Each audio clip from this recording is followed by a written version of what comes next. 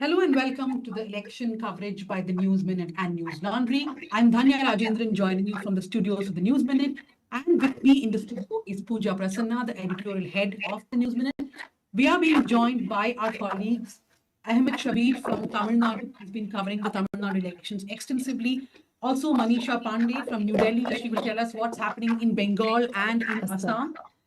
Joining us from Kerala is Lakshmi Priya, our colleague who's been covering the Kerala elections. I think Shabir will be online in a minute or two. Manisha, I'll come to you first. The one state where the trend is looking very, very clear is West Assam. Bengal. Assam, I think West Bengal, we still have to wait a little bit. But Assam, it's a clear victory. Assam feels more. Wait, I think, Dhanya, as we start the show at 12, the one state we can very clearly call is Assam. It's 126 seats. The magic figure is 64. BJP is well past that on its own at 78 seats. In fact, if I look at the latest numbers on the Election Commission website, it's going to be 79 seats. So, victory that we are seeing. And in fact, you were in on one of the haftas, Pooja, when Vasu had just come back from Assam. And we were talking about what he had seen, and it's pretty much what he was telling us, that the Congress doesn't really exist there strongly as an organizational force, and it is BJP all the way. Interestingly, this observation about cadre for the Congress that you have in Assam, you could have that for the BJP in West Bengal. Reporters who've been to West Bengal would tell you that, especially in TMC bastions in southern West Bengal, BJP has a very beleaguered cadre. But if trends, if you are going to go by the trends right now, BJP is leading in 171 seats. Trinamool is leading in 83 seats. And if you look at the map on the Election Commission websites, it is stunning to see BJP make inroads in TMC bastions. You have, especially towards the south, South Parganas, Purulia, Bankura, Paschim Mednipur, where the which is supposed to be strongholds of the TMC, where you can see the map orange right now. Still early leads, but it's quite something to see them make these inroads, not only just hold the north, but also make inroads into TMC strongholds, places like Diamond Harbour, which are very strong, entrenched TMC, strongholds. There's no other way to describe it. BJP leading there. So Assam and Bengal, two states where we are seeing the BJP forming the government. But the election that I think everybody is watching out for, and I see disproportionate amount of coverage across all channels, is Tamil Nadu. And joining us is Ahmed Shabir. I'm going to just look at the numbers from the Election Commission of India website as of now. So in Tamil Nadu, we are seeing across the greater Chennai region, TVK is leading. In fact, in Kolattur, where Chief Minister M.K. Stalin is the candidate, 8 rounds of counting are over and Stalin is trailing by 6,500 votes. In Chepauk, where Udayanidhi Stalin is standing, he was trailing in the beginning. Now he's leading by 300 votes, but not a lot. That's round 4 in Chepauk. In T Nagar, where Busi Anand, who is Anand N as his official name was. Anand N, sorry, not Busi Anand, the Lieutenant General of Vijay. He is leading by 5,595 votes as of round 5. We are seeing Vijay leading in both the constituencies he's standing for, which is Trichy East and Perambur. Yes. But Dhanya, what is significant is 32 of the 34 ministers from DMK are trailing presently. We're trying to figure out who are the 2 ministers who are not trailing. But was this on the cards, Shabir? We know that you've been saying this. This is by and large what we could see, but what are you picking up? What led to such a massive defeat? And not defeat yet, but yes. Yes. Pooja and Nanya, it's primarily because of anti-incumbency, and there was a clear undercurrent on ground because people wanted to see change. They saw TVK as a viable alternative, and that is one of the reasons people went for it. People voted in large numbers. It's also because this election was unique. This election was unusual. It was very different because if you had asked me 2-3 months ago, I would have still said that DMK had held that perception that they are very strong, and they had this alliance, an umbrella alliance of 23 political parties. So they were clearly in a pole position. But things started falling apart for the DMK the moment during the candidate selection, the seat sharing talks, everything was becoming a problem for the DMK. So whatever script that they had, they did not get it right, and it did not went as per the script. And the DMK's messaging was also like kind of problematic, because they were heavily banking on the welfare schemes and welfare measures, but they did not consider TVK as a threat. Though behind closed doors, they may have acknowledged that TVK is a force to reckon with and all that, but in public, they never mounted a challenge for TVK. And that clearly helped. And TVK's, strategy was very clear from the beginning. They wanted to position themselves as someone who's taking on the DMK, because AIADMK was not a great opposition party. AIADMK had left the opposition space for many other political parties. At one point in time, you could remember, people would say that the BJP is the opposition party space was open, and that is the space that TVK had managed to gain and garner, and they positioned themselves as someone who is strongly opposing the DMK, and that has worked in their favor. And Vijay's popularity is something which is very huge.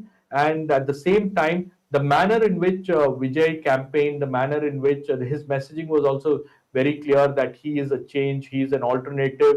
And he made this entire fight, the election battle between DMK versus TVK, saying that DMK is an evil force, and TVK is a Tuya Sakti, which is a pure force, and all that. So these kind of messaging and all resonated with people. And more so, what did not go in favor of the DMK was the anti-incumbency sentiment that was huge.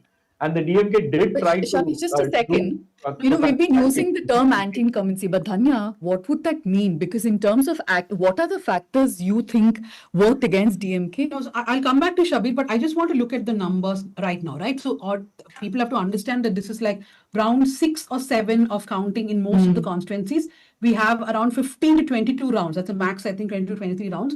So these numbers can change a bit here and there, but the trends largely will remain the same. So what we are seeing now is TVK leading in 106 seats, AIDMK in 65, DMK in 5.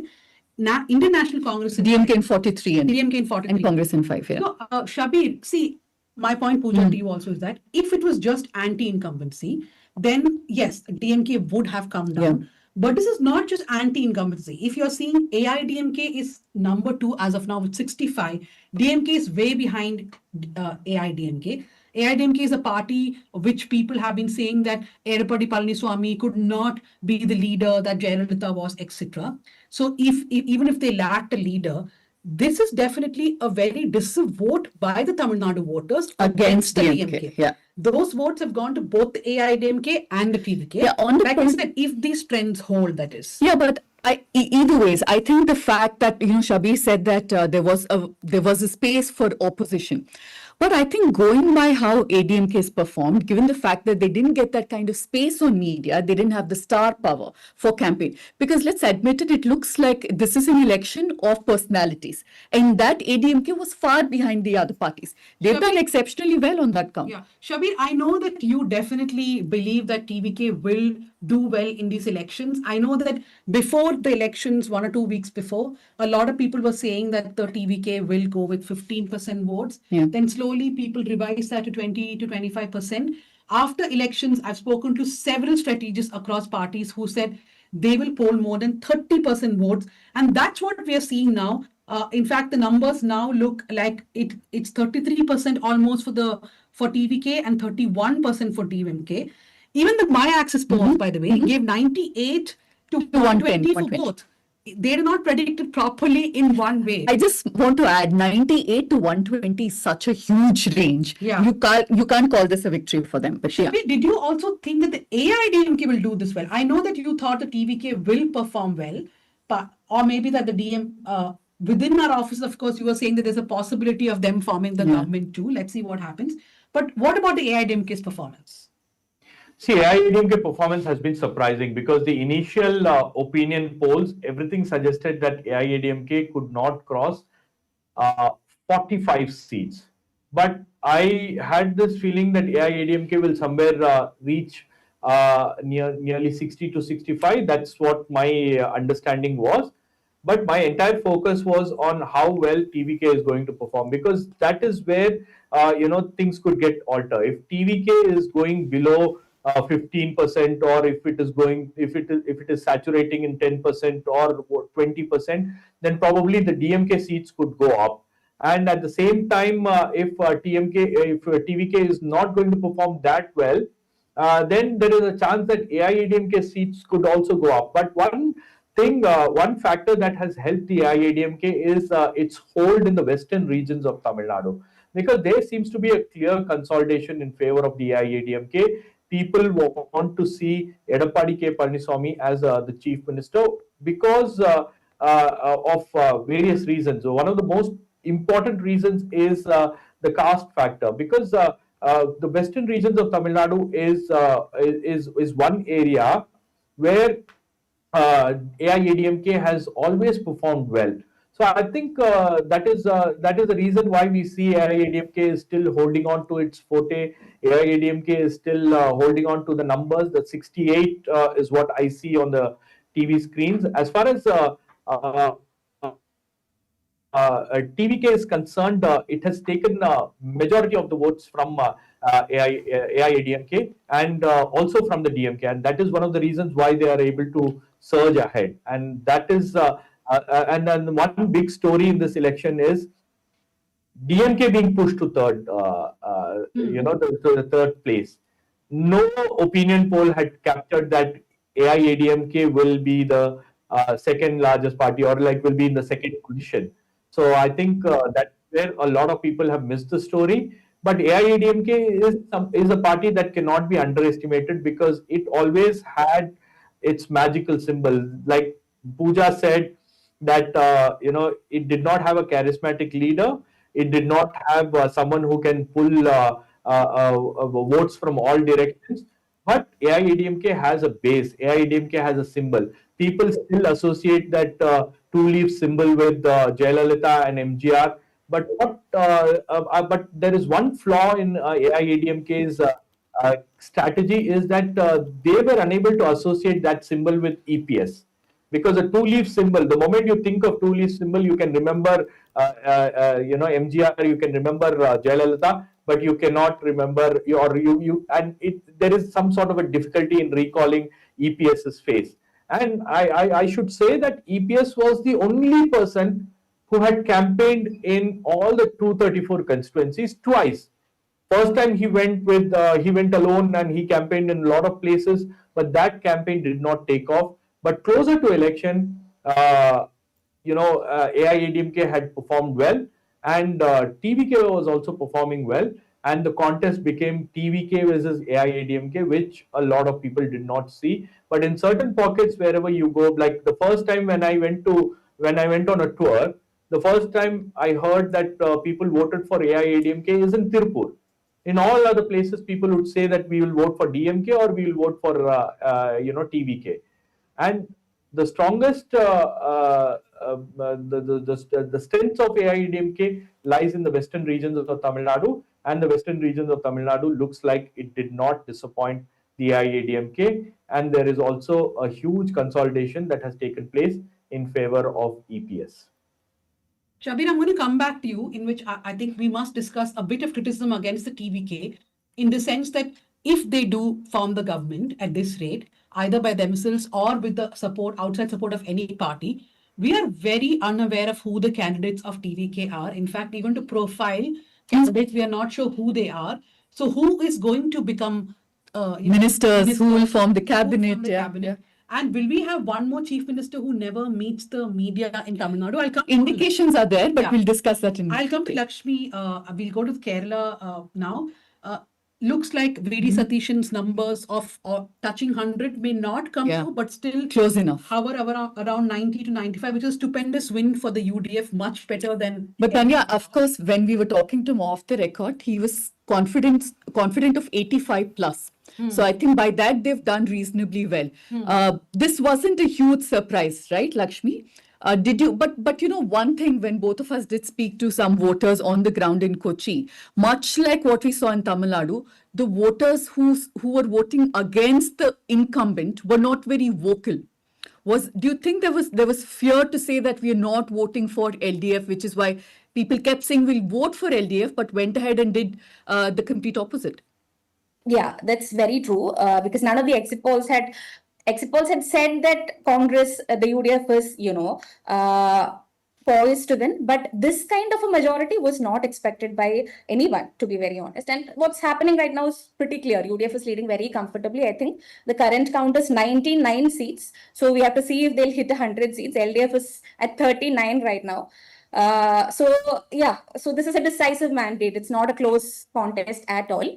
But I think the most important story right now is happening in Dharmada, which, Pinarayi Vijayan is in a tight fight with UDF's VP Abdul Rashid, who was, the margin has narrowed right now. He has been trailing for quite a while, which is quite surprising considering how this heavyweight has been faring against this.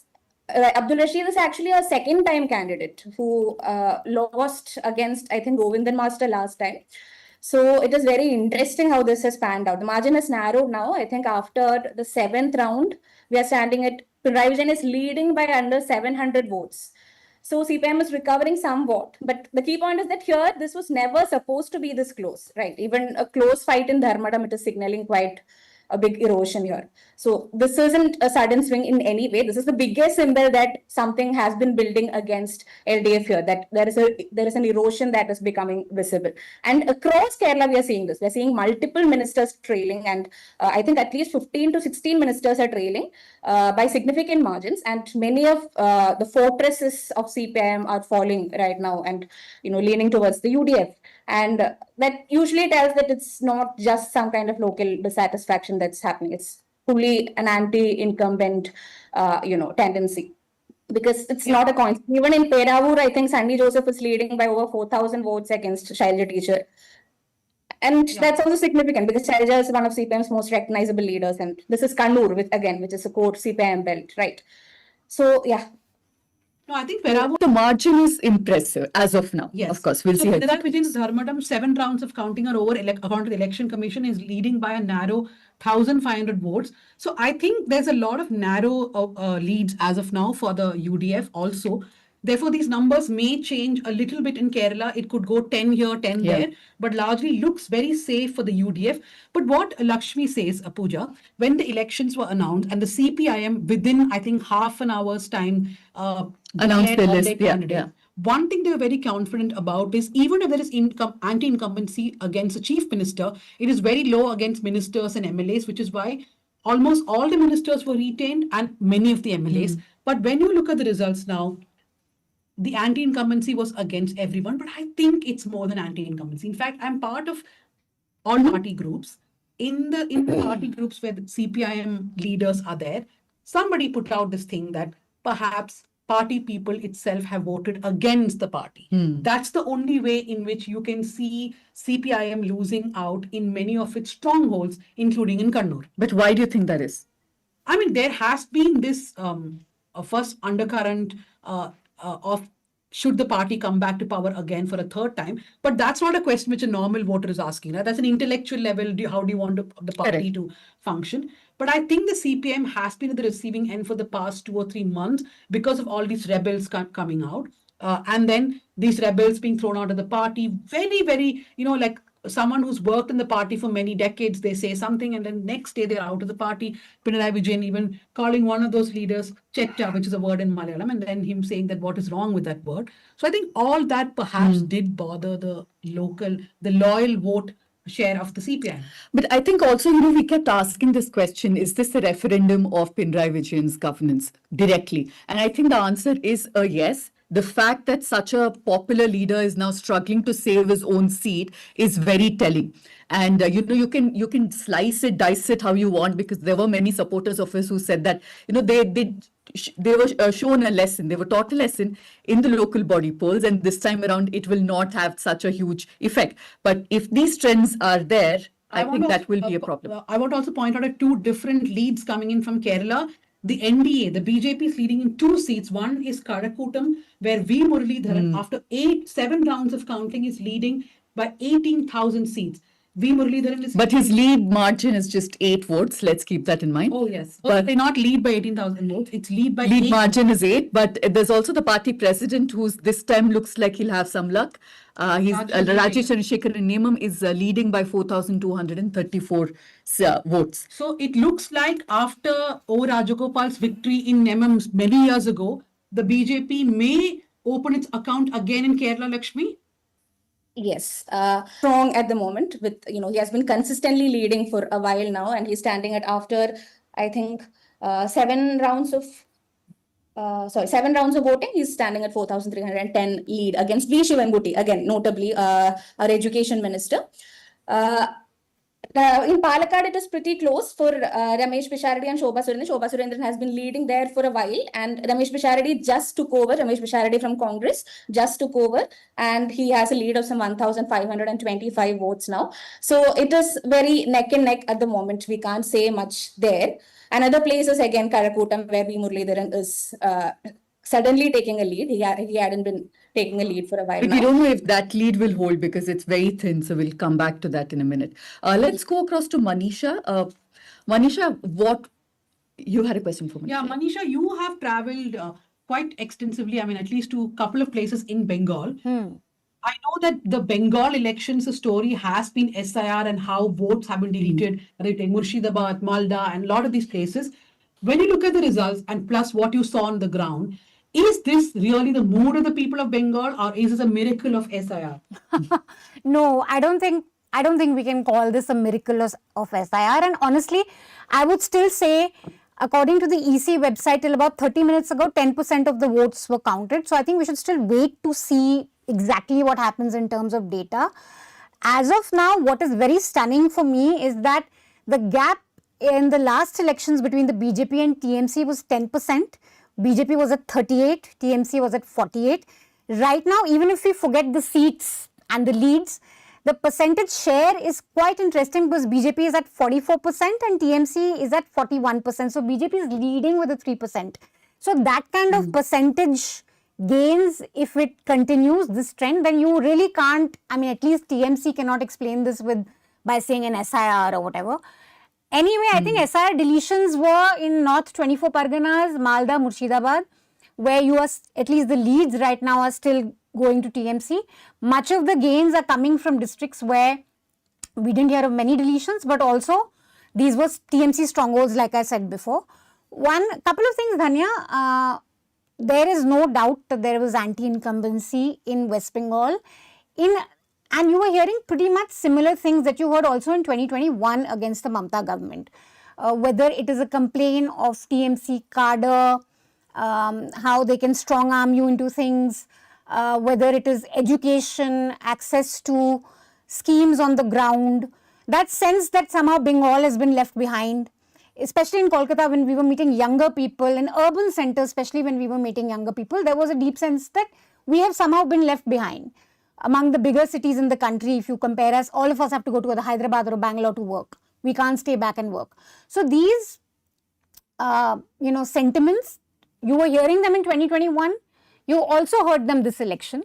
The one question that always came to you, though, was that in a state like West Bengal, where the BJP does not have the support of an RSS in the way it has in Madhya Pradesh or Uttar Pradesh.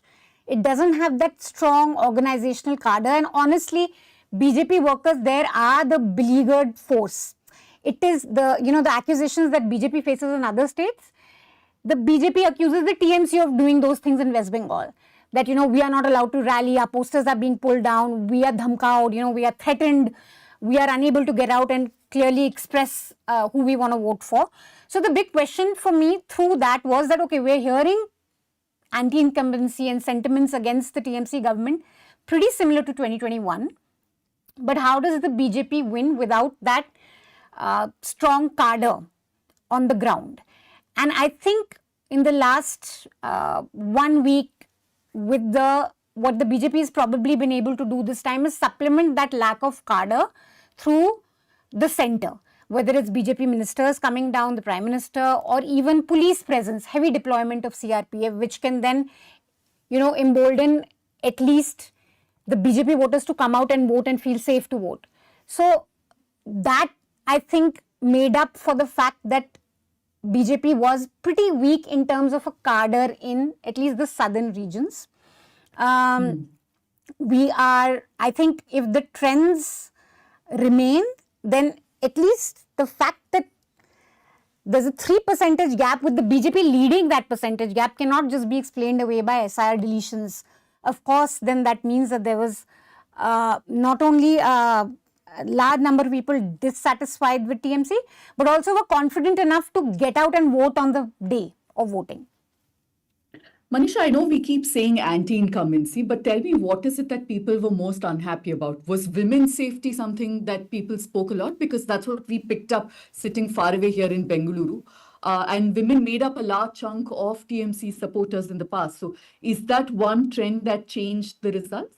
Not women say, no, I wouldn't say that when I was talking to women voters, safety came up as one of the big issues. The big issues were that, you said bhata in Bengali, what you get in terms of cash, right? So TMC has this numerous cash schemes for women, Lakshmi Bhandar, the money had been upped. So the one conversation that women would have if they were not satisfied with the TMC would be that this bhata is not enough for us. Where are we? What's the future really looking like for us? Where are the jobs for our children? Education system, schooling, government school education, I think we didn't hear much of this conversation in the election analysis or ground reports, but I felt government school education and TMC ministers embroiled in that corruption case, that was one sore point. And women are most impacted by that, right? When you see your children go to school and you feel that, okay, schooling is not good, private is too expensive, government school teachers aren't coming, or, it's collapsed in terms of not just infrastructure, but also just they introduced a semester exam, which wasn't really working. So I think schooling was one thing that a lot of women did speak about because they're directly impacted by it. They see their children suffer through it. Bhata, the question of whether it's enough to just get money, where is, real prospects for us. I think there was disappointment around RG Kar in urban spaces, around how the TMC government treated the protesters, calling them vested interests, saying that this is all political. The handling of the RG Kar protest in the beginning, that led to a lot of distaste among a lot of people who would say that we were raising legitimate issues. Why are we being targeted as political players? And again, this is a lot of the left there was taking on the TMC on RG Kar. BJP, you would hear the BJP more in national media, but on ground it was pretty much a movement led by the left. I think we couldn't hear Manisha properly, but I hope the audiences could hear her. I'm going back to Shabir now. Shabir, I'm looking at the Chief Minister's constituency, Kollatur, 9 rounds of counting over according to the Election Commission of India. He's trailing by 7,361 votes. That is really huge. But let me say that there have been reversals happening. Udayanidhi Stalin was trailing from Chepauk, but he's now made up. In fact, after counting of 5 rounds, he's leading by 1,770 votes. So there can be some reversals, but in MK Stalin's case, that gap is really increasing. If a couple of EVMs do not go in his favor completely, we are going to see a situation where MK Stalin will be losing this election. He won't be in the assembly. Yeah. Shabir, the question that I want to ask you is, let's say these numbers go a bit here and there, right? And we are still looking at the TVK touching around 100 or let's say even 95 to 100, if that is where the numbers stand. What is the likely possibility of who will go to the TVK? Because that is the big discussion now. I've been speaking to Congress leaders in the morning, those who really wanted to leave the DMK alliance and go to TVK, and they are mighty angry. They're saying that this should have been a call that was made before itself. One leader told me it was Mallikarjun Kharge who stopped it and not Rahul Gandhi. So they are very upset with what's happening. But Shabi, tell me, who can gravitate towards the TVK at this point? If they need outside And I'm support. guessing it's a long list. Yeah. See, at the moment, Danya, all I can say is the Congress had, their disagreements, internal disagreements about joining hands with TVK before elections. Rahul Gandhi was in for it. Rahul Gandhi was supportive of an alliance with the TVK. But there were other leaders in the party who did not want this to happen. And it was very clear from the beginning that the opinion in the Congress party was divided. There was one section that completely said that they have to align with the TVK. In fact, we have written stories. In fact, when I interviewed Girish Chodankar, he told me the same thing, that there is one strong section that wants, an alliance with the TVK, but we are trying to still talk and we are trying to figure out, but the high command is not willing to, react at the moment. But it was Kharge's decision, like you said. Kharge took a final call when he said in a meeting that as the president of the Congress party, I decide that I want to align with the DMK. I want to stay with the DMK, and Rahul Gandhi left it at that. But after the polling, I have been receiving calls from Congress leaders who are asking me about the numbers, who are asking me about the trends. And Congress leaders told me that they made a historical blunder. And that is a sense that is prevailing within the Congress party now. Now I see Congress party leading in at least 5 seats. So there is a possibility that post-poll, if Vijay reaches out to Rahul Gandhi, there may be some kind of talks, and Congress party may support TVK chief Vijay to form his government. I could also see DMDK and left parties in ahead in few seats. So probably that is also one option that they may support TVK if TVK falls short of the majority mark. But the biggest threat is that if you're hovering somewhere around 117, 118, that is definitely not going to be a good news for TVK. So they have to cross the majority mark, and they have to ensure that they are at least they are in a comfortable majority, because that is definitely not a good news for TVK. And if this trend holds, then probably they will have to get support from other political parties, particularly from parties which have aligned with the DMK. They are definitely not going to go with the BJP, because that is something which is very clear from day one. Even as talks were, even as there was pressure from the BJP, Vijay stood his ground and said no alliance with BJP at any cost. So that was a stand that was taken by Vijay himself personally. So I don't see BJP, coming into the picture. But if AIADMK, leaves the NDA, and if AIADMK wants to reach out to TVK, probably if that tie-up happens, that we will have to wait and see. But clearly, I see a lot of DMK alliance partners may be reaching out to Vijay at this moment. And this election is going to go down the wire, because there are still several rounds of counting. So the victory margin is going to be very narrow, or the margin is going to be narrow in many places. So we have to still wait and see how TVK performs in all of this, how AIADMK performs, and how DMK performs. That is going to be something that we have to watch out for after 1 p.m. Okay, so this is an election which will go down to the wire. I'll go to MD Radhakrishnan, but I just want to tell all the viewers that the last time a single party failed to get a clear majority in Tamil Nadu was in 2006, but the DMK's pre-poll alliance was able to form the government. It has also happened in 1952 when it was still the Madras presidency and not Tamil Nadu. So very unclear mandate as of now. If the TVK is not able to get the over the halfway mark, then they're going to be at the mercy of other parties or one party or whoever it is. I think it's a bit harsh to say at the mercy of, given the kind of performance. I think they'll be spoiled for choice. They'll have multiple people coming to them. For some time, but then yes. you're at the mercy. Yeah. We have a package to play, but quickly I'll go to MG Radhakrishnan, who's joined us, senior journalist from Kerala. MGR, looks like whatever has been thought of will come true in Kerala. We are seeing the UDF making a government. But what is standing out for you as you look at the results trickling in?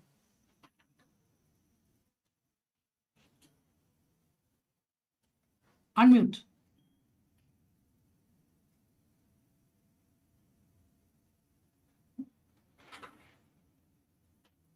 You have to unmute, right? Okay, we'll just quickly play a package and come back to MGR.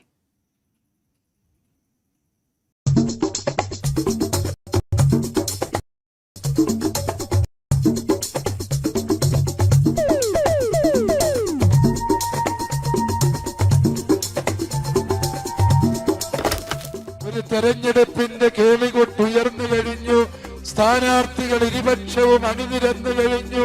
ആ പ്രകടന പത്രിക നടപ്പിലാക്കാനുള്ള ആർജവത്വം ഏതേത് മുന്നണികൾക്കാണ് ഉള്ളത് എന്ന് വ്യക്തമായി പരിശോധിച്ചും മാത്രമേ ഇനിമേൽ ഈ സമുദായം വോട്ട് ചെയ്യാൻ സന്നദ്ധമാവുകയുള്ളൂ എന്ന് മൂന്ന് മുന്നണികളോടും മുന്നറിയിപ്പ് തരാനാണ് ഈ സമ്മേളനം ഇവിടെ സംഘടിപ്പിക്കപ്പെട്ടിരിക്കുന്നത്. The man making this strong statement is Joseph Pamplani, Archbishop of Talasheri Diocese of Kerala Syro Malabar Church. And he is not alone.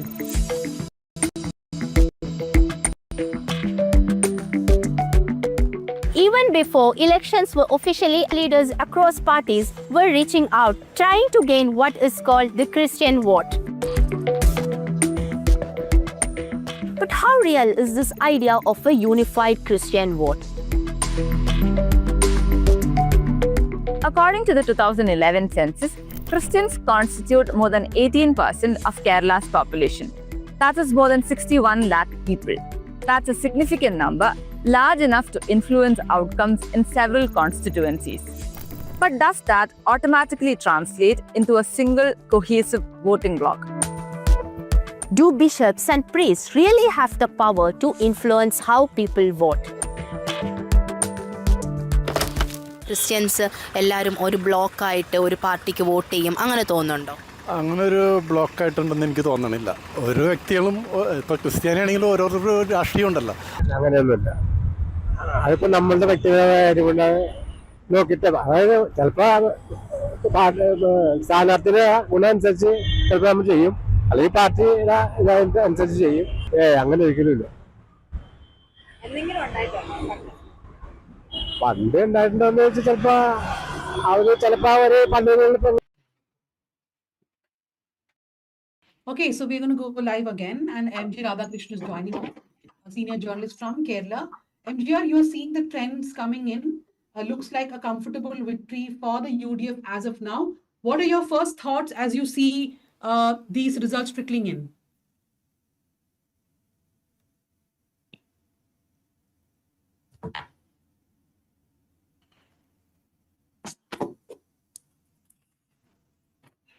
Okay, Azifa, I'll quickly put that question to you. You have, of course, covered both Tamil Nadu and Kerala, but limit yourself to Kerala now, Azifa, and then we'll quickly go back to MGR. What are your first thoughts, Azifa? MGR will come to you. Okay, he's up. Yeah, Azifa, go on. Yeah, my first thoughts are like we saw this more or less in the exit polls, right? But Pinarayi Vijayan trailing by for these many rounds is a bit. It shows that the anti-Pinarayi wave has succeeded and it is very strong in the state as well. MGR, what are your thoughts? Now, of course, Pinarayi Vijayan is leading in Dharmadam seat, but we are seeing KK Shailaja trailing in Peravur, and we are seeing a lot of ministers also really losing out. So what are your thoughts? Yeah, this is a complete rout because this is much more than what was expected. So, and such a troubling left has not faced in the last maybe 50 years, because the last 2001 was election when it lost 90. I mean, the UDF got about 99 seats. But this looks far worse because the kind of seats which the CPM lost are quite surprising, because these were seats which the left has never lost in its ever in history. And as she said, even in Dharmadam, which is supposed to be the residual of Pinarayi Vijayan, where he was trailing until the 6th round, speaks volumes about the huge rout that the left has faced. So this is beyond every sort of prediction. So I think the left has not faced such a defeat, and in the last 20 years, definitely after 2001, definitely. But I would, compare this to the defeat that the left faced in 1977, as far away, when when the UDF won about 111 seats, and even though the UDF may not win 111 seats, the gravity of the weight of the defeat is almost similar, especially considering that even Pinarayi Vijayan was trailing in his constituency in Kannur. So I think this is beyond all expectations, beyond all predictions. I think it isn't just the Congress as far as UDF is concerned. We've been talking so much about left losing. We are not looking at UDF winning. So let's quickly come to that. I think the allies have also all performed well, including IUML. Tanya, how much do you think the Islamophobic comments made by certain people and Pinarayi Vijayan not condemning it, almost endorsing it, and some of the statements that he made, for example, what he spoke about Malappuram and people from Malappuram bringing in gold and all that. How much do you think this has helped Congress consolidate the minority votes? No, I think from the very beginning, we are seeing in all the by-elections and in the local body polls, the Congress was doing better. And that was an indication for the LDF, right? But they thought that last minute social engineering will change something for them. But what we are seeing is a consolidation of minority votes against the LDF. But I wanted to ask you, MGR, I was just saying before you came live, in one of the groups that I am in, which has a lot of ministers and thinkers and all that, one person said that this kind of a loss, if it holds, if these trends hold, and LDF is going to lose in some of their hardcore seats, would that mean that even the party people have gone against the party? Definitely, that is what is being shown, because even in the so-called party villages, constituencies like Taliparam, Payanur, so many other constituencies in Kannur, including Dharmadam. If these seats are, if the LDF actually have lost in these seats, it's very clear that there has been a significant shift of traditional left votes towards the UDF, which is a very clear message being sent to the present leadership of the CPIM, especially to Pinarayi Vijayan, that something terribly rotten is happening within the organization. So everybody suspects such a shift, but even critics like us did not expect this kind of a major, significant kind of tsunami-like result. I know it might be a bit too early for this, but a quick point. Do you think it's time CPIM will now start looking at somebody beyond Pinarayi to take this forward? Of course, age is also not on his side. And given the kind of routing we've seen, do you think they'll start looking at other leaders now? Absolutely. It is actually a bit too late for that. Actually, this is the height. I mean, even before this, the last time also, it was very clear that he was the only person who was given another chance to contest and become the chief minister, even in spite of the CPM's no that actually gives a age bar of 75 to contest elections. So, in fact, this is what this is the most important reason for this trumping. CPM in Kerala became too dependent on one single person, and which led to the hollowing out of the entire organization. And the leader himself, the supreme leader who he was, he completely lost touch with what is happening on the ground, and he lost complete relations with the reality, and he never expected. In fact, Pinarayi Vijayan was too optimistic even at until yesterday that he was going to win, and it was not just a show, but actually he actually believed, and this happens to all dictators in history, because they will be completely cut off with reality, because nobody tells him anything bad, nobody tells him any criticism, nobody has any dissidence. So what happens is he will be completely in a sort of complete cocoon where the reality was completely out of he was completely out of touch with reality. So I think it is high time for the CPM. And it will be very difficult also, because in the last 10 years, what you have seen, it's a systematic sort of wiping out of the second line leadership. after Kodiyeri Balakrishnan's death, there's not a single person who can stand up to the stature of Pinarayi Vijayan. So definitely, the party is completely is a complete vacuum as far as leadership is concerned. So maybe sometime later it might happen, and people like Shailaja, you know what happened to her. People who were, somehow were capable, were actually marginalized. And so I think this will take quite a long time for the CPM to recoup from what it has faced. But you know what they say, right? CPIM and CPI are parties that need to be in opposition every now and then because it is these are parties of protest. So it's about time. MGR using very strong like dictator. And somebody saying in the comments that fun time to have an MGR in the panel. I just want to quickly go to Azifa. Azifa, the NDA must be having down to 2, which is we are seeing in Chatanur a very slight lead for the NDA candidate, BJP candidate BB Gopakumar, and in Nemam. But I know one person who will be very happy. Rajesh Chandrasekhar at least is winning his seat, looks like. How does it look for the BJP now, Azifa? Yeah, Nemam was expected, right? Like from Nemam's side. And there was also a strong anti-LDF wave in the south as well. But the others half a day to go, so. No, but MGR, do you think these trends will hold? I see that the leads are quite small in many of the constituencies and they are keeping on changing. For example, in Dharmadam, we did see Pinarayi Vijayan's lead change. Now, after round 8, he is leading by 3,600 votes.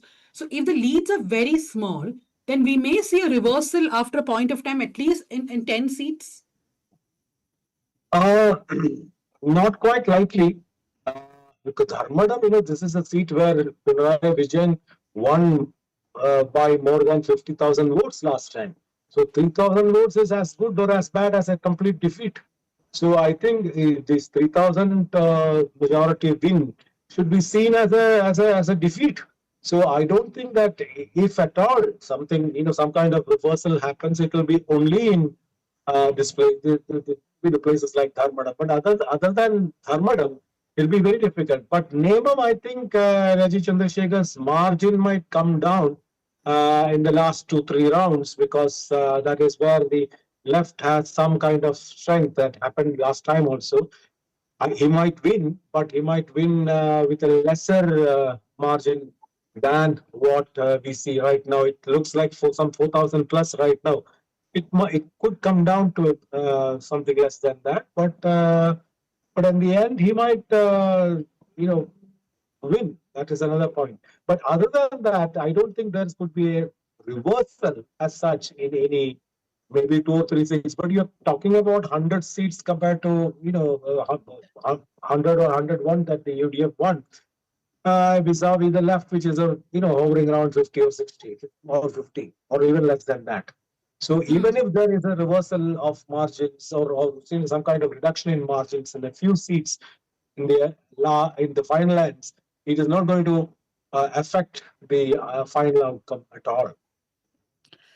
UDF must be discussing who will be the next chief minister. I'll come back to MGR on that because we must close the discussion with him with the chief minister who will be.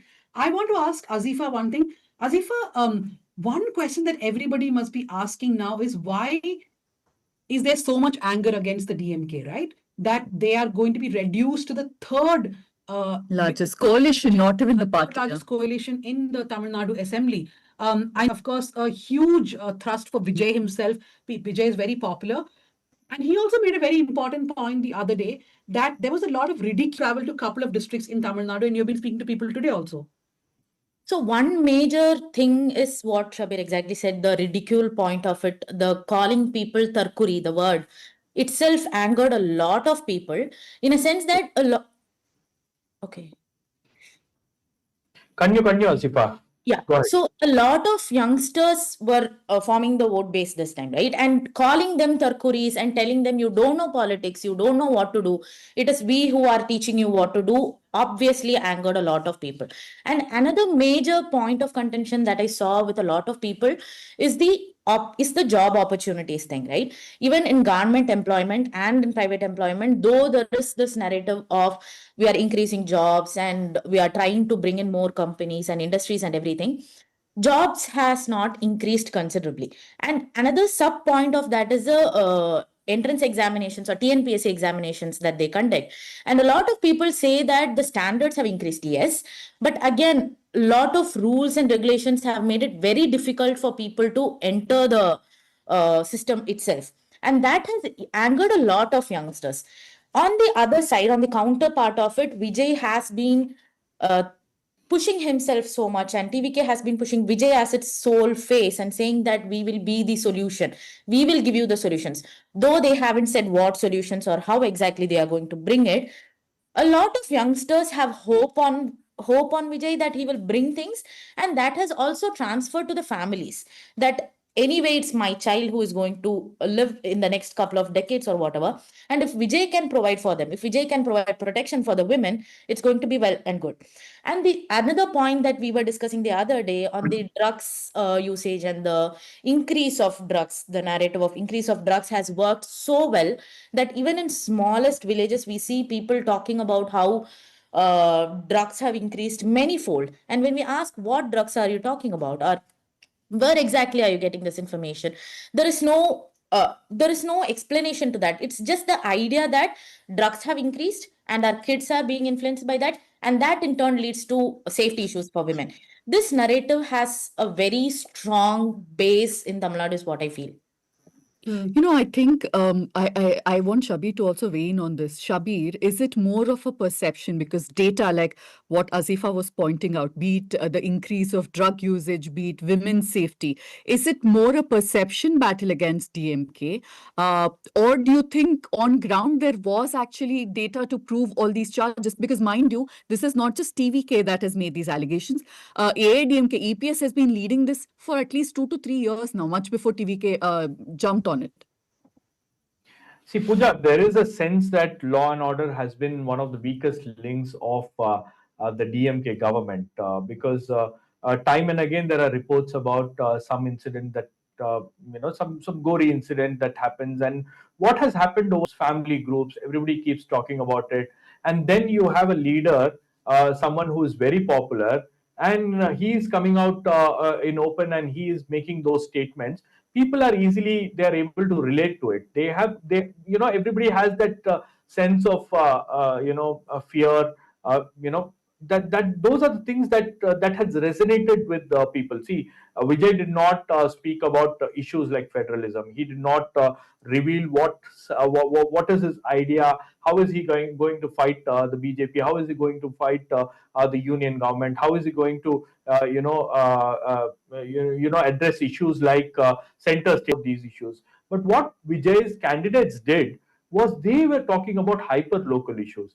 And most of the times, I kept telling my friends, my journalist friends, that most of the times the campaigns with regards to Vijay did not take place on the streets or in the open. It happened inside their homes. It happened inside the residences of people where the families were discussing and debating about these issues. One of the key reasons why Vijay had got, why votes consolidated in favor of Vijay is because people who are like youngsters in their homes were persuading their family members to vote for Vijay. They were campaigning on behalf of Vijay. And also adding to the point where Azifa made that point, that there was a lot of ridicule. And I would say that political parties underestimated Vijay's film persona, Vijay's, the infrastructure that Vijay has built over the last 30 years. See, Vijay Makkal Iyakkam, like I said, BJP has an RSS that does the invisible work. Like that, Vijay Makkal Iyakkam has also done a lot of invisible work in. I know Danya is laughing, but I know it's a very wrong, what to say, a comparison. But I would say that Vijay Makkal Iyakkam has done a lot of invisible work. Like during COVID, they were distributing milk, bread, and egg for throughout the year, for more than a year. And that is, those kind of welfare measures, the Pailagam that they have, all these, welfare measures that they had carried out at area level, they were all very popular and people were responding to it. Like when these kids go and ask for votes, the mothers and the sisters would say, வேற யாருக்கு போட போறோம், உங்களுக்கு நீங்க எனக்கு தெரிஞ்சவங்க, நாளைக்கு எதானா நீங்க வருவீங்க, if something goes wrong tomorrow you will be there to help me. They have worked during the floods, they have worked during natural calamities, has helped Vijay in creating that kind of that sense of trust that okay, these guys will be there no matter what, they'll be there for our rescue, they'll be there for helping us. So I think that is something that has worked in Vijay's favor. Just Okay, to so add a a point to lot of that, yeah. just to add a single point to that about the welfare measures, one perception that has stuck strongly to the people is that when it comes to DMK or ADMK, it's about the party, right? The party is doing, it's our money, it's coming back to us. But when Vijay did it, it is strongly about how Vijay spent his money, his energy, and he's sacrificing himself technically and doing this for us. And that sentiment has in a way worked out in favor of him. Yeah, But, that is, Danya, I you think, were- the sum total of this election, that Yeah. DMK could not relate to people on an emotional level, and Vijay reached out to people, I think, primarily on an emotional level. Okay, we have to let MGR go. Shabir, Yeah. I'll come back to you. Yeah. MGR, listening to all this, will we ever see a Mammootty or a Mohanlal forming a party and coming to Do you power? want one? Tamil Nadu has shown that cinema matters. Now, while Tara, who's also going to join us live, has been telling me that don't compare MGR, that cinema's power does work in Tamil Nadu. MGR, I know that you also reported from Tamil Nadu, so what are your thoughts? Well, I think the battery has gone down from my phone. Am I visible to you? Yes, very much. Just okay. So you are asking about film actors taking over Kerala also. Yeah, if that is ever possible. You never know about that because people are almost similar everywhere. And but at this point of time, I don't think that's a possibility in Kerala because it has not happened. The Kerala's history and tradition are different. So I don't think that is possible in Kerala, at least for a long time now. But what's happening next time, you never know. I mean, after some time, you never know. And now But to the now- golden question, MGR, if Yeah. the UDF, I mean, not if, the UDF is coming to power now, what Yeah. happens to who the chief minister will be? I'm sure those conversations have already started.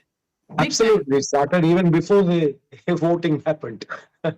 Yeah, I think it is now since the UDF is pretty, in the sense that they have about 100 seats and more. I think it will be the VD Satish definitely because now that VD Satish said that he will win 100 seats, and if he was not going to win 100 seats, he would go. He will take Vanvas and all. So I think he has a legitimate claim. I don't think that there will be any challenge right now, but things can change immediately afterwards because Chennithala also has a legitimate claim to be the chief minister because he is more senior to VD Satish, and he lost that chief ministership between the cup and lip in 2016 and 2021. And he has been in all other positions. So he is likely to be a major challenger. But right now, since the UDF victory has been pretty strong, I think VD Satish would not face any problem to be chosen as the chief minister right now. But after some time, and maybe immediately, things can change. Problems can happen as it happened in Karnataka and now. Before you go to the question to MGR, so Tharoor actually gave a very sensible bite yesterday saying that this is a party where first the central observers will come. Exactly. They will ask the MLAs, who do you want as a chief minister? The MLAs can give a name or the MLAs can say the high command can decide. That's how the Congress functions. Yeah. And then the high command can, of course, discard everything what the MLAs are saying also, and then just choose their own person. No, but if history is anything to go by, Congress High Command has not completely dismissed the popular voice of MLAs. But I don't know if we have MGR still with us. I don't see him on a screen. Go to Tara. Tara is joining us. Tara, we have taken you off from the studio and kept you in one of the rooms in office. You are seeing the results coming from Bengal and from Tamil Nadu. My question to you is larger. I want to zoom out a bit now, because we have been speaking a lot about, seats and who's trading and who's leading. Mamata Banerjee and MK Stalin, two voices speaking up for federalism, for states' rights versus the union. Two of them may not be the chief minister anymore. In fact, the DMK may be relegated to a third party. How does this play out in a national scene? There's definitely a lean towards, I hesitate to say nationalist, because nationalist is actually a union of states, but more kind of a homogeneous, centralized governance is what I should say. There's definitely a lean towards that, but I wouldn't read it like that. I don't think people are voting based on states' rights or regional parties and things like that. I think if you look at the way the BJP has expanded from, the number of seats it's had in, say, Bengal or in many other states, the BJP keeps bringing on board. I mean, I'm not talking about defections and things like that, but the BJP brings on board various sections of voters. For example, they have specific appeal to Dalits, they have specific appeal to tribals, they have specific appeal to the middle castes, intermediary castes, and so forth. I think in the case of DMK, they have hit a wall. The fact that they are so BC based, and the BCs and the Dalits, they have been the oppressor caste for the Dalits. The DMK is hitting a wall on all sides. They can't expand to Dalits. They can't expand to even including religion the way Jayalalitha could include a religion, or the way Vijay is seemingly including religion while claiming that he is still Periyarist. So I think the DMK is hitting a wall. And as far as Mamta is concerned, I think she's lost the women's vote. And in fairness to Mamta, 15 years of anti-incumbency anywhere is very, very, very difficult to overcome. It's, just the sheer voters being tired and wanting a change will overwhelm. The other thing is that DMK, if you look at it, is an outstanding opposition party and has always been an outstanding opposition party. When they are in opposition, they raise the people's voices like nobody else. And they fight for states' rights like nobody else. And of course, they're also, from a parliamentary perspective, they are very well versed. Therefore, they set up the party in that way, a cadre-based organization, that kind of a thing. That said, when they are in government, they don't get a second term. Right? They don't, the history shows that they are not able to, after they govern, get a second term every single time. If you roll back to before DMK formed government ever, when Karunanidhi was still working on forming the party, Anna was the leader of the party. The left at that time was fairly strong in Tamil Nadu. And there was a question as to why the left is waning and the DMK is gaining seats at the local body election level. And some of the left leaders pointed out that they are mirroring our policies as far as pro-poor policies, land redistribution policies. But the only difference between the left and the DMK, this is what the left said, okay? The only difference between the left and the DMK is they have an emotional appeal due to Tamil, because they are using the language as an emotional pull towards voters, and we are not using any emotional pull towards voters, so it's very dry. Now, the thing is, Tamil has run its course. It's no longer giving you anything you do, whether it is trying to get women's loyalty, whether it is trying to get farmers' loyalty. Everything has a sort of a ceiling. You can't keep mining it for election after election after election. That is why the BJP adds to their vote bank. As they mine Hindutva, they don't stall on their vote bank. They keep increasing the kinds of voters they attract, which to me, the DMK has a kind of a wall that it has hit in terms of trying to attract voters, and they don't have an emotional appeal, they haven't had a charismatic leader in a long time. Anna was the last charismatic leader, I dare say, right? Karunanidhi was a superb administrator. It's a different matter that he could lead the party, that policy-wise he was, quite a stalwart, but charisma is not something that one associates with him, and it is important to people. So if you look at the history of Tamil Nadu wanted the rationalist Dravidian movement, but the charismatic version of it. And today that is no longer available.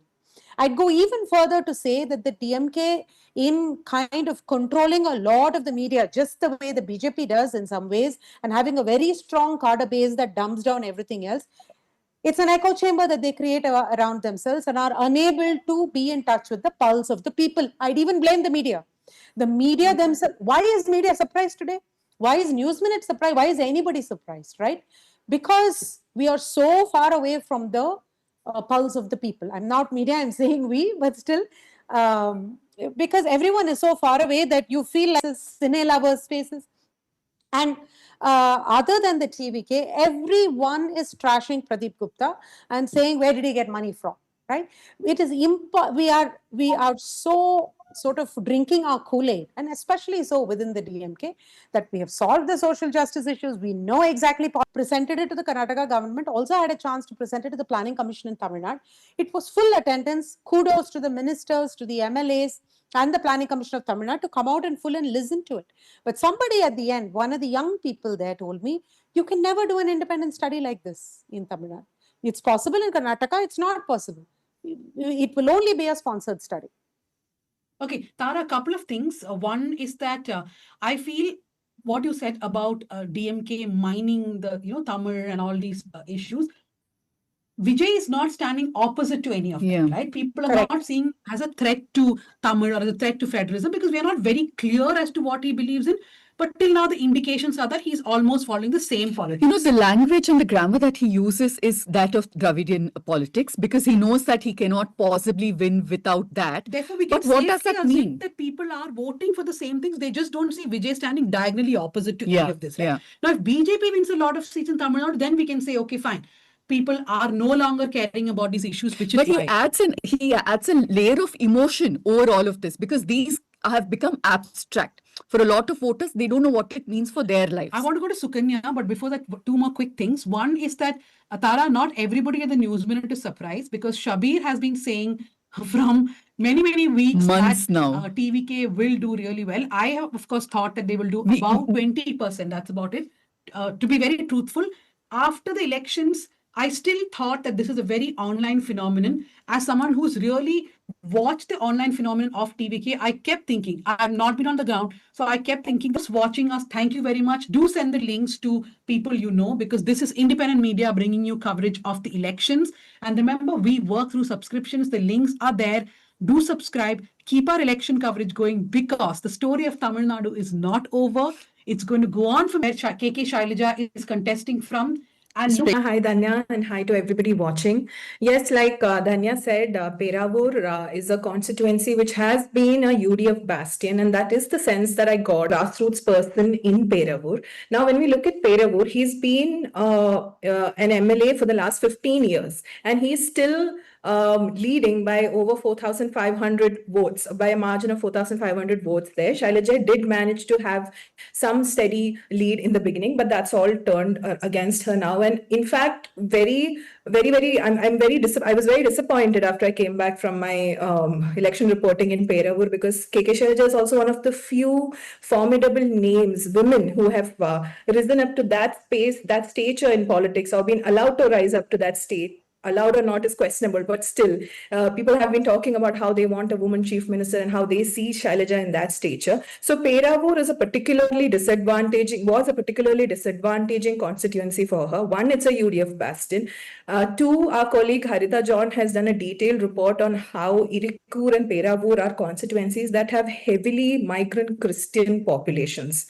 And even the BDJ's candidate, the NDA candidate in Peravur, was a Christian. So there is the Christian vote consolidation that has worked against Shailaja. But the biggest factor I still think, Dhanya, in Peravur is anti-incumbency and also this anti-Pinarayi sentiment that people had. Because a lot of people I spoke to said that Shailaja, who was, she's a resident there, people know her, and they all said, we all love Shailaja teacher, we all know her, her house is here, we know her like she's one of our own. But the problem is that if we vote for her this time, I also want to tell our viewers, just to refresh your memories, that she was brought in from Matanur.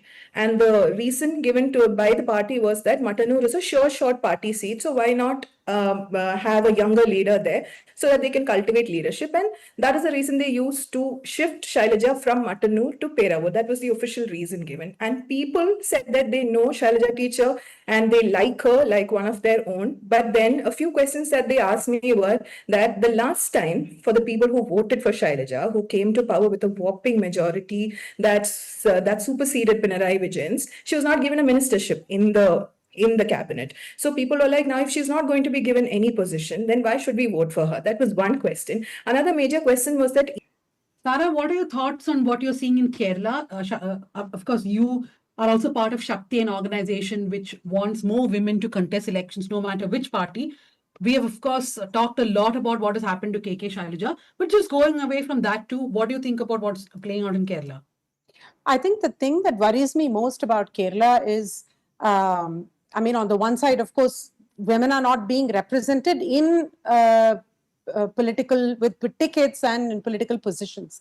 But even that apart, the entire electoral conversation, there is very little advocacy for women. Even if you look at Bengal, even if you looked at Bihar, if you looked at Tamil Nadu, there is talk about women as voters, women as, women going to work, women's mobility, women as students, women's higher studies.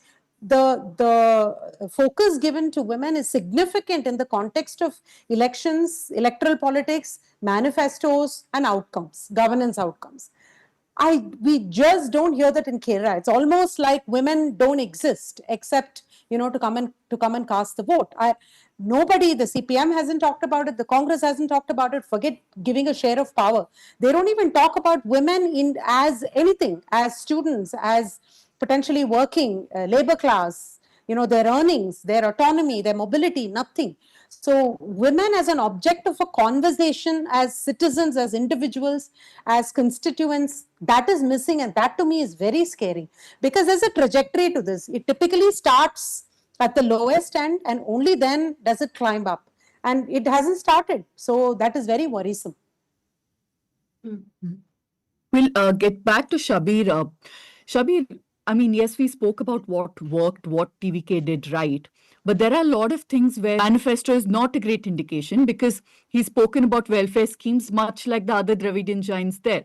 How will the money come? Because he's promised much more than DMK and ADMK have, which means that yesterday I heard some analysts say that they'll need over 3.5 lakh crores to fulfill some of the basic promises that he's made. Now it's time, because it's looking very real that Vijay might form the government. Where will he bring the money from? We don't know. So tell us, what do we know about what we can expect? What style of governance will be there?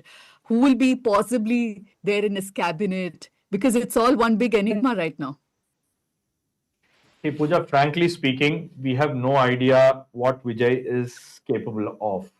Yes, he's capable of pulling a victory, but we don't know the composition of his cabinet. He has some sound advisors, I would say that, because I know that there are people who are helping him behind the scenes. From the very beginning, he has had good advisors who have given him some sound advice: what to do, what not to do, what to avoid, what to say, what not to say. All these things are fine, but governance is altogether a different ball game, right? So I think if Vijay is prepared for that, I don't know. But what I would say is that he has a certain amount of people who can be good ministers. But the one thing that Vijay has been stressing upon is that he wants to give a clean governance. He wants to ensure that there is integrity.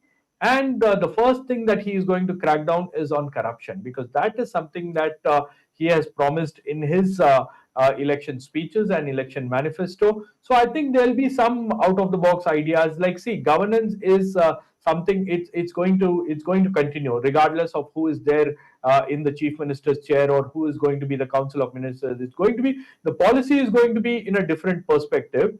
But governance is all about continuity, right? Like whatever the DMK has done so far, or whatever the touch, or he can make it clear to the authorities, the bureaucracy, that what are his priorities. The few things that Vijay is very particular about is one, to try and control drug menace, to try and address the problem. But is there a drug menace at all? No, there is. Menace is a very strong word, right? Huge. No. There is 100%. There is drug issue. It's just that it's not being reported. It's just that you don't see it on the NCRB report doesn't mean that it's not there. There are cartels that are operating out of Tamil Nadu. We get to hear about a lot in schools. The teachers are complaining about it. So there is a genuine problem that needs to be addressed. So these fentanyl problem as well. Is going to focus, and Vijay should be focusing on these areas, because these are his major promises. and about job creation. What is he going to do to bring jobs? What is he going to do to ensure that there is transparency in governance? How is he going to take criticism? Because Vijay fans are very I don't know if I can use the word. Vijay fans are very young people, and they would immediately react in a very different manner. So what is he going to do to address all these issues? What does like I said, Vijay's political party is just a fledgling political party. They don't have a proper structure. They don't have a working plan for the party, regardless of who is there in the government or not. There has to be a working plan for the party. So all these things needs to be addressed. So he has a daunting task ahead of him. So it all depends on whether Vijay crosses the majority mark or if he is hovering around 105. Because definitely things will change. A lot of other political parties will come in, and a lot of people are ready to support him as well. Because I can say for sure that during Vijay's campaign, so it's time for Vijay to think what are his priorities are going to be, and whatever he has promised. One minute, Shabir, I want to just cut you there. Shabir, Tara, before I come to you, the numbers are actually looking quite strange now, because the TVK is leading in 108. The DMK and the AIDMK are almost neck to neck, which is AIDMK. I'm just talking about the party, right? AIDMK is leading in 57 seats and the DMK in 44. Now, even if Vijay has to pull in a few numbers, who is he going to get? DMDK has only 1 seat, which is leading now. MDMK is in 2 seats.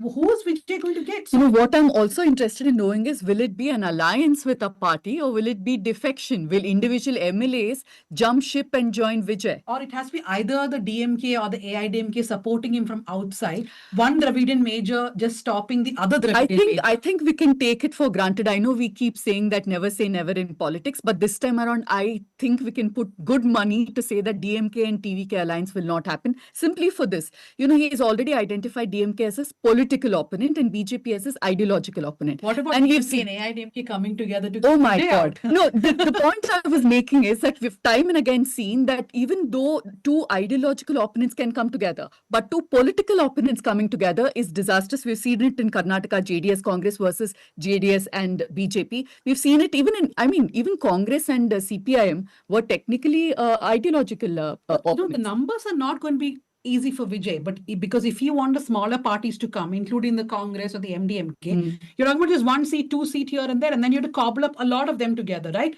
Tara, yes, you're bursting to say something. Yes, go ahead. No, I was going to say that the first thing we need to do is to stop underestimating the newcomer. And I don't mean that just about Vijay, because it's always difficult to predict how well a newcomer will do. But that said, we have had NTR, a ranked newcomer who won a state much larger than Tamil Nadu when he did. He had much fewer resources at disposal in terms of, the internet and all the resources today you can get to learn much faster. And he ended up governing a bigger state. And it is not that his first term was bad or anything. His first term, went quite well. But again, he had administrative experience. He was not a newcomer in the sense Vijay is. That has to be said. How do you mean he had administrative experience? As in he was part of politics for a while before he formed his own party. Vijay has started his party on his own. NTR? Who, NTR? No. He was with Congress for a while. Politically, he was much more active than... He was associated with Congress for a while. Then he formed his own party. No, maybe he may have been interested in Congress, or he maybe have been an observer. But he never had any administrative experience. In fact, if you read NTR's biography written by a couple of judges, particularly Maverick Masaya, I forgot the name of the author, but he writes that before NTR entering politics, he would not even read newspaper. Yes. He would not know what exactly is happening in politics. He was completely away. Not only NTR. No. He was associated. He campaigned for us. What I mean. Okay, Tara, go on. Yes. So he had no administrative experience. The second is, of course, AAP. And when AAP won as well, they didn't have administrative experience. Although some of them, Arvind Kejriwal in particular, had been an IRS officer. The point is that as far as Vijay winning goes, there was a lot of underestimation that he cannot do this well. Now, again, for governance, there is a big question that says, what is he going to do? Well, the state is run by the bureaucracy.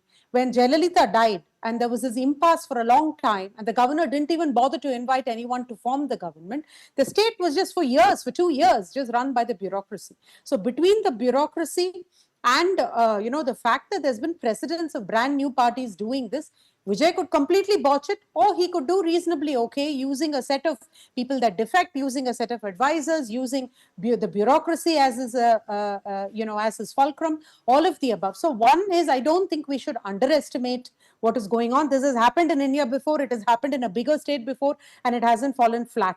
That is definitely one thing to remember. I think underestimate is really the phrase that we must use, because DMK and the CPM underestimated the voters also. Possibly. No, so Danya, one more thing I want to say is that the TVK cadre are very, very emotionally upset at this underestimation, right? When you listen to them, that is what bothers them the most. And in a sense, it's natural that it bothers them, because he is an actor with no experience who's come into politics. And everyone is saying that you're an actor, you don't know anything about politics, you've come into politics. But it's really bothering them that people say that, which means that you're setting up a whole bunch of people, what Shabir said. The cadre is already emotional, plus they are now in a situation where they are sensing victory. It's a combination that can, it's not the ideal combination to have in a mature democracy. You want to have a combination where people win, they go off and they govern. You don't want to have this emotional tinderbox where one side has been terribly hurt, they win, the other side is now really angry, the DMK cadre. You don't want that combination. I think part of it is also fueled by this whole underestimation and putting people down, which we need to stop doing, I think. I think, in fact, I was keeping on telling Pooja that both the DMK and the CPIM 2004 campaign was going on. And I really thought, oh, they're going to win because India is shining, right? And I don't understand what is happening around me. But just that overconfidence and just completely writing off that there is any anti-incumbency. So, Kanya, coming to you. Was it true of LDF though? Yes, LDF slogan was LDF illengil aare. Like, as if there is no other option if it was not for LDF, right? That is way beyond Indian times. India is shining only with us. No, but this is, if not Modi, who? Yeah. No, I also want to say that this is the people putting parties in their place. Because in a democracy, everything you do is exposed. Right at the time when Pinarayi 2.0 cabinet came into power, there was severe criticism about how power was consolidated to the single leader. M.J. Radhakrishnan sir went as far as to call him a dictator. And this was said right from the time the cabinet came into power. Shailaja not being given ministership was one aspect of it, but there was also this whole campaign that the LDF said that now we have all new ministers. The cabinet is full of younger ministers. But the problem with that is that there is nobody who can stand up to Pinarayi Vijayan in the cabinet. So the sense that people got is that the victory has gotten so much into their heads that Pinarayi Vijayan has taken over the cabinet. And that sentiment has snowballed, and that has really led to the downfall of this party. I also feel that, in history, Pinarayi Vijayan could have been a tall leader who could have led the party ahead and retired gracefully. I think he should have done that. I think this whole haughtiness about, we will rule you, we will decide what's best for you is not the language of democracy. And people are very, very perceptive to that. Sentiments are very... I was speaking to P. Rajiv, who's also unfortunately trailing from Kalamasheri. He was our industries minister, and I was talking to him, and I asked him, even in the LDF campaign posters this time for the election, there is the face of Pinarayi Vijayan, and there is so much talk about the Wayanad rehabilitation, about how the LDF allengil mattare, like Danya said, who else is there to rehabilitate the landslide victims of Wayanad? That is a very wrong language to use. That hints at consolidation of power at a party. That looks like the party is doing something out of charity. While as this is money, this is public money, and it is a designated government's job to make sure that rehabilitation is done, to make sure that they serve the people. So this whole attitude of we are above people and we are going to get through with this, I think the LDF was also in denial for the longest time, which has really caused them. So people give you the power, like the constitution says, we draw our power from the people. The party was not cognizant of it at all. And also, I think none of us expected the UDF to make so much gain, at least by the leads that we see. Now, LDF is at 36, UDF is at 101, and NDA is at 3 right now. I think this is the 7th or 8th round of counting, and none of us expected the UDF to make as much gains because the UDF is also equally starved for strong leadership, equally squabbling for power. They have issues over who's going to be a CM candidate and all of that. Despite the UDF also being that weak, if the LDF is abysmally shrunk to 36 states, that is because they have really not understood the place of people in a democracy. Tanya, two quick things. Yeah, Tara, we'll wrap up with that. Yes, tell me. Yeah. One is that we are not talking about the fact that Vijay has pushed everyone else out. The BJP did not grow. NTK is at 0, others, right? So he's kind of scooped up everything that did not go to the ADMK, but also Alliance, but he's also scooped up, of course, the anti-incumbency vote and the youth vote and all of that stuff. So the BJP, which might have otherwise imagined that it would grow in the state, has been, so far has been like just a couple of seats and that's it. The other thing that I think the DMK has not seen and is costing it is the fact that Chennai itself is an aspirational city for Tamils and they have let it wither. So for a lot of young people that I spoke to, they're really upset that Chennai boys who grew up in Chennai, went to the US and are leading the Googles, the ZoomInfos and so forth, choose not to set up in Chennai and go to Bangalore. They are upset about the fact that IIT Madras, the incubator success story after success story, IIT Madras incubator produces the success story, which they then go to Bangalore for the next stage of the startup. So the fact that the city is not glitzy, is not an aspirational city, is not the place where young people can make big money, is something that bothers a certain section of the population who have to go to Hyderabad or Bangalore in order to fulfill their dreams. So there isn't like it's not the Tamil Nadu dream is not there for young people. There's a lack of an aspirational value, which is extremely important. Thank you for the Tara and Sukanya, but I think a lot of takeaways from this one, of course, is that don't underestimate the voters. Joining us in the next leg is journalist Shivapriyan. Tara was saying Chennai has 37, the greater Chennai region has 37 seats, which is Chennai, Kanchipuram, Chengalpet and Tiruvallur. DMK won 36 seats in this zone last time. And we are seeing the DMK is trailing in almost all these constituencies, except, of course, now I see Udayanidhi Stalin leading in his. By a thin margin, just over 1,000 votes. Yeah. Stalin is still trailing by 7,900, almost 8,000 votes. We are seeing all the DMK big-wigs really going down. And even in this Pradeep Gupta's Access My India poll, imagine we have to go back to an exit poll.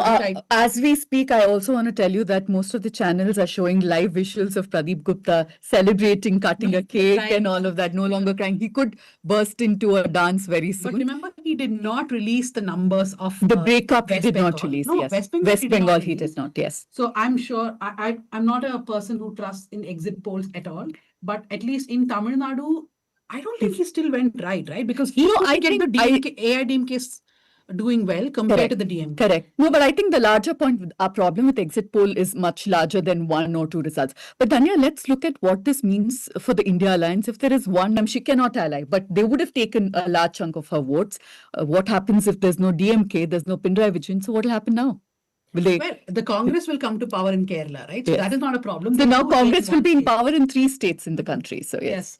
I think now we can go to Shivapriyan. Shivapriyan, you can hear us?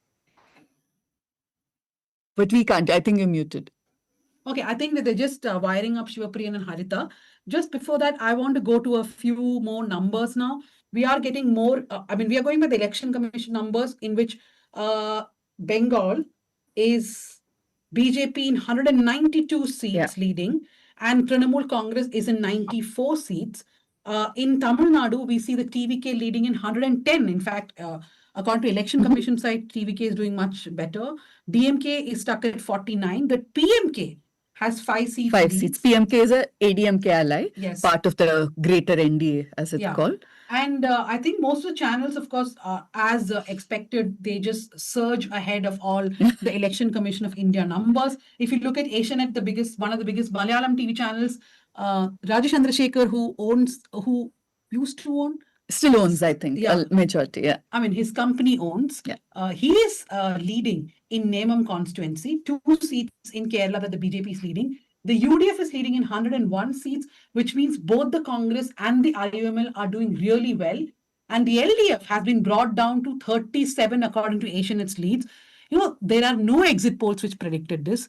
I don't think journalists in Kerala predicted this. Everybody I spoke to said that UDF will win. There was no doubt about it. But the margin was 60. Nobody was giving below 60. So I think that is also one of the lessons, right? People were scared to say that they're voting against LDF. That's the kind of atmosphere that was created. That's something that the party will want to look at, CPIM particularly, that if people are voting against you but not willing to say it openly, then there is something you've done. But I remember when you came back from Tamil Nadu, you told me that one reason why all our reporters who are traveling in Tamil Nadu, they would come back and say that is a TMK winning? TVK winning? I remember Haritha John from Kerala asking me again and again, do you think that Vijay will become chief minister? Because everybody is saying TVK. And at that time when I posed the question to you, Pooja said that perhaps, you know, when we go as journalists and we take vox pops from people, the reason why we are overwhelmingly thinking TVK is because TVK supporters are more vocal. They're very vocal. Also, see, they don't have anything to be embarrassed about. A lot of ADMK supporters, I feel, did not come out and say openly that we are voting for ADMK, because somewhere they were reluctant because of the alliance. Also because they didn't get that kind of coverage. So they thought maybe we are in minority. We don't want to come out and say that we are voting for ADMK. So they were quiet. It was mostly the TVK supporters who were loudest. Also given the fact that whistle was their symbol and they kept going on and on. And DMK supporters were also vocal. Now it looks like not all of them did end up voting for DMK, but the emotional appeal was very much visible. There were mostly kids saying that, in fact, some of in Perambur itself, when Nazifa and I went and spoke to many people, mothers were saying, my son is a huge fan of Vijay. He doesn't miss a single movie. So he's insisting that I vote for Vijay. So I'll vote for Vijay. We are otherwise generationally, we are voters of DMK. Megha, our producer, before we let Shabir go, I want to just have a Shabir and Shivapriyan. Shivapriyan, you can hear us. The Yen and Raquel we do. I remember talking to you just after polls. I mean, I think just before polls, and you said that Vijay, in your estimate, they've gone up from 20 to 25% is what you said. But the results that you're seeing now, is it much more than what you expected for the TVK? You have to unmute, Shivapriyan.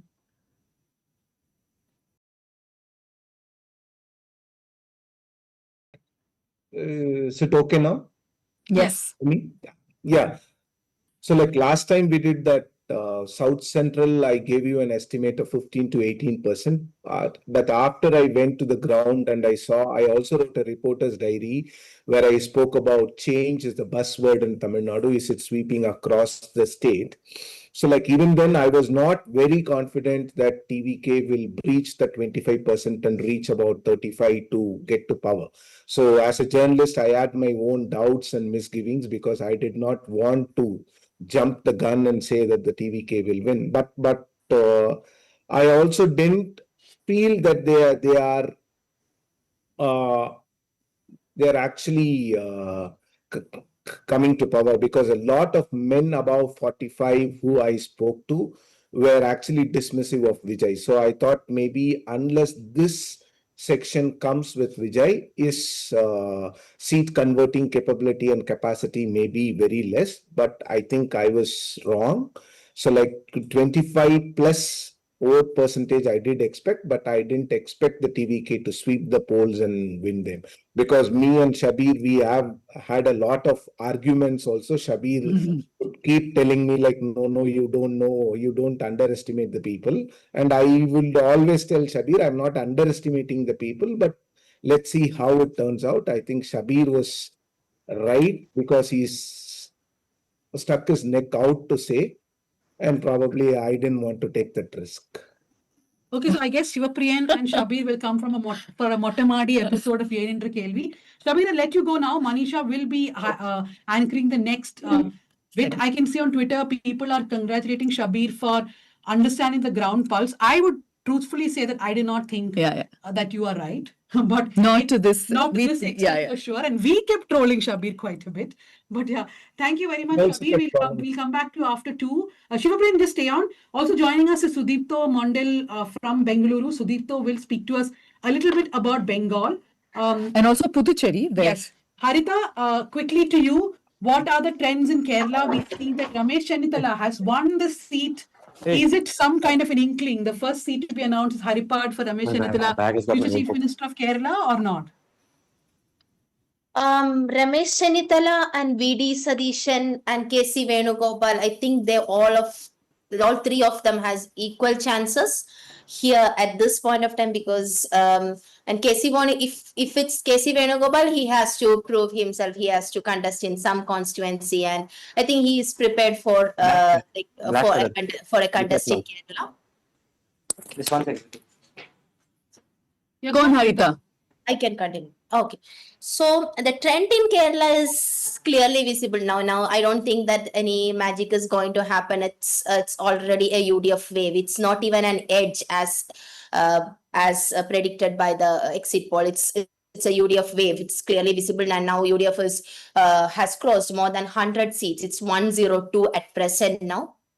And there is clearly, and I also feel that this anti-LDF, like only the 36 seats, LDF has performed its one of, because even when we see in the elections, they pitched the campaigning was a single face pin drive. When we see at the posters, at the banners, if everywhere, like in the big posters, it was just pin drive. So when we pitch one person as an election face, obviously that person will be responsible for the victory as well as the failure. So in 2021, it was a pin drive factor. Pin drive factor was one major factor that led to the LDF victory.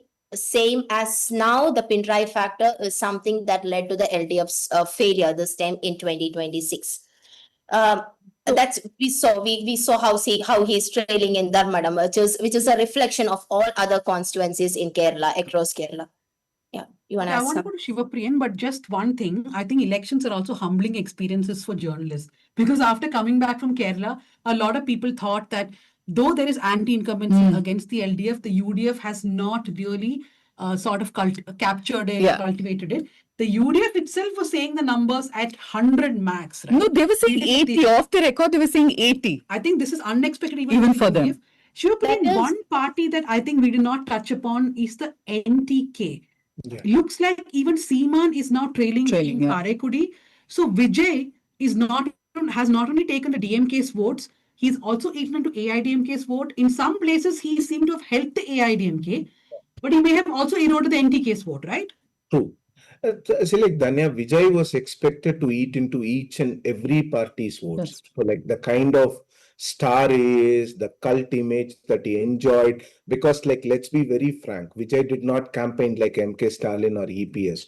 Vijay hardly campaigned this election even during the peak election season. What he did was he outsourced the entire campaign to his fans, to his supporters, to the Gen Z generation, and then he told them to go and campaign for him. That is what I think has happened here. I think someone has to do a case study of how to do campaigning in a modern day election. That is what Vijay has done. Because as a journalist, I think Pooja was also in Madurai and other places. Shabir was there in the field. I was there in the field.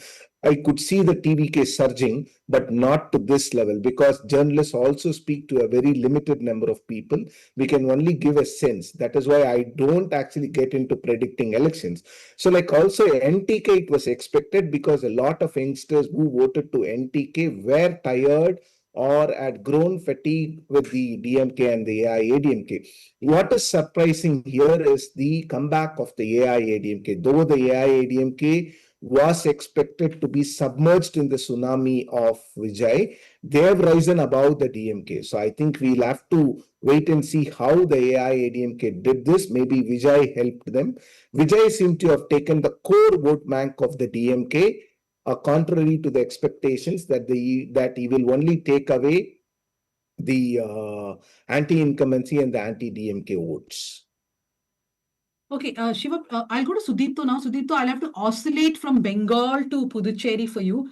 First, quickly about Bengal, we are seeing that the BJP is going to form the government in the state.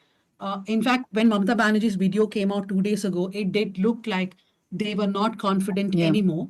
Mamata Banerjee, of course, will turn to Sir. She's going to say that SIR was responsible for what's happening. Your quick take on what's happening in Bengal, Sudipto? Well, this is the second partition of Bengal, third partition, if you call it. 1905 was the first, 1947 was the second. This polarization that we have seen in this election, the result, to my mind, and the people may ask me, oh, well, how do you know, and how you're sitting in Bengaluru? I want to remind them that I'm sitting in Bengal, Uru. There are lakhs of Bengali migrants whose lives and work I've been following over here, based on which I feel I have an insight into what's happening out there in Bengal. This is nothing short of, just as a headline grabber, if you like, this is a partition kind of a moment in Bengal's history once again. But Dhanya, can I please hello? I need some kind of throwaway comments, for Tamil Nadu, if you'll allow me.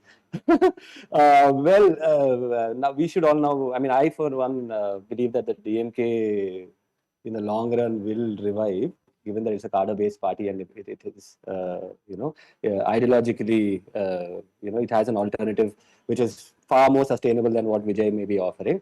So, yeah, I have a lot of hopes of a DMK kind of revival, because I think one of the things that they have worked a lot in the last few years is on their on building a kind of an intellectual base amongst younger people. So there's that element I just feel about Tamil Nadu. Shivapriya, you actually had a directly opposite view of what Sudipto says. You thought that young people do not know about Dravidian politics. The DMK has failed to actually educate. But is it just that much? Now, a couple of things which stood out for me. One is the arrogance in the campaign, right? Whether it's a DMK or the CPIM, this continuous dismissal of any anti-incumbency. That is one. Second is the poor reaction to criticism. I want to come to Harita after that, because we are seeing in Payanur, what a fantastic election. We are seeing that the rebel candidate of the CPIM, the person who left the CPM party, V. Kunyikrishnan, he is winning the elections in Payanur. This is a man that the CPM stood against, Pinarayi Vijayan himself stood against, but he's winning. So that arrogance, right, in dealing with problems, in reacting to problems, has all that really culminated in what has happened to the DMK today? Yeah, true. And also they thought the anti-BJP politics will pull them through. So that will help them win. They thought bringing Hindi, bringing delimitation, all these things. I think the DMK misread the situation about Vijay. So I pointed out in one of my copies that Karur incident was actually helped. I did write and say that there was an anti-incumbency against the DMK government, but it is being hidden only because the BJP and the AIADMK were in two different fronts. So it was the split of the opposition votes and the anti-incumbency votes that helped the DMK score a 40 out of 40 in 2024. So now what happened was the DMK was not, the DMK was thinking that Vijay would only take away votes of the anti-incumbency and the anti-DMK votes. They never thought that he will actually make inroads into its core vote bank. That is one. And again, yes, arrogance, the kind of control that the DMK had on the local media, that is also one thing. And also about their agencies. So their strategy teams calling up journalists and asking them to pull out videos, pull out a lot of things. Actually, these may have contributed, and also about the local councillors' actions. And also in Chennai, if you take, the DMK has never lost Chennai even during MGR's rise. So when MGR launched this party and he rose to power in 1977, the MGR's AIADMK won only one seat. So now I think the DMK will only win 1 or 2 seats in Chennai. Vijay contesting from Chennai is a gutsy move for him, because that has caused a ripple effect that even the chief minister might lose from his seat in Kolattur, and Udayanidhi might scrape through. That is what the initial trends tell us. But it is not just about anti-incumbency. It's about a lot of factors, the nepotism, the corruption, and other things. See, like 2024 itself, it was visible. If the AIADMK and BJP were together, maybe they would have won about 15 to 20 seats, and it would have been kind of a situation where the AIADMK would have won 15 to 20 and the DMK 20. Maybe that would have helped the DMK regain the lost ground. But since that also split like anything, so Vijay rising to power, they were actually very dismissive of Vijay from the beginning. Not just the DMK was dismissive, but the AIADMK wanted to ally with Vijay, but they couldn't. So they, at the end, like in February, Edappadi Palaniswamy started criticizing Vijay, but I think that also didn't sit well with the people.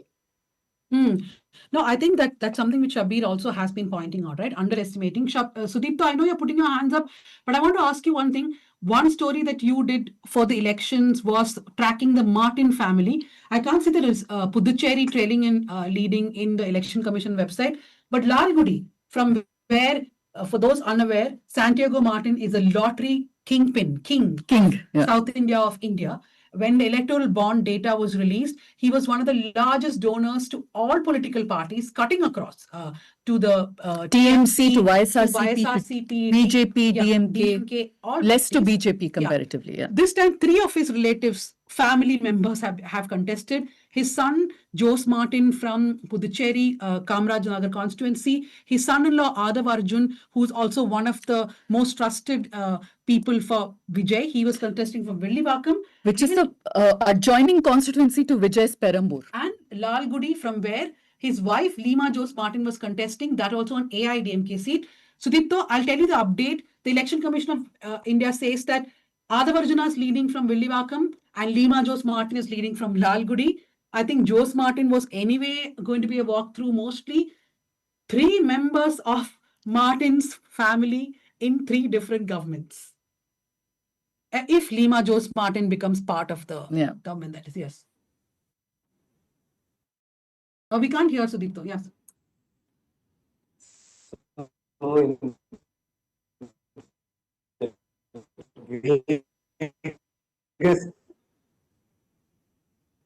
If we can, we should come back take to up that Vegas. You have these plot.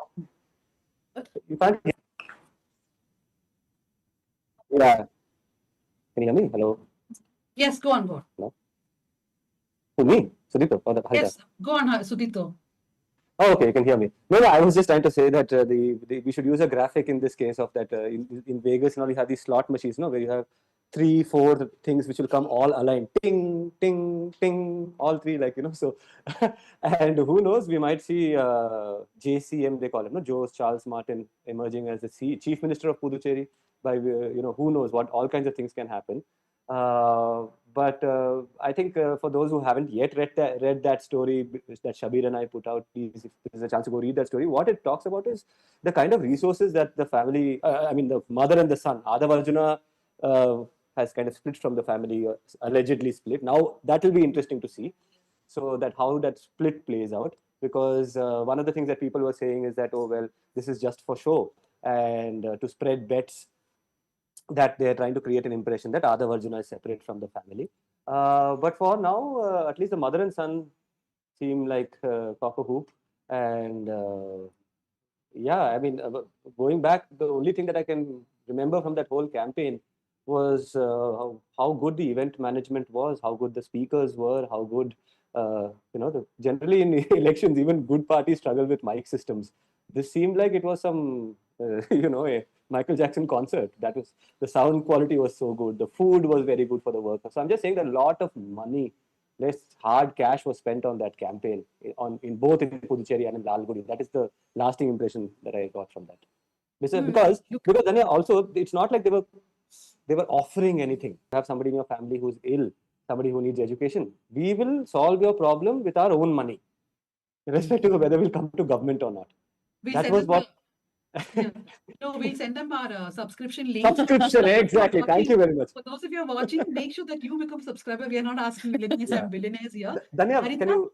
Yeah. Danya, can you allow me to? I just want to respond to what Shripriyan was saying, just out of turn, sorry, but about Tamil Nadu and overall politics. You know, I think that one of the things that Shripriyan was talking about, how the core base of the DMK has shifted, and that is a good thing, if you ask me, from based on what I saw in Madurai when I was looking at this protest that was put up against the Tirupurukundram mobilization of the Sangh Parivar, in which a cross section, whoever you can think of as an ally of the DMK's ideological project, minority groups, Christian groups, Dalit groups, communist groups, all sorts of organizations had gathered over there to protest against the Sangh, except the DMK, and all of them criticized the way the DMK had handled that particular issue. So perhaps my hope for a DMK revival comes merely from this, long shot kind of thing, expectation from this progressive crowd, that perhaps they have done this to teach the DMK a lesson. They are not going anywhere. They have given us a very big reminder of the fact that the BJP over there is still not an alternative. That is a relief, I suppose. I mean, I can openly say that it's a huge relief that it is not swung the other way. It just shows that there was anger against the DMK, and it has the progressive anger has translated into a sort of progressive result, because Vijay has so far always invoked progressive icons. You know, I don't know if I'm exaggerating. No, that's exactly what was the point that we were pointing out when Tara was there. That this is not a vote for the BJP or any kind of communal politics that way, because Vijay is not seen as someone who will stand diagonally opposite to what the DMK was doing. Ideologically. Haritha, I want to come to you. The Payyanur result, is it very reflective of the route that the CPM is going through? We are having a rebel win in Payyanur, a constituency which is, for the CPM, it's just an easy walkover most times. Yes, not just Payyanur, Taliparamba, and all the dissidents have been winning in the all the CPM dissidents have been winning. So this is actually a reflection of this, what I was talking about, like anti-Pendrai or the anti-LDF wave that is already there. So this is, I feel that this is all against because Kunyikrishnan has raised allegations against Madhusudanan, the sitting who was the sitting MLA, the CPIM MLA, and at the same way, all the allegations which was raised within the CPM was against how this autocratic rule, how this single person, like everything was concentrated to one single person.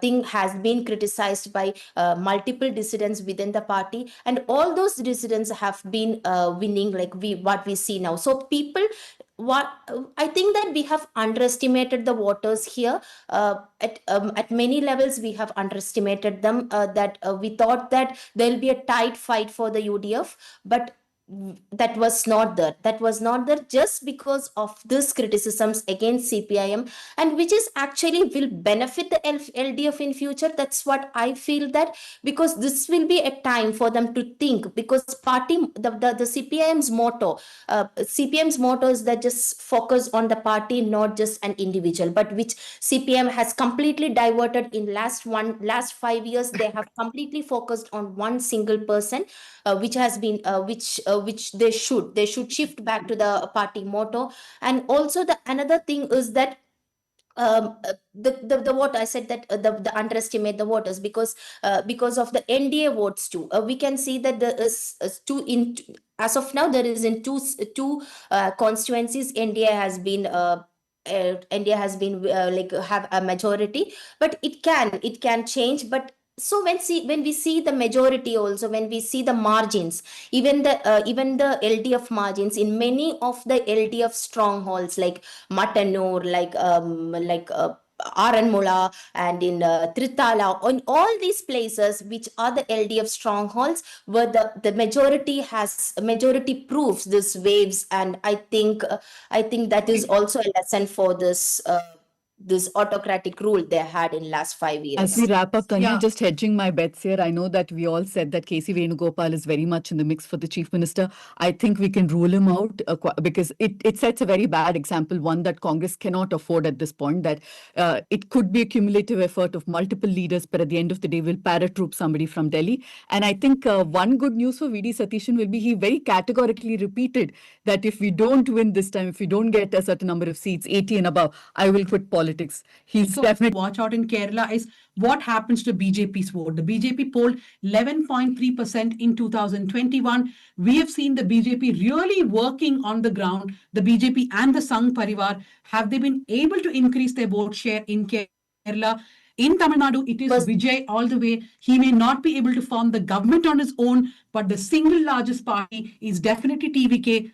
Two stories emerging out of Tamil Nadu other than Vijay. Stalin trailing in a seat in Kolattur, and the DMK is going to come third most probably and not even second. That's a close call now between the AIDMK and the DMK. That's all from me and Pooja here. We'll hand over to our colleagues in Newslaundry, but we'll keep coming back to all the states. What happened? Bengal, what happened? Hello? Across the world, we've seen what happens when news is left to those in power. Did the United States bomb a girls' elementary school? That was done by Iran.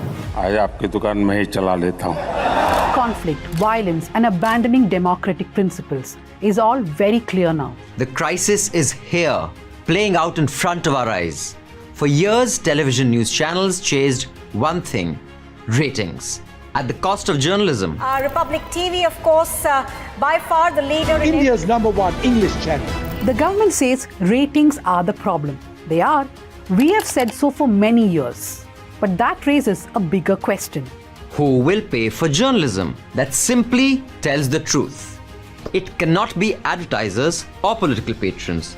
It certainly cannot be billionaires with interests to protect, which are often the same as governments. It can only be you.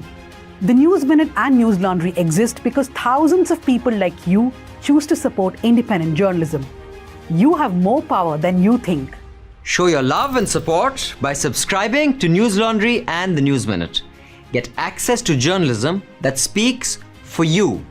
No shouting matches, no advertisers scrambling for your attention.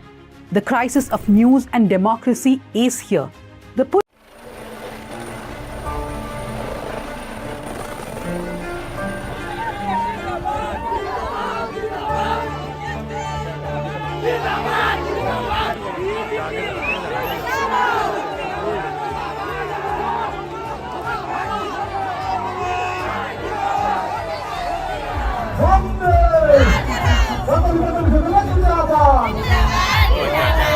We are at a rally of Himanta Biswa Sarma, Assam Chief Minister and BJP leader in the Barpeta region of Assam. We've been following him. Yesterday we were at a Himanta event in Hoja in central Assam. Now we are in lower Assam. At these gatherings, Himanta Biswa Sarma says that his search for a successive term is a done deal because of all the extraordinary work he's done. But there is a darker side to the Himanta mandate, the manner in which he and the BJP have weaponized the idea of illegal immigration. Now, illegal immigration has always been a hot button, a sensitive subject in Assam, the fear that millions of Bangladeshis, Hindus and Muslims will come into the state and alter its culture and its population. But under Himanta and the BJP, the question of immigration has been exclusively used to demonize Assam's Muslims in an unprecedented manner. In this ground report, we'll unpack some of the divisive claims made by Himanta and the BJP and ask what a potential Himanta 2.0 could mean for the future direction of Assam.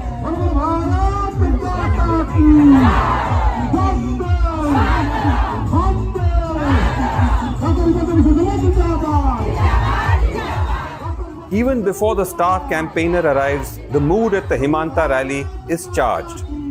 आज के तारीख में super power सब था हमारा जो CM है ना honourable chief minister Himanta Biswa Sharma, उनका जैसा लीडर आप इंडिया में ढूंढ लीजिए, उनका जैसा लीडर असम में तो क्या इंडिया में भी नहीं है। उन्होंने ने बहुत काम किया, उन्होंने एजुकेशन डिपार्टमेंट में काम किया, हेल्थ डिपार्टमेंट में काम किया। हिमंत बिश्व में बहुत अच्छा काम कर रहा है।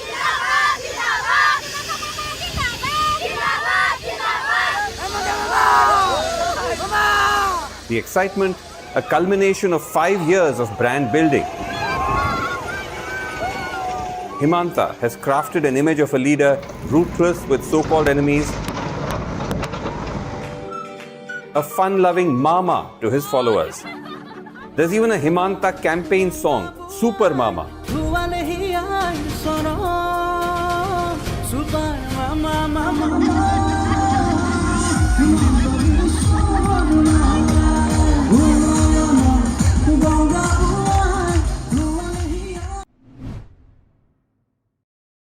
दीदी हम लोगों का माँ है, भारत माता जैसे माँ वो माँ है हमारा। बीजेपी हटाओ देश बचाओ। धोखा धोखा बीजेपी किच्छु करे ना, না কিচ্ছু করে না। খুব ভালোই লাগে দিদিকে, দিদি সবার উপকার করে, খুবই উপকার করে।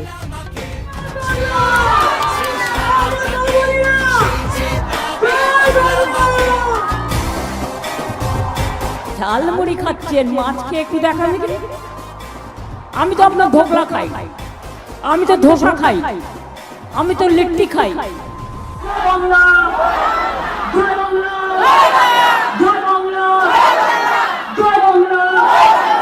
मेरे ठीक पीछे पश्चिम बंगाल की मुख्यमंत्री ममता बनर्जी अभी मौजूद हैं, बेले घाटा में वो संबोधन देने के लिए आई हुई हैं। यहाँ पर भारी तादाद में लोग उनको सुनने के लिए आए हुए हैं। अभी इससे ठीक पहले हमने लोगों से बात करी कि ममता बनर्जी ने उनके लिए क्या कुछ किया है, लोगों ने उस पर क्या कहा, ये सुनते हैं। दीदी सब है हम लोगों का, दीदी हम लोगों का माँ है। भारत माता जैसे माँ वो माँ है हमारा। जन्म से लेकर मृत्यु तक सब देखता है, सब देता है। हाल ही में उनपे कुछ चीजों को लेके सवाल उठा था, जैसे आरजीकर केस है। बेकार का बात है, आरजीकर का माँ भाजपा सरकार में घुस गया। दीदी तो सब बहुत ट्राई किया, लेकिन दीदी का साथ विश्वास नहीं है, इसीलिए वो घुस गया। देखे क्या करता है मोदी जी। माहौल क्या है यहाँ पे? भालो भालो, बीजेपी हटाओ देश বাঁচাও। অনেক কিছু করছে, লক্ষ্মীর ভান্ডার, যুব সাথী, অনেক কিছু আমাদের জন্য। वो सब बीजेपी भी तो बोल रही है कि वो भी लेके आएगी। बीजेपी भी बोल रही है बीजेपी কিচ্ছু করে না, না কিচ্ছু করে না। দিদি আর টিএমসি অনেক নিউজে ছিল এই গত 2 বছরে আরজি কর কেসের জন্য। ইনফ্যাক্ট যে ভিকটিম ওনার মা এখন বিজেপি হয়ে লড়ছে পানিহাটিতে। আপনার কি মনে হয় এটা নিয়ে একটা ফিমেল সেফটির উপরে যে একটা প্রশ্ন চিহ্ন উঠেছে? আমাদের অভয়ের মাইন বিজেপিতে ঢুকে তিনি বিচার চাইতে গেছে, কিন্তু বিজেপিতে ঢুকে যে বিচার চাইতে গেছে, কার কাছে বিচার চাইতে গেছে, কিসের বিচার চাইতে গেছে, তাই না? তা এখন দেখা যাচ্ছে মিঠুন চক্রবর্তীও আছে, তার ছেলের জন্য সেও ঢুকেছে। তাই এখানে দেখা যাচ্ছে যে উনিও গেছে, যেহেতু একটা কেসে মিঠুন চক্রবর্তী এসছে গেছে, তাহলে সেখানে গিয়ে আমার ঢুকে লাভটা কি হলো? খুব ভালোই লাগে দিদিকে, দিদি সবার উপকার করে, খুবই উপকার করে, সব লক্ষ্মী ভান্ডার করে দিয়েছে। अच्छा कुणाल घोष जो यहाँ से प्रत्याशी हैं वो अच्छे हैं, इससे पहले वाले अच्छे थे? पहले तो এখন নেবেছে কুণাল ঘোষ, এখন কাজ হোক তারপরে তো আচ্ছা বলবো। आप अभी जो ममता बनर्जी का पोस्टर लेके आए हैं, वोट फॉर कुणाल घोष। हम काम पे आए हैं इधर। काम पे आए हैं, आप हैं कहाँ से? हम बासठ से। बंगाल से ही हैं आप? बंगाल से ही। आपका नाम क्या है? विप्लव पाल। आप भी बंगाल से हैं, आप दोनों साथी हैं? हम काम पे आए हैं इधर। किसने काम पे, पार्टी ने काम पे दिया आपको? तो आप हर रैली में जाते हैं, वहाँ पे जाकर यही करते हैं? यही काम करते हैं। तो इससे क्या होता है, ज्यादा से ज्यादा लोग देख पाते हैं? हाँ देख। अच्छा,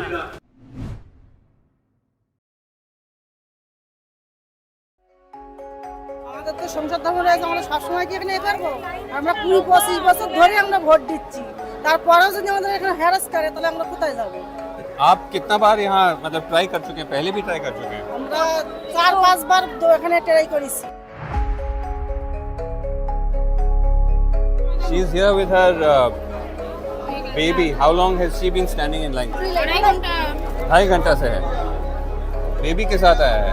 क्या एज है इसका? কত বছর? 2.5 বছর। कितना बार आ चुके हैं आप? এটা নিয়ে 3 বার এসেছি। 3 बार आ चुके हैं।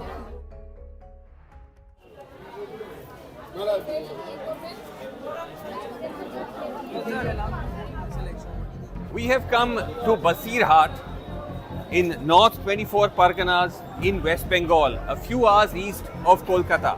We've come here to witness firsthand the chaos caused by the Election Commission's special intensive revision.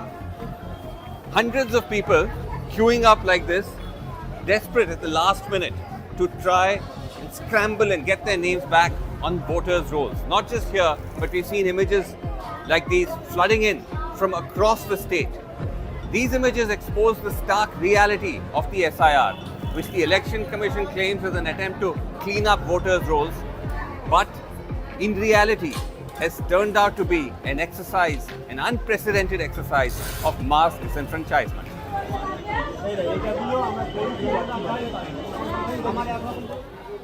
The deletions do not appear to just be random. Mounting evidence points to how the design and the nature of the SIR has led to the disproportionate exclusion of West Bengal's Muslims, who are key voters of the ruling Trinamool Congress, and hence the growing chorus of the possibility of a political motive behind the SIR.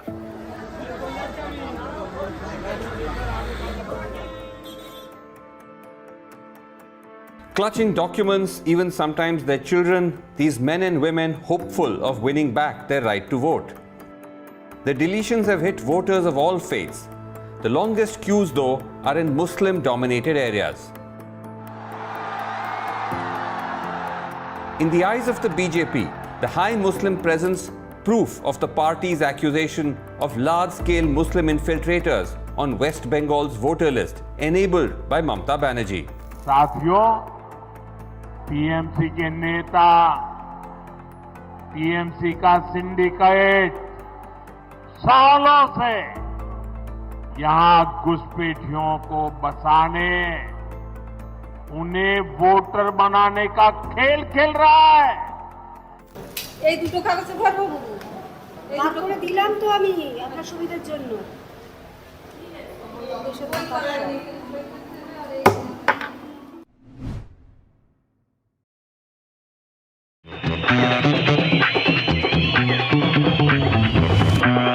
என் நெஞ்சில் கொடியிருக்கும். எங்க குழந்தைகளுக்குலாம் அவர்தான் தாய் மாமன். கண்டிப்பா vote for Vijay. ஆனா நீங்க தான் CM. உங்க விஜய் நான் வரேன். விஜய் டீகே ஓட் இருக்கா? ஓட் இல்லையே. உங்க விஜய்க்கு, உங்க அண்ணனுக்கு, உங்க தம்பிக்கு, உங்க பிள்ளைக்கு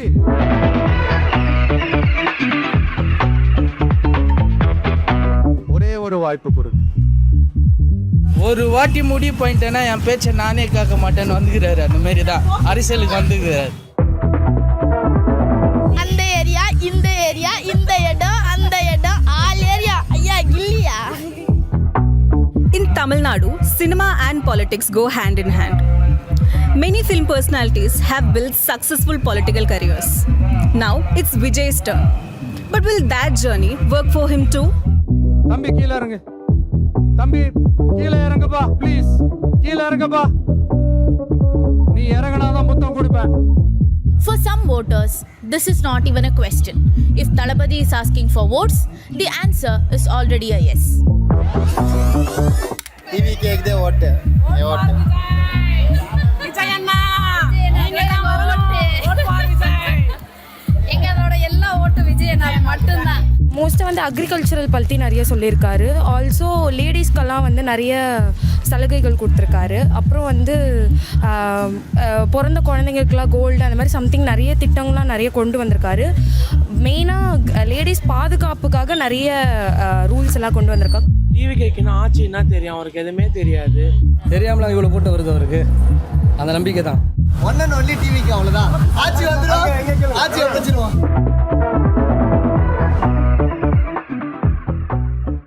इस देश में इस समय उबाल है। कोलकाता की एक 31 वर्ष की महिला doctor RG Kar Medical College पूरा एक नोटोरियस हिस्ट्री है इस हॉस्पिटल का। RG Kar RG Kaur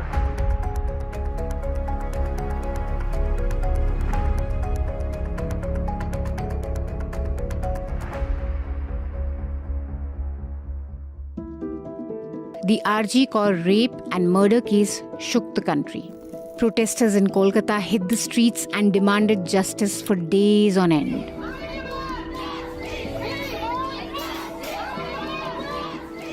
Now that anger is colliding into electoral politics. আমরা চাই সঠিক বিচার হোক, একটা মা সন্তান হারিয়েছে সে যেন সঠিক বিচারটা পায় ব্যাস। I don't feel like a lot of the accused got what they deserved.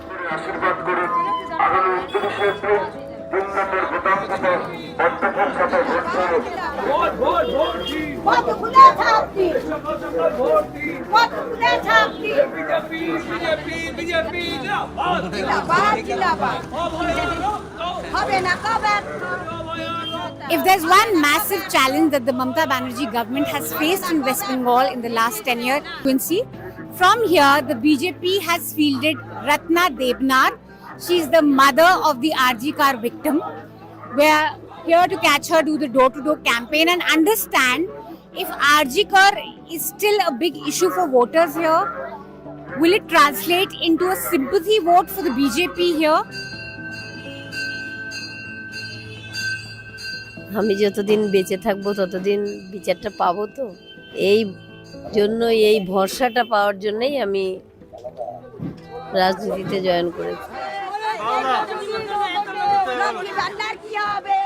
Ratna Debnath Sari border says our spine is not for sale.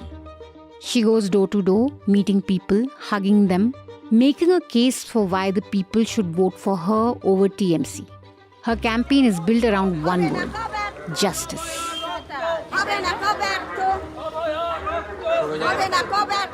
But what does justice actually mean in this case anymore? A conviction has already happened. And yet, the feeling that justice is incomplete refuses to go away. A lot of my friends were parts of the protest, but we did not think that the correct justice came out of it at the end of the day. I don't feel like a lot of the accused got what they deserved. When we spoke to people, it was clear that there was major sympathy for a mother who lost her daughter in the most brutal way. It's election time and women are everywhere in speeches. സ്ത്രീകൾക്ക് ഭയരഹിതമായി ജീവിക്കാനാവണം. ஒவ்வொரு பெண்ணும் சுதந்திரமாக வாழ. In promises. महिलाओं के bank account में भाई और बहनों जुलाई में देखेंगे 8,500 रुपए। 3 करोड़ महिलाओं को लखपति दीदी बनाने का। And in the campaigns. என் சிங்க பெண்கள் உங்களெல்லாம் யாரும் எதையும் சொல்லி ஏமாத்த முடியாது.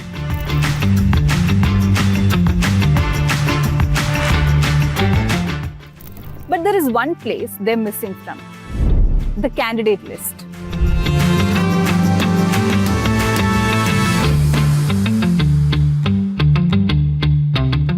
Tamil Nadu and Kerala pride themselves of being liberal and progressive. But when it comes to making women contest in elections, almost all the parties compete to be regressive. In both Kerala and Tamil Nadu, women voters continue to outnumber men. But almost all the parties have fielded badly when it comes to women candidates. CPM in Kerala has only 10 women candidates out of 86. Congress in Kerala is contesting for 92 seats, and out of that, only 9 are women candidates. At the same time, BJP in Kerala has only 14 women candidates. When it comes to Tamil Nadu, DMK has given 18 seats to women out of 164. ADMK has given 19 seats. TVK, the new entrant, fielded 23 women out of 234. BJP in Tamil Nadu has fielded 5 women out of 27. NTK is the only party which has fielded equal number of women and men. Very difficult even for the political leadership to convince people, because in the districts or whatever it is, and it's a big struggle. That is why we say that 33% women's reservation is the answer. I think 18 seats is a big improvement from our previous years. Same thing with the AIADMK also. And these are winning seats. So I think it is an improvement, but definitely there's a... We are in the beautiful city of Madurai for the News Minute and Newslaundry election coverage. And behind me is the famous 185-year-old St. Mary's Cathedral, which is in the heart of the city. The visuals you saw were from Christmas in 2025, when children dressed up as Lord Murugan, Madurai Meenakshi, Santa Claus, and cut Christmas cakes and distributed them to Muslims.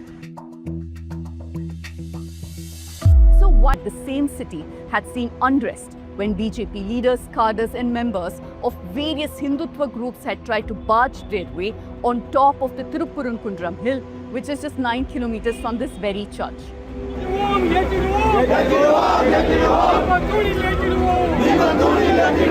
Babri Masjid in Ayodhya, Baba Budangiri in Chikmagaluru, Idgah Maidan in Bengaluru, or Gyanvapi Mosque in Varanasi.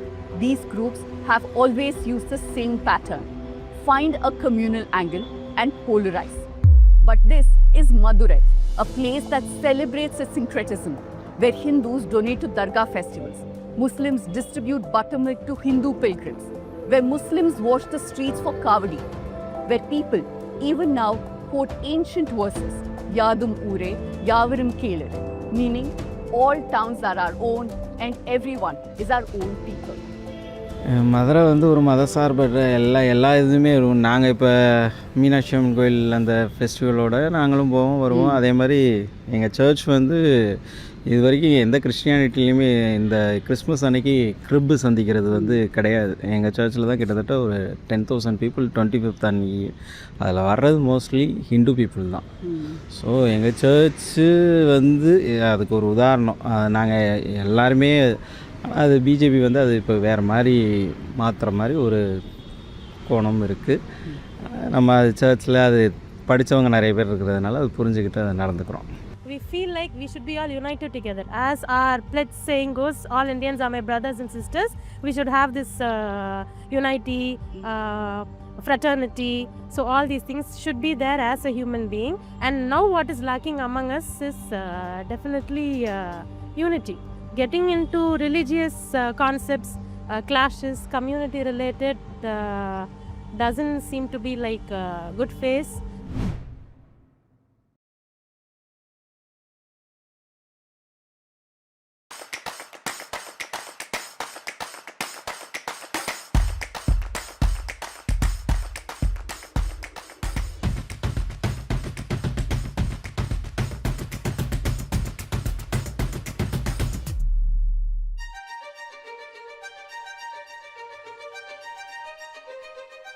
The partition of India is the most artificial partition in the history of the world, culturally, geographically, in every way whatsoever. और ये आपको दिखता है. We don't say West Bengal and Bangladesh. We say Epar Bangla and Opar Bangla, which means Bengal this side and Bengal that side. West Bengal has been a spirit of inclusivity, and we are not willing to lose it. West Bengal and Bengali, you will say this side Bengal. Epar Bangla and Opar Bangla. Jadavpur University has always been the hub of the voice of the students.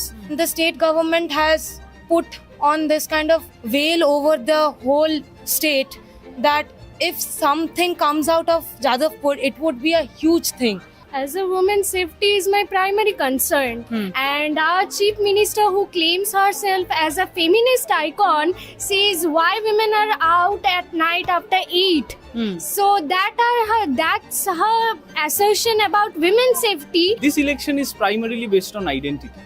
Identity of a Bengali to a so-called non-Bengali force. But that the Bengali identity that I'm stressing on, you go to any sector of the government jobs, you will see corruption. And there is any case on any exam. So this government has really institutionalized corruption. Isn't the party, like, isn't the government supposed to provide education, job, health facility, and every other requirement of the public? Then why is it that every end game comes down to what bhata we give? Ghoti are the people who lived in India. They are Ghotis. So Bengal का food थोड़ा अलग होता है. We prefer hilsa. Ghotis prefer prawn. Okay. Basic सबसे ज़्यादा difference. Fine.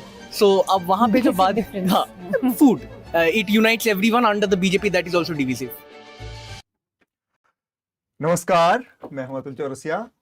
हमारा 5 राज्यों का विधानसभा चुनाव की कवरेज का आज आखिरी दिन है और नतीजे करीब करीब साफ होते जा रहे हैं और अगले 2 घंटों के दौरान हम और मेरी सहयोगी मनीषा, जिन्होंने काफ़ी इस दौरान चुनाव को कवर भी किया, ये नतीजों के बारे में बात करेंगे। और अभी जो हाल है, जो नतीजे, जो रुझान सामने आए हैं, मैं एक बार जल्दी जल्दी उनको बताऊं और उसके बाद उन तमाम राज्यों से तमाम जर्नलिस्ट हमारे साथ जुड़ेंगे और ये जो नतीजे आए हैं उनके बारे में, उनके जो निहितार्थ है वो भी हम समझाने की कोशिश करेंगे, क्योंकि कुछ ऐसे नतीजे हैं जो बहुत चौंकाने वाले और बहुत सरप्राइजिंग हैं।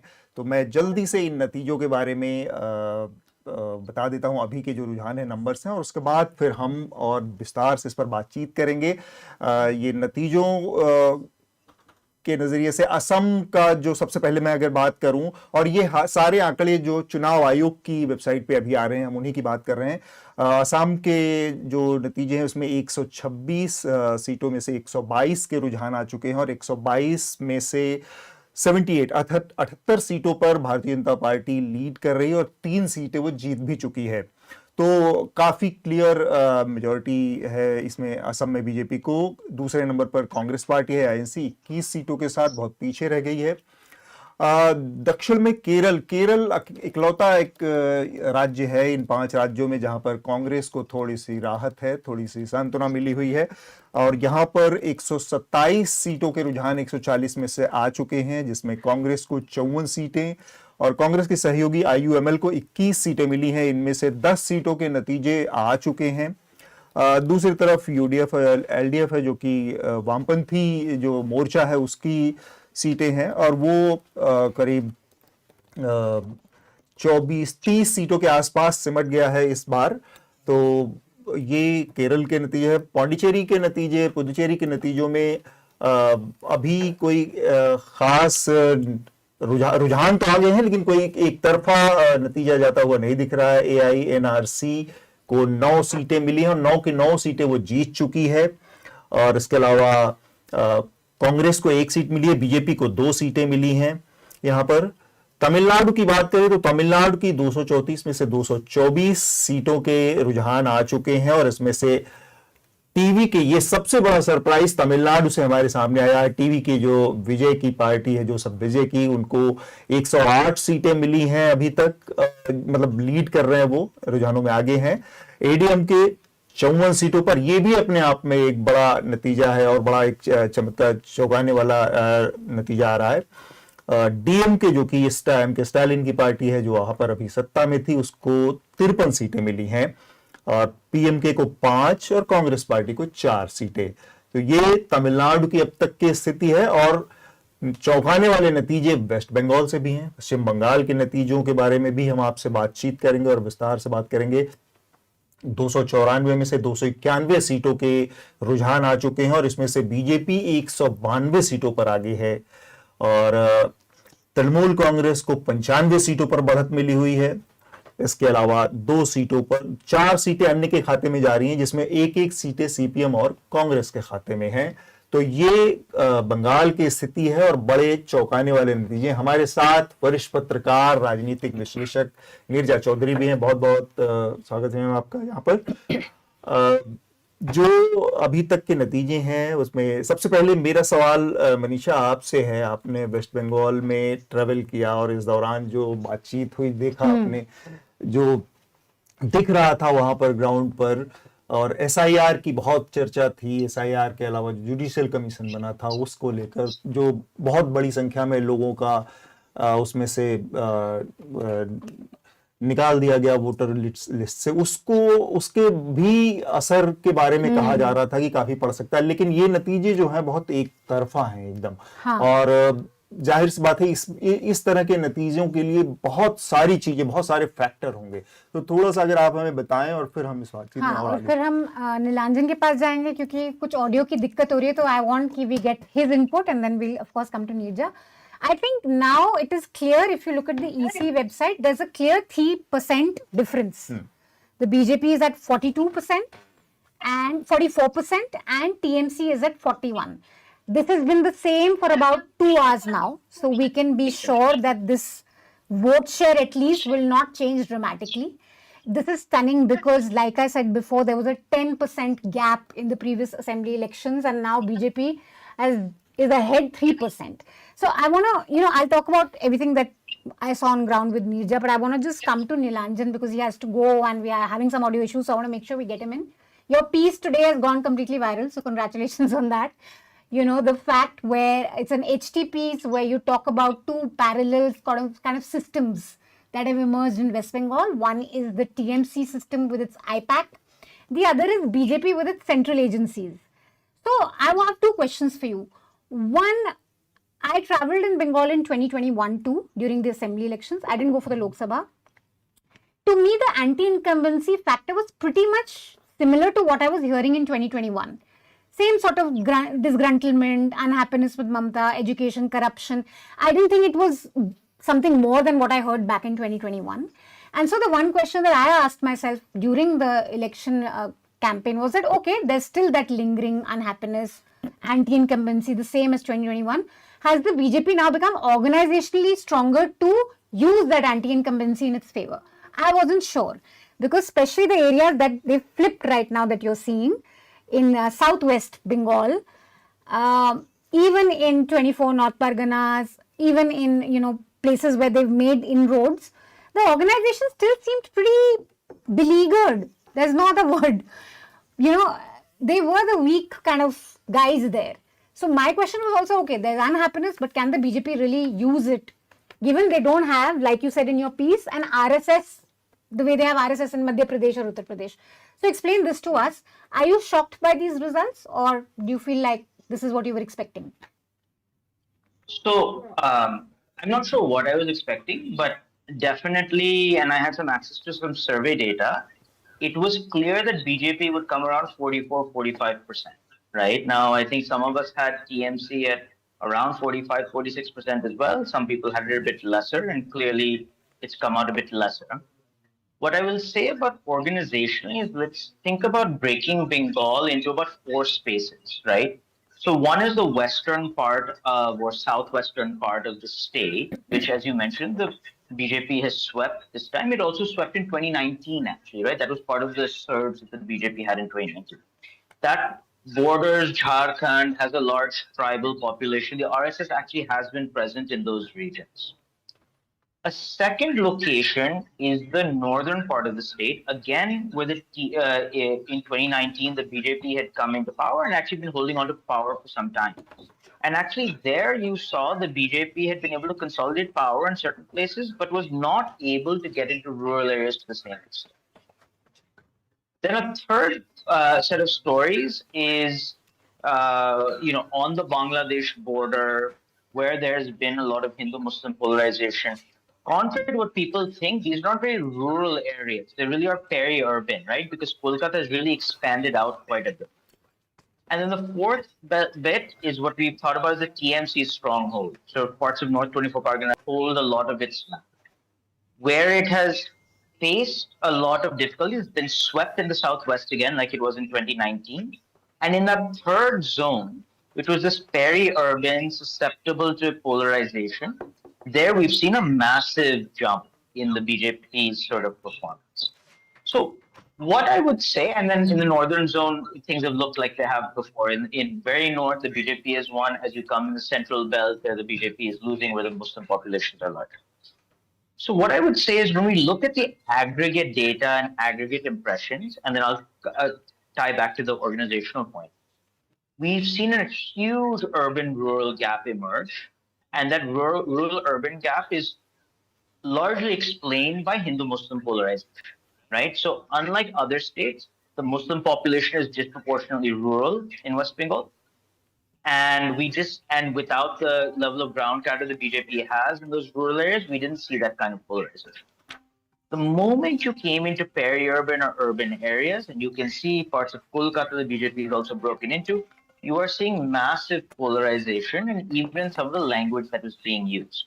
So I agree that the level of anti-incumbency was similar to what was before, but the net impact of having something like SIR and the confusion and having areas where Muslims were being thrown off the electoral rolls, but Hindus not, side by side, created a lot of questions in the minds of voters about why the Muslims were being thrown off, right? So there was genuinely a polarization effect that was being created by this documentary mess, and that you saw quite a bit along the Bangladesh border. Now, organizationally, it is true there was a huge amount of corruption in the TMC. There was a huge amount of anti-incumbency, and one of the things that we sort of talked about that bringing in IPAC gave a central line for Mamta and Abhishek Banerjee to the ground, but people no longer had a ground connect or an accountability connect with their local party workers. And in this time, that level of anti-incumbency frustration with local party workers created a lot of problems. On the other hand, the BJP genuinely had weaker organizational strength, but they brought in a lot of central machinery. They made themselves present with SIR. It is clear that there were preventative detentions. So even at the time of voting, it was clear that the central state machinery could be mobilized in favor of the BJP. And I think that actually helped show something about the BJP's capacity to generate an organization when it doesn't have party cadre on the ground. Nirja, you traveled in West Bengal. You had a very clear understanding on the women voters, at least, who were clearly saying, that they wanted to change. First, are you surprised by the scale of the victory for BJP, 3% ahead? And what are the factors, according to you, that worked for them? Yes, I'm surprised by the scale of the victory. I thought it was it would be a close one. I wouldn't have been surprised if Mamta had just got through. I wouldn't have been surprised if BJP had got through. But this kind of, but a lot of people in Bengal said Bengal votes one way. That was also like always going to be decisively. But I felt there was a parallel streams of thinking and commitment, and which was voiced, even in Mamta's own constituency. I don't know whether she's leading or trailing. She was leading, but I'll just take on that. She's leading. That's being watched very carefully. But there were two kinds of voices. So that's number one. Yes, I particularly tracked women because minority plus Mahila plus others, and that others make up various factors, is what gave Mamta Banerjee the edge last time. Now, minorities seemed to be pretty solidly with her for a variety of reasons. I wanted to see whether the Mahila was solidly with her. And I did areas of Kolkata, including her constituency. I went to South Parganas, 24 Parganas South, and a few constituencies there, randomly looking at, talking to women. And I found, yes, her vote had been dented because there were voices speaking for her in the 1500 Lucky Bhandar scheme and so on, Kanyashri and this kind of security and, she was a presence, she was going to be there for them, pro-poor, pro-women, pro-Bengali, Bengali identity, they spoke on that. They feared Delhi would rule Bengal. But there were also women, like a woman said to me, yes, we've been helped by 1,500 rupees, but my daughter's become a graduate. I wanted to get 20,000 rupees and a job. We are going from place to place, but there is no job for her. So this joblessness was a big issue with poor and the middle class alike. Therefore, I asked a woman in a village in Canning, one of the Canning, Purava Paschim, one of these constituencies, and I asked the same question to a woman in slum in Mamta Banerjee Bhabanipur constituency. I said, out of 10, how many do you think would have moved away this time? How many women would have moved away this time? The answer was the same. 1 to 2 would have moved away out of 10. That's a 10 to 20%. No, that's a manner of speaking, you say. But certainly I found women who spoke about, wanting change, village areas as well as. So that had been dented was very clear. Now the third aspect, minority Mahila, the third aspect of Mamta was, the hawkers, the rural people, the poorer sections, and those who, the voters who got disenfranchised. There are two views of looking at it. The BJP side says that Mamta's TMC army would go, as used to happen during the left time, and the missing voters, ek ghanta in every booth, they would go and tappa maro. That tappa maro facility was taken away this time. Some people calculated it would add up to about 8%. I don't know whether that's true or not, but certainly. So, and the 27 lakh people, forget the 60 lakh who died or migrated. The 27 lakh voters. 27 lakh who had papers and who did not get a chance to vote, only 1,000 of them have voted. So that is, who would it help or hurt? That was a question mark, how that would play out politically. Clearly it hurted TMC. Yes, I think it hurt. My own feeling is talking to people and the agitation on it. Yes, it hurt the TMC.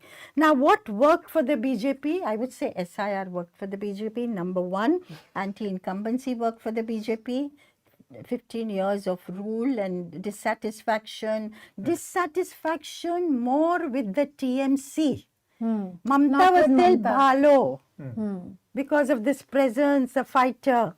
And then, of course, there was a different anger against what are called the TMC goons, the system. They are the ones who mediate between the government and the citizen.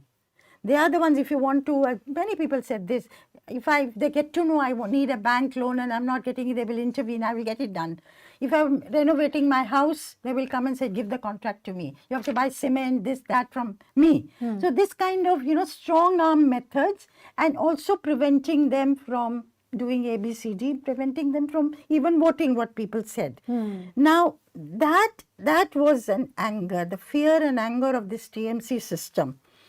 And then, of course, government servants were dissatisfied. And that is a very important element in any election. Security forces being there was another element. Hindu-Muslim, not polarized, at least the places I went to, not polarized in a way that hits you in the face. But even the Muslim women say, pehle Hindu-Muslim nahi hota tha, ab zyada ho raha hai. And it's not a Hindutva of the type that you see in Hindi heartland, but there is an element of anti-Muslim. I suppose there is, the people say it's because of the history, because from the times of partition of Bengal, it's been there dormant. It wasn't politically correct to talk about it. People are talking about it that much more now. And then, of course, hard work. Hard work of the BJP, let's give it to them.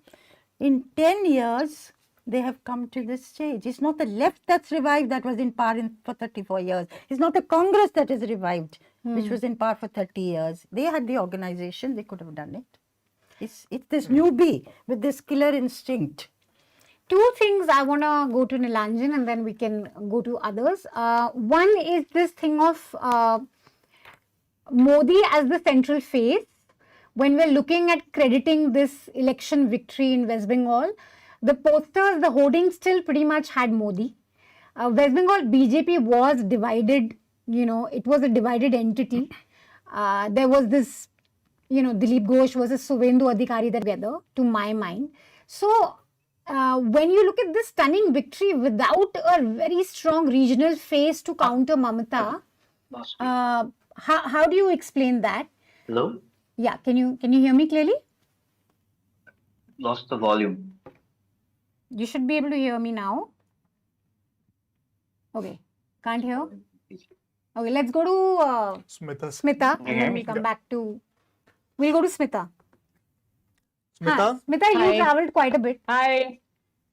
In fact, we met there also. So, one, are you surprised or not? Second,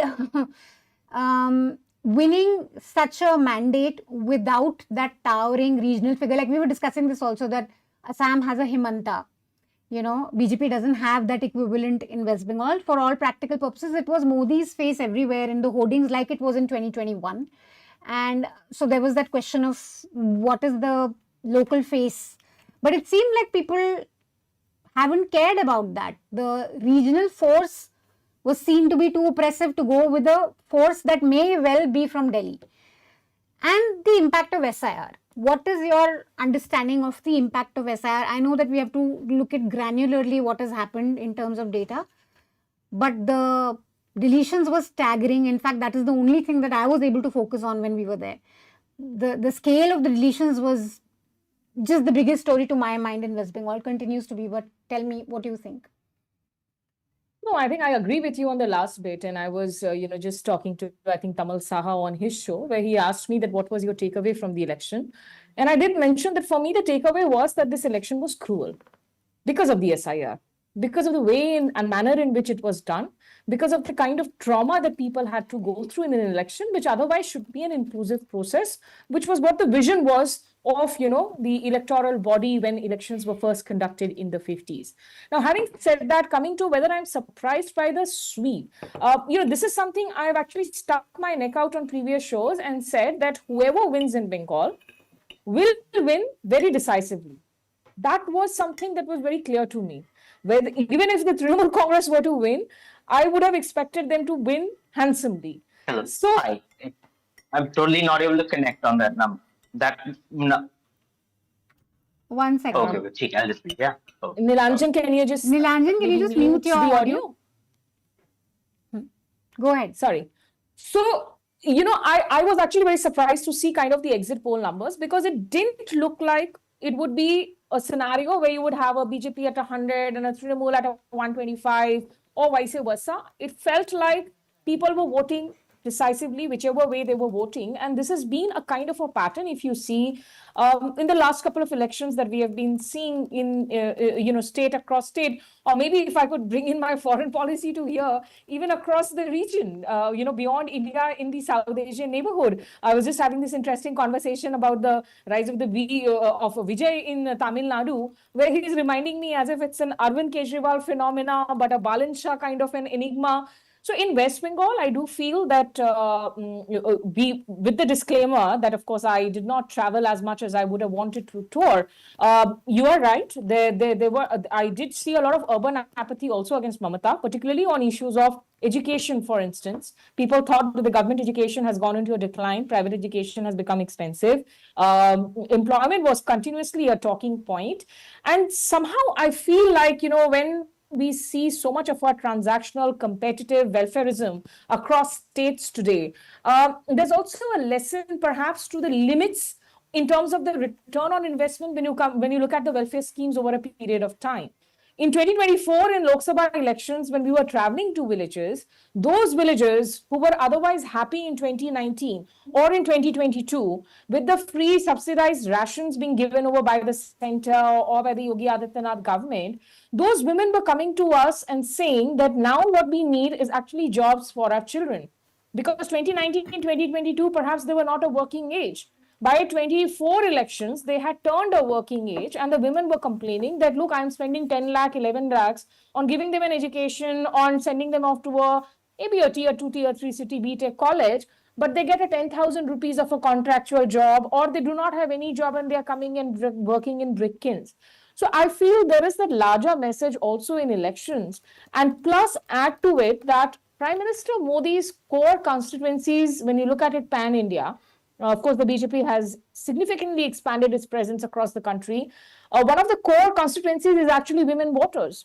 So maybe the fact that the BJP chose to make this election into a Didi versus anti-Didi, a Didi versus Modi, the kind of women voters that Mamata Banerjee has really worked on, and it's not a dole out that she has given just in the middle of an election or overnight. That's something to be different. We should look at differently from what happened in Ladki Behan or the 10,000 rupees dole out, because these were long-standing schemes that did give a lot of benefit to a lot of households, but maybe they had just run sort of, their expiry dates, and people were hoping to look beyond just these rollouts. And the larger issue finally of, what was happening with the TMC lower rungs. At the end of the day, these are cadres that had moved from the left front, which had been in power for 34 long years, into the TMC. You're in the lower rungs, you're there for another 15 years. That's almost 5 decades for a lot of those voices.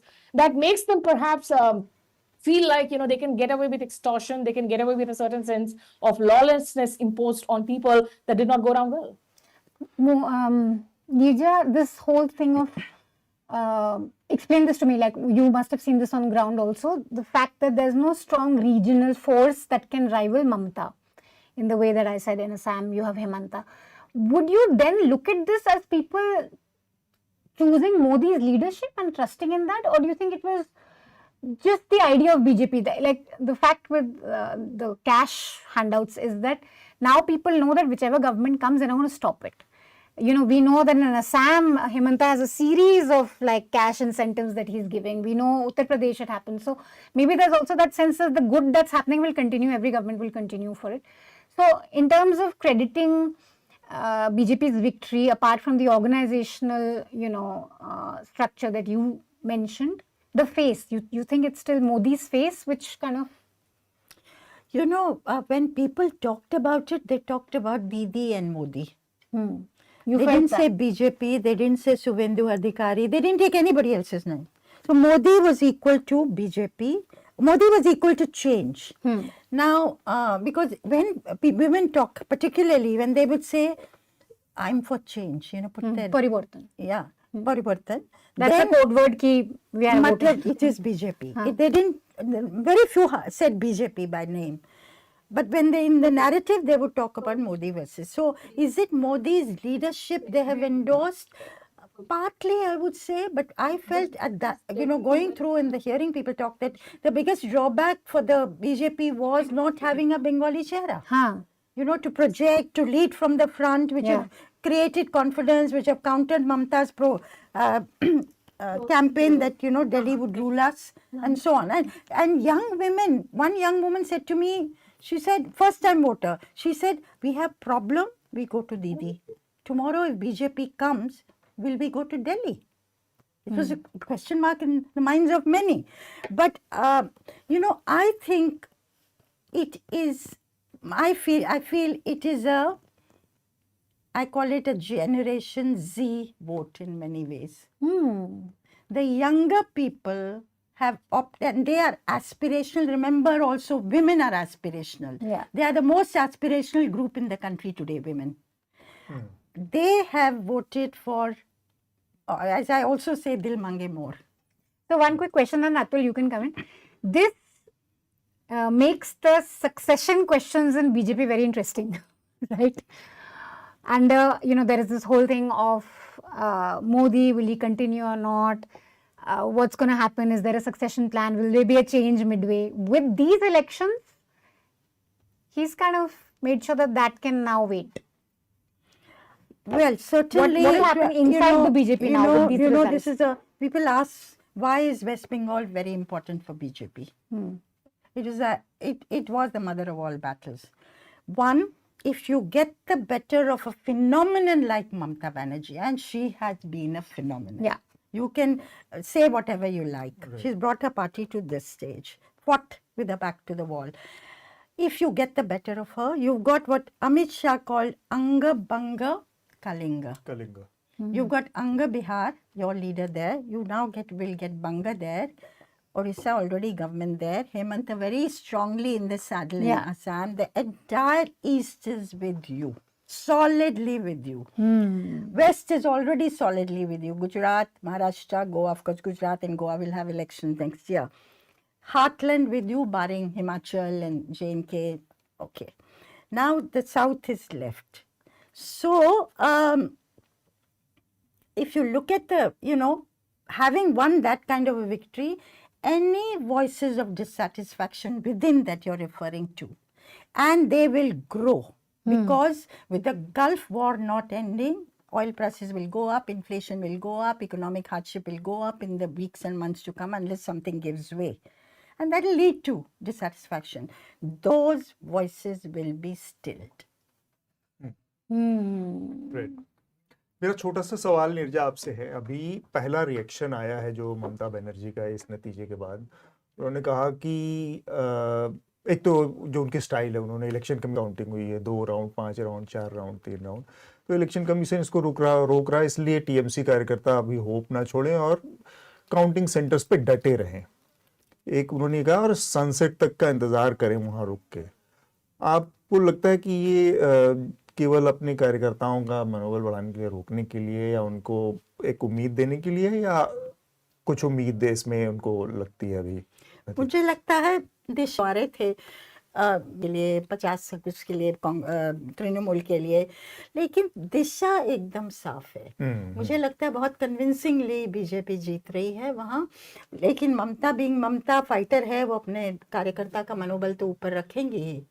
तो अब ममता कैसे आगे जाके पेश आएंगी, क्या उनका role Bengal में रहेगा एज एन ऑपोजिशन लीडर, अगर ये होता है तो एक लार्जर सवाल ये होता है कि इंडिया अलायंस जो ऐसे भी बहुत बिखरा एक बहुत लूजली बॉन्डेड था, उसमें उसके नजरिए से इन नतीजों को इंडिया अलायंस जो अटका हुआ था, मरता क्या ना करता की बात। कांग्रेस के लिए अच्छा है ये रिजल्ट, कांग्रेस के लिए अच्छा हो सकता है, पर कांग्रेस ये मजबूती से अपॉर्चुनिटी को हाथ में लेगी कि नहीं लेगी? असम में एक्चुअली अगर आप देखें तो भाई it is a very bad result for Bengal, तो कांग्रेस के लिए ठीक हो सकता है।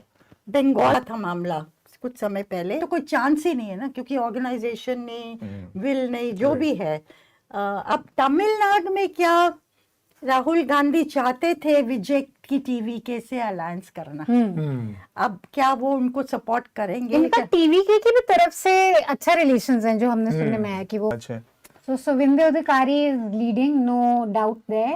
नंदीग्राम से भवानीपुर से नहीं, भवानीपुर से कर रही है लीड अभी। ओके। रत्ना देवनाथ भी पानीहट्टी कॉन्स्टिट्यूएंसी से लीड कर रही हैं। आरजी कर रेप विक्टिम जो है उनकी मदर हैं वो। बहुत ही मॉडेस्ट कैंपेन था, बहुत कम लोग थे। Really had to fight in that sense in terms of groundswell and everything. But if she's leading, that's really amazing because then mandate वाला जो है लोग वोट Exactly. दे रहे हैं, क्योंकि वो शुभेंदु अधिकारी भी उतने स्टॉलवर्ट नेता नहीं है।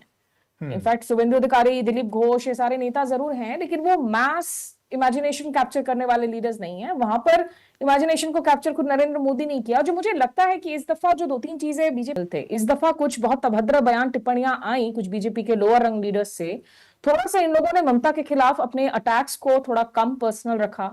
दूसरी बात है, बंगाली जो कल्चरल आइडेंटिटी है उसको इस दफा अपीस करने की कहीं ज्यादा कोशिश की गई। इसीलिए आपने देखा कि वो अनुराग ठाकुर मंगलवार के दिन आकर मछली खा रहे हैं, वो तेजस्वी सूर्या आकर जो है बंगाल में जॉब्स की बात कर रहे हैं, हिमंता बिस्वा शर्मा, सबने पूरी ताकत तो जरूर झोंक दी। तो ये जो 2-3 चीजें हुई, और जैसा नीजा जी ने कहा कि ये एक यंग वोटर्स का शिफ्ट है, जिस यंग वोटर को बंगाल के बहुत ज्यादा इतिहास के बारे में जानकारी नहीं है, लेकिन शायद वो आज की तारीख में देख रहा है कि क्या मेरे लिए जॉब्स हैं या अभी जिस तरह के वाकये हो रहे हैं।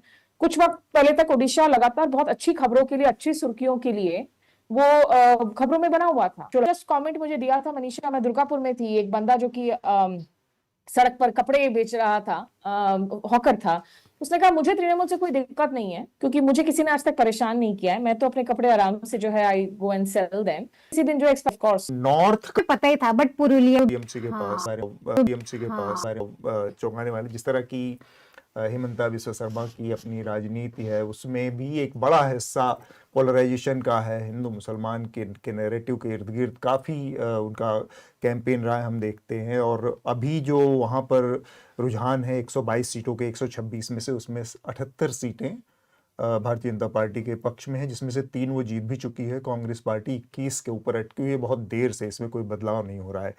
तो अमित, सबसे पहले आप अगर हमें थोड़ा सा बता पाए कैसे।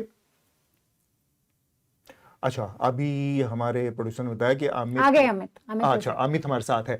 अमित, मैं जानना चाह रहा हूँ कि ये जो तीसरा टर्म बीजेपी के पास जा रहा है असम में, इसमें कौन कौन से फैक्टर हैं जो भारतीय जनता पार्टी के लिए काम कर रहे थे? क्योंकि अगर हम बंगाल में जिस तरह से हम एंटी इनकम्बेंसी की बात कर रहे हैं, कहीं पे भी जहाँ पे दूसरा टर्म तीसरा टर्म आता है, तो वहां पर भारतीय जनता पार्टी इस एंटी इनकम्बेंसी को कैसे पार कर पाने में सफल हो गई है?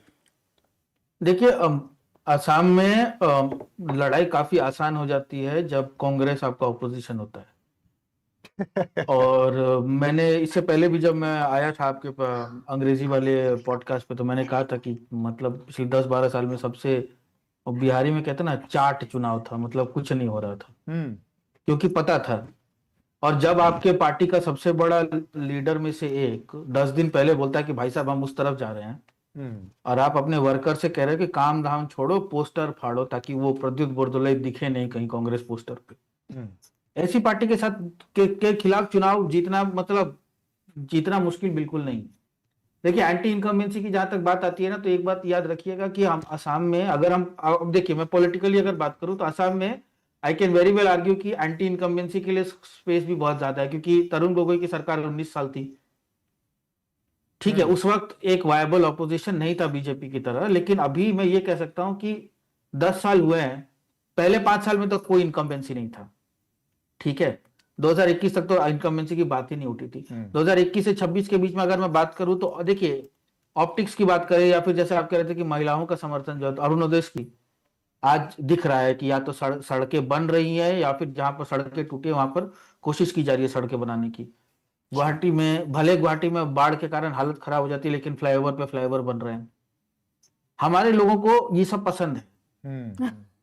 भले देखिए, इनफैक्ट मैंने यहाँ पे देखा था कि मेरा एक दोस्त था जो मुझे कहता था कि गर्व से कह रहा है कि देखो गुवाहाटी में भी ट्रैफिक जाम होता है, क्योंकि ना इतना पैसा आया है लोगों के हाथ में कि अब सब गाड़ी खरीद रहे हैं। इसका मतलब traffic jam is a sign of progress. तो आप इसके खिलाफ ये नहीं कह सकते कि देखो यहाँ पे तो सरकार काम नहीं कर रही, infrastructure has not kept pace with progress. नहीं, एक पैसे हैं तभी तो गाड़ी खरीद रहा हूँ। अमित, एक चीज मैं पूछना चाहती हूँ, and then we'll just come to Neerja and then come to you again because she has to go. One thing on, जैसे हिमंता बिस्वा शर्मा का जो कैंपेन था, हमारे लिए दिल्ली में बैठे हुए बहुत ही ओडियस कैंपेन था, specially that video which they said कि हमको नहीं पता क्यों आया, you know, very taking aim at very clearly a Muslim person. और उनका कहना है कि हम तो बांग्लादेशियों की बात कर रहे हैं, बट सबको पता चल गया था मैसेज क्या है।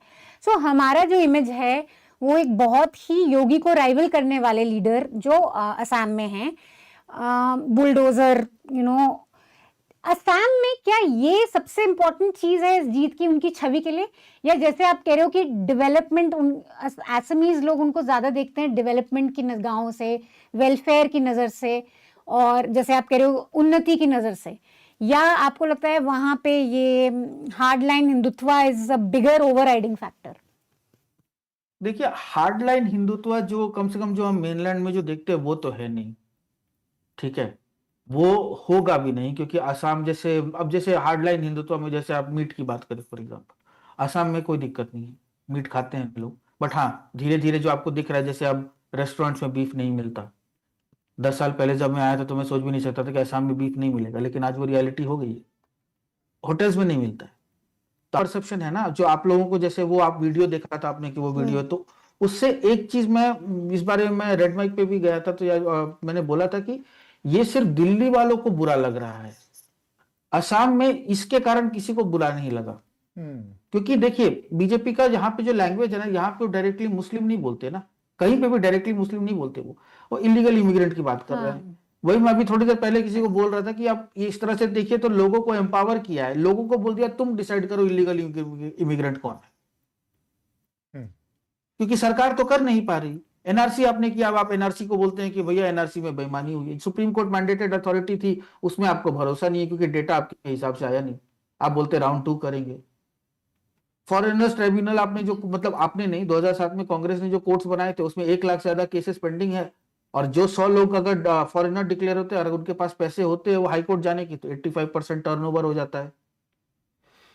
और ये सब ऑब्जर्वेशन से कोर्ट के, तो ये कहना कि किस बारे में है, मैं आपको एक चीज अगर मैं कहूं बहुत सीधे साधे, तो ये देखिए कि जो भी है ना, हिमंता बिस्वा अपना माना जाता है कि ठीक है, और यही अगर ये प्रोग्रेस नहीं दिलाएंगे तो कौन दिलाएगा? गौरव गोगोई के लिए इज्जत बहुत है, रेस्पेक्ट बहुत है, लेकिन जैसा दिख रहा है शायद वो अपनी ही सीट हार जाएंगे। जोरहाट में, जो कि और देखिए जोरहाट तीताबोर जो है वो, मतलब तरुण गोगोई का बहुत बड़ा मतलब एक बेस रहा है।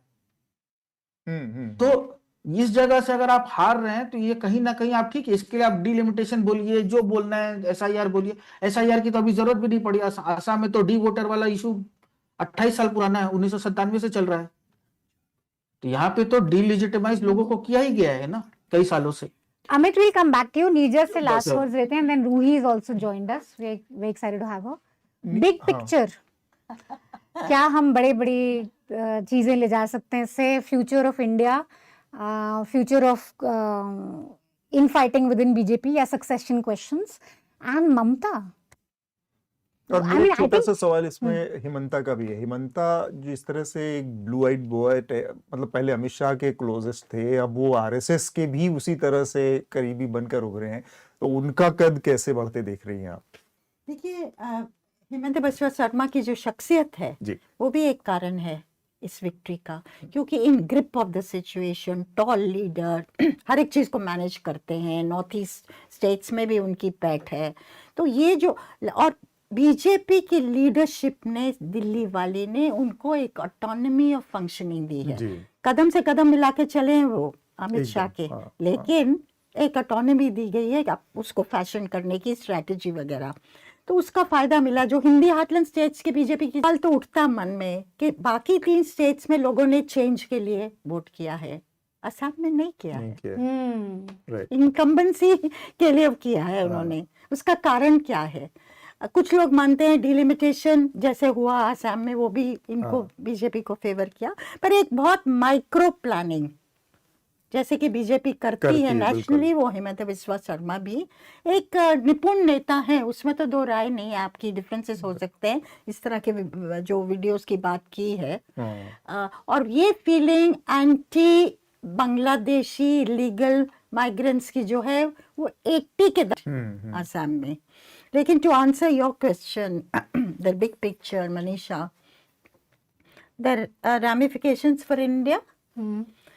Either they will feel the need to hang together now and let the Congress lead. उसमें सवाल उठेगा राहुल गांधी की लीडरशिप का। Does he have what it takes to be an alternative, to be seen as an alternative to Narendra Modi? But the desire to have a one-on-one contest in the 2029 elections will be there, and I think that compulsion will stare them in the face. So either this will happen, or the Congress is the one that will go it alone and revive. Let's see what happens. We have to jump in and see what we can do. Secondly, for Mamta herself, I don't see her giving up. That is not her personality. From the woman who jumped on the bonnet of JP's car in the mid-70s and became the darling of Indira Gandhi, to the woman who got out of the Congress, replaced the Congress, today Congress is a virtual zero, and throughout left government, 34 years in power, had till now kept the BJP there. She is not going to give up very easily. That's not her character. So she will have to, they will restrict her to Bengal also. Corruption cases, they've talked about a committee to go into it and so on.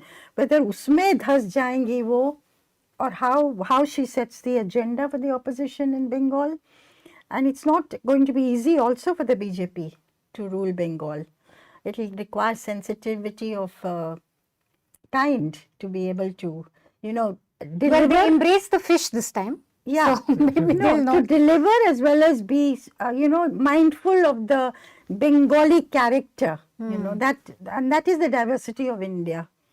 So on BJP's internal thing, as I said, this victory of Bengal and overall their performance in Assam also will help them quell any dissatisfaction within.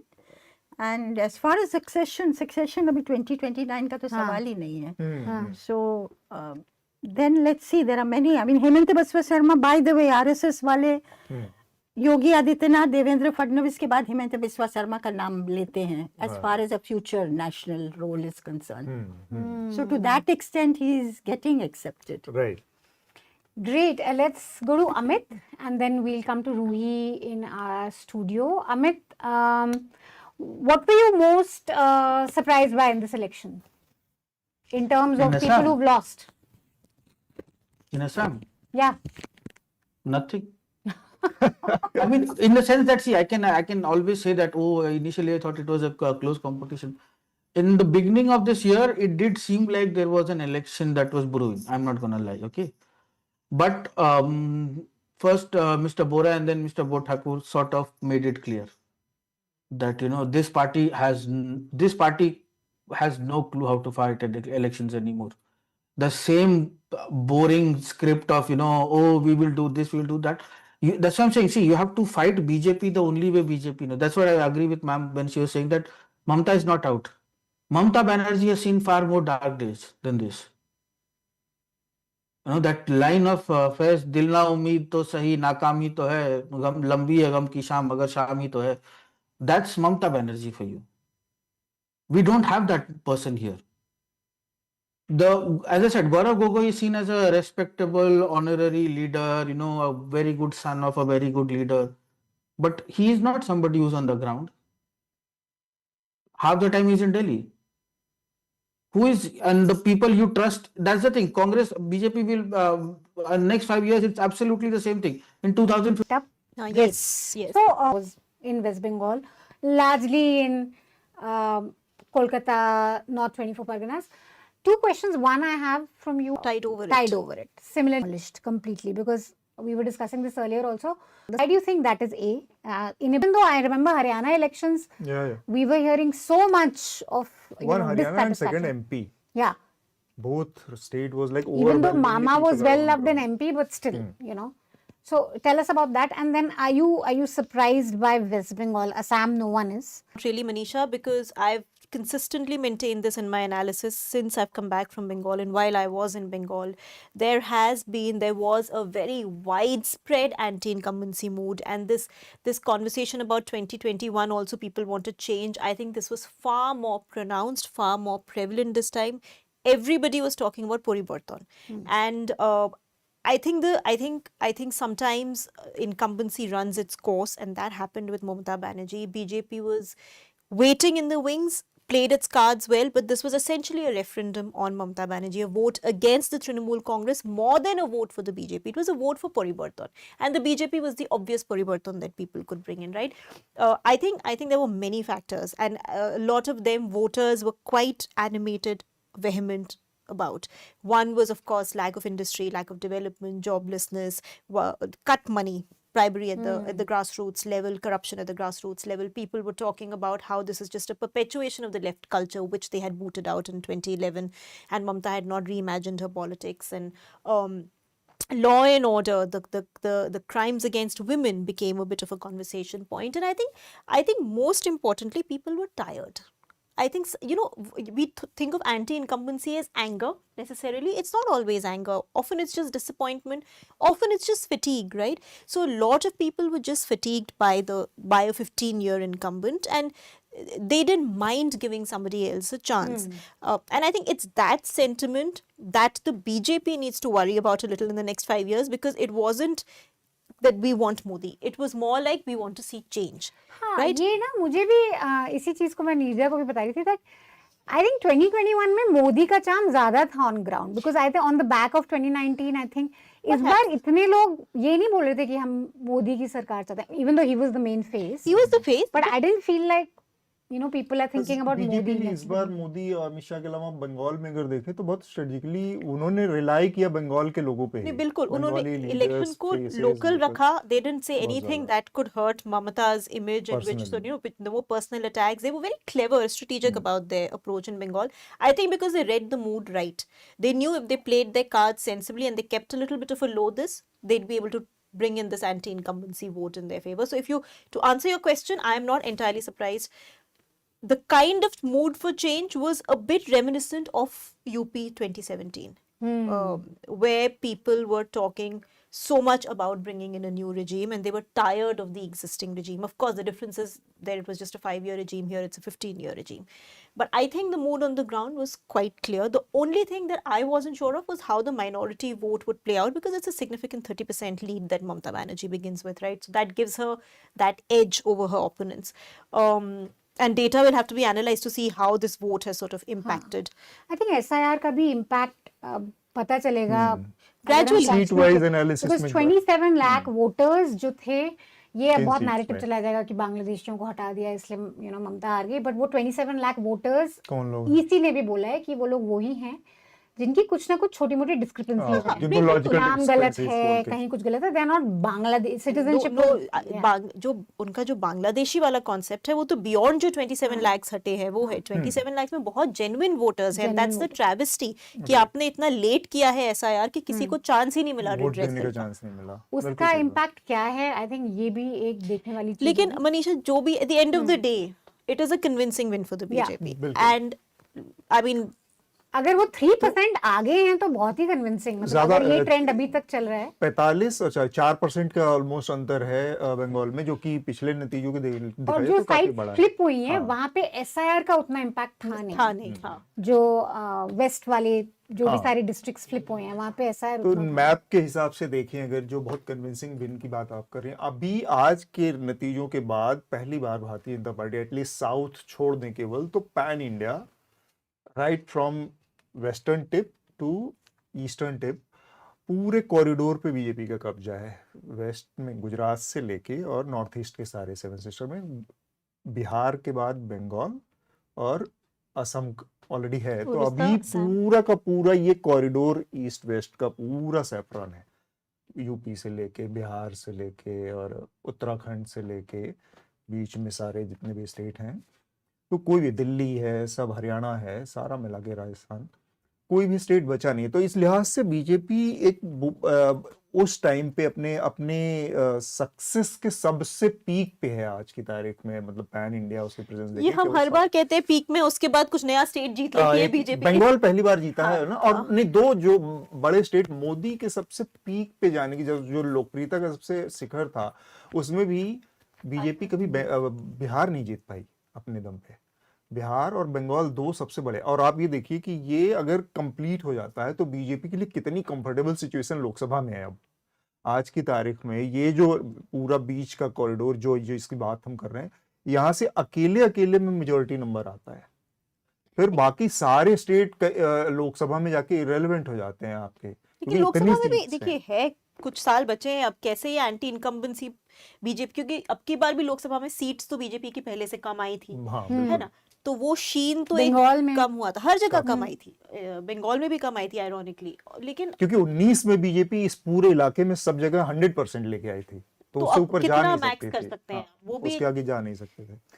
दो चीजें मैं add करना चाहती हूँ, and I want your intervention also. एक तो जो मुस्लिम vote consolidation जो हम सोच रहे थे वेस्ट बंगाल में होगा, अब नंबर्स नहीं आए हैं क्लियरली, तो I don't want to say something very definitive, but एक सेंस तो था। टीएमसी ये बहुत मैसेजिंग कर रही थी कि भाई ये जो है इसके बाद आपको डिपोर्ट होने वाले हैं, कि एक्चुअली जो एसआईआर हो रहा है वो मुस्लिम्स को डिपोर्ट का प्लान बन रहा है।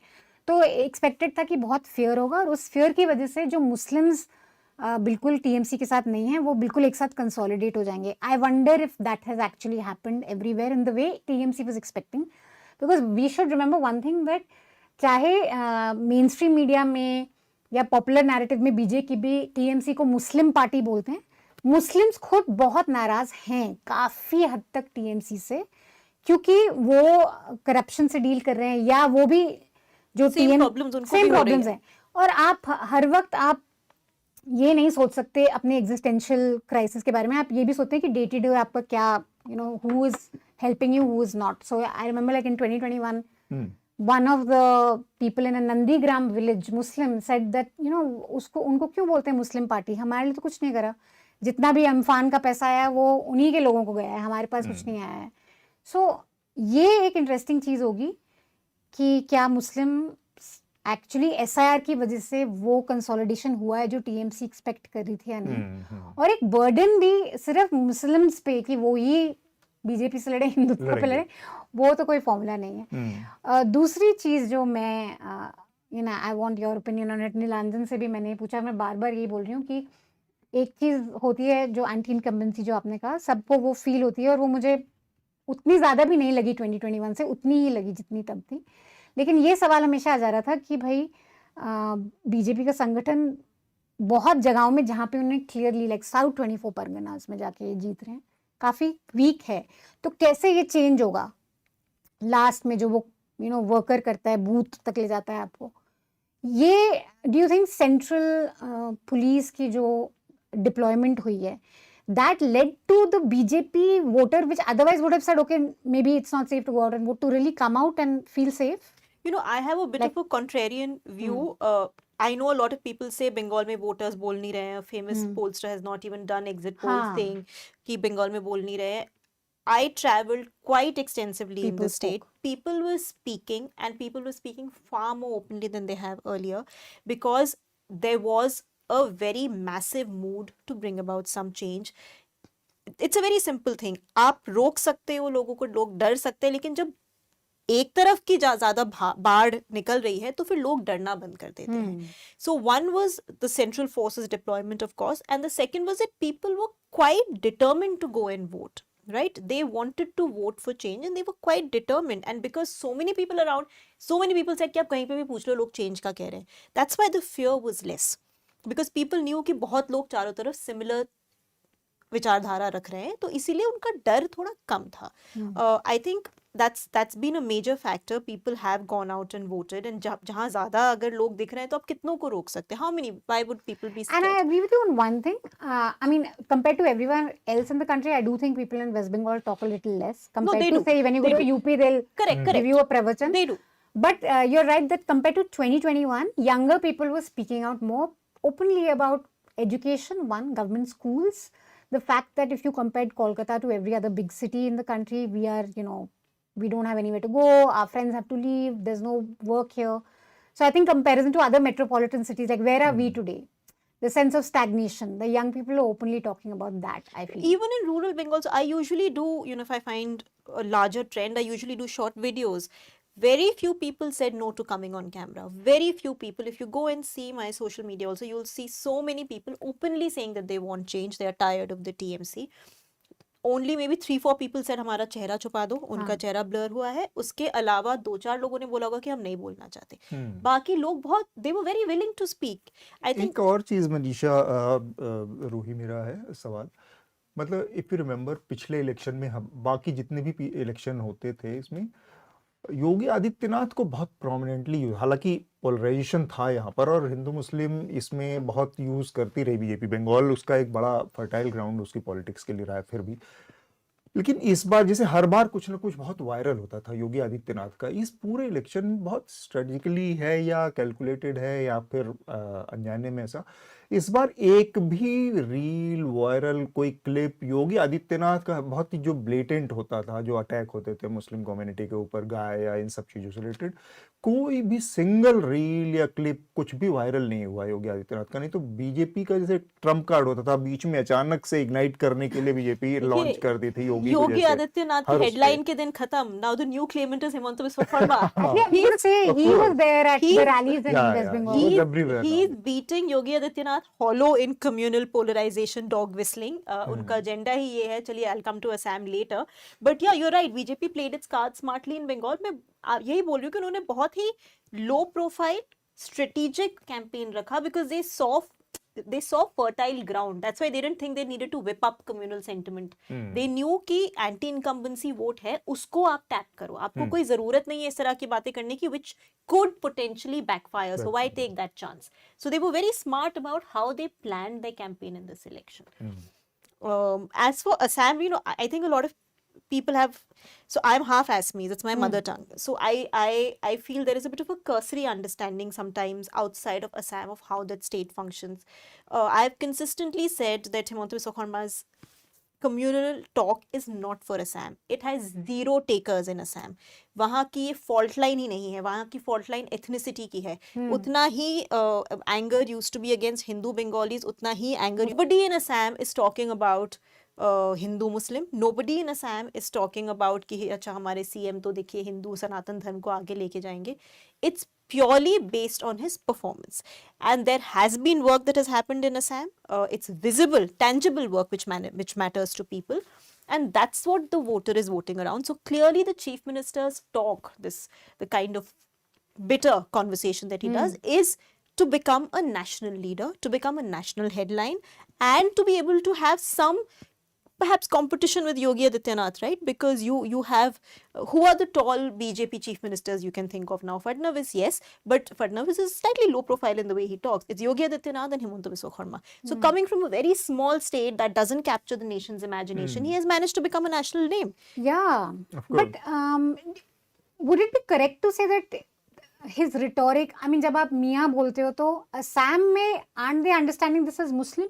They are understanding it as Muslim Bangladeshis. They are not understanding it as Muslims. Not as Muslim Assamese. No, and that will never happen. I hope it doesn't happen, because that has not been the ethos of the state. Unko Bengali Hindus who have come from outside के against भी उतनी ही नाराजगी थी जितनी Muslim outsiders Bengalis के against थी, Muslim speaking Bengalis. So Bengali speaking Muslim. So it's not seen as a Hindu versus. So many voters actually on the ground, to be fair, have said कि chief minister को ऐसी बातें नहीं करनी चाहिए, उनको हिंदू मुस्लिम की बातें नहीं करनी चाहिए, लेकिन काम उनका अच्छा है तो हम उनको वोट देंगे. वेलफेयर एक उनके उस पे जाता है जो न्यूमरस स्कीम्स थी स्पेशली फॉर इंफ्रास्ट्रक्चर की बात. तो अब हम ऑलमोस्ट पूरे टेन्योर में सुना है ये कि फ्लाईओवर्स बन रहे हैं, रोड्स बन रहे हैं, और जो चीजें वहां पे नहीं थी जिससे वो, और नॉर्थ ईस्ट के काफी इलाके वंचित हैं, वो अब लोगों को लग रहा है कि development. Did you find West Bengal to be polarised as an election?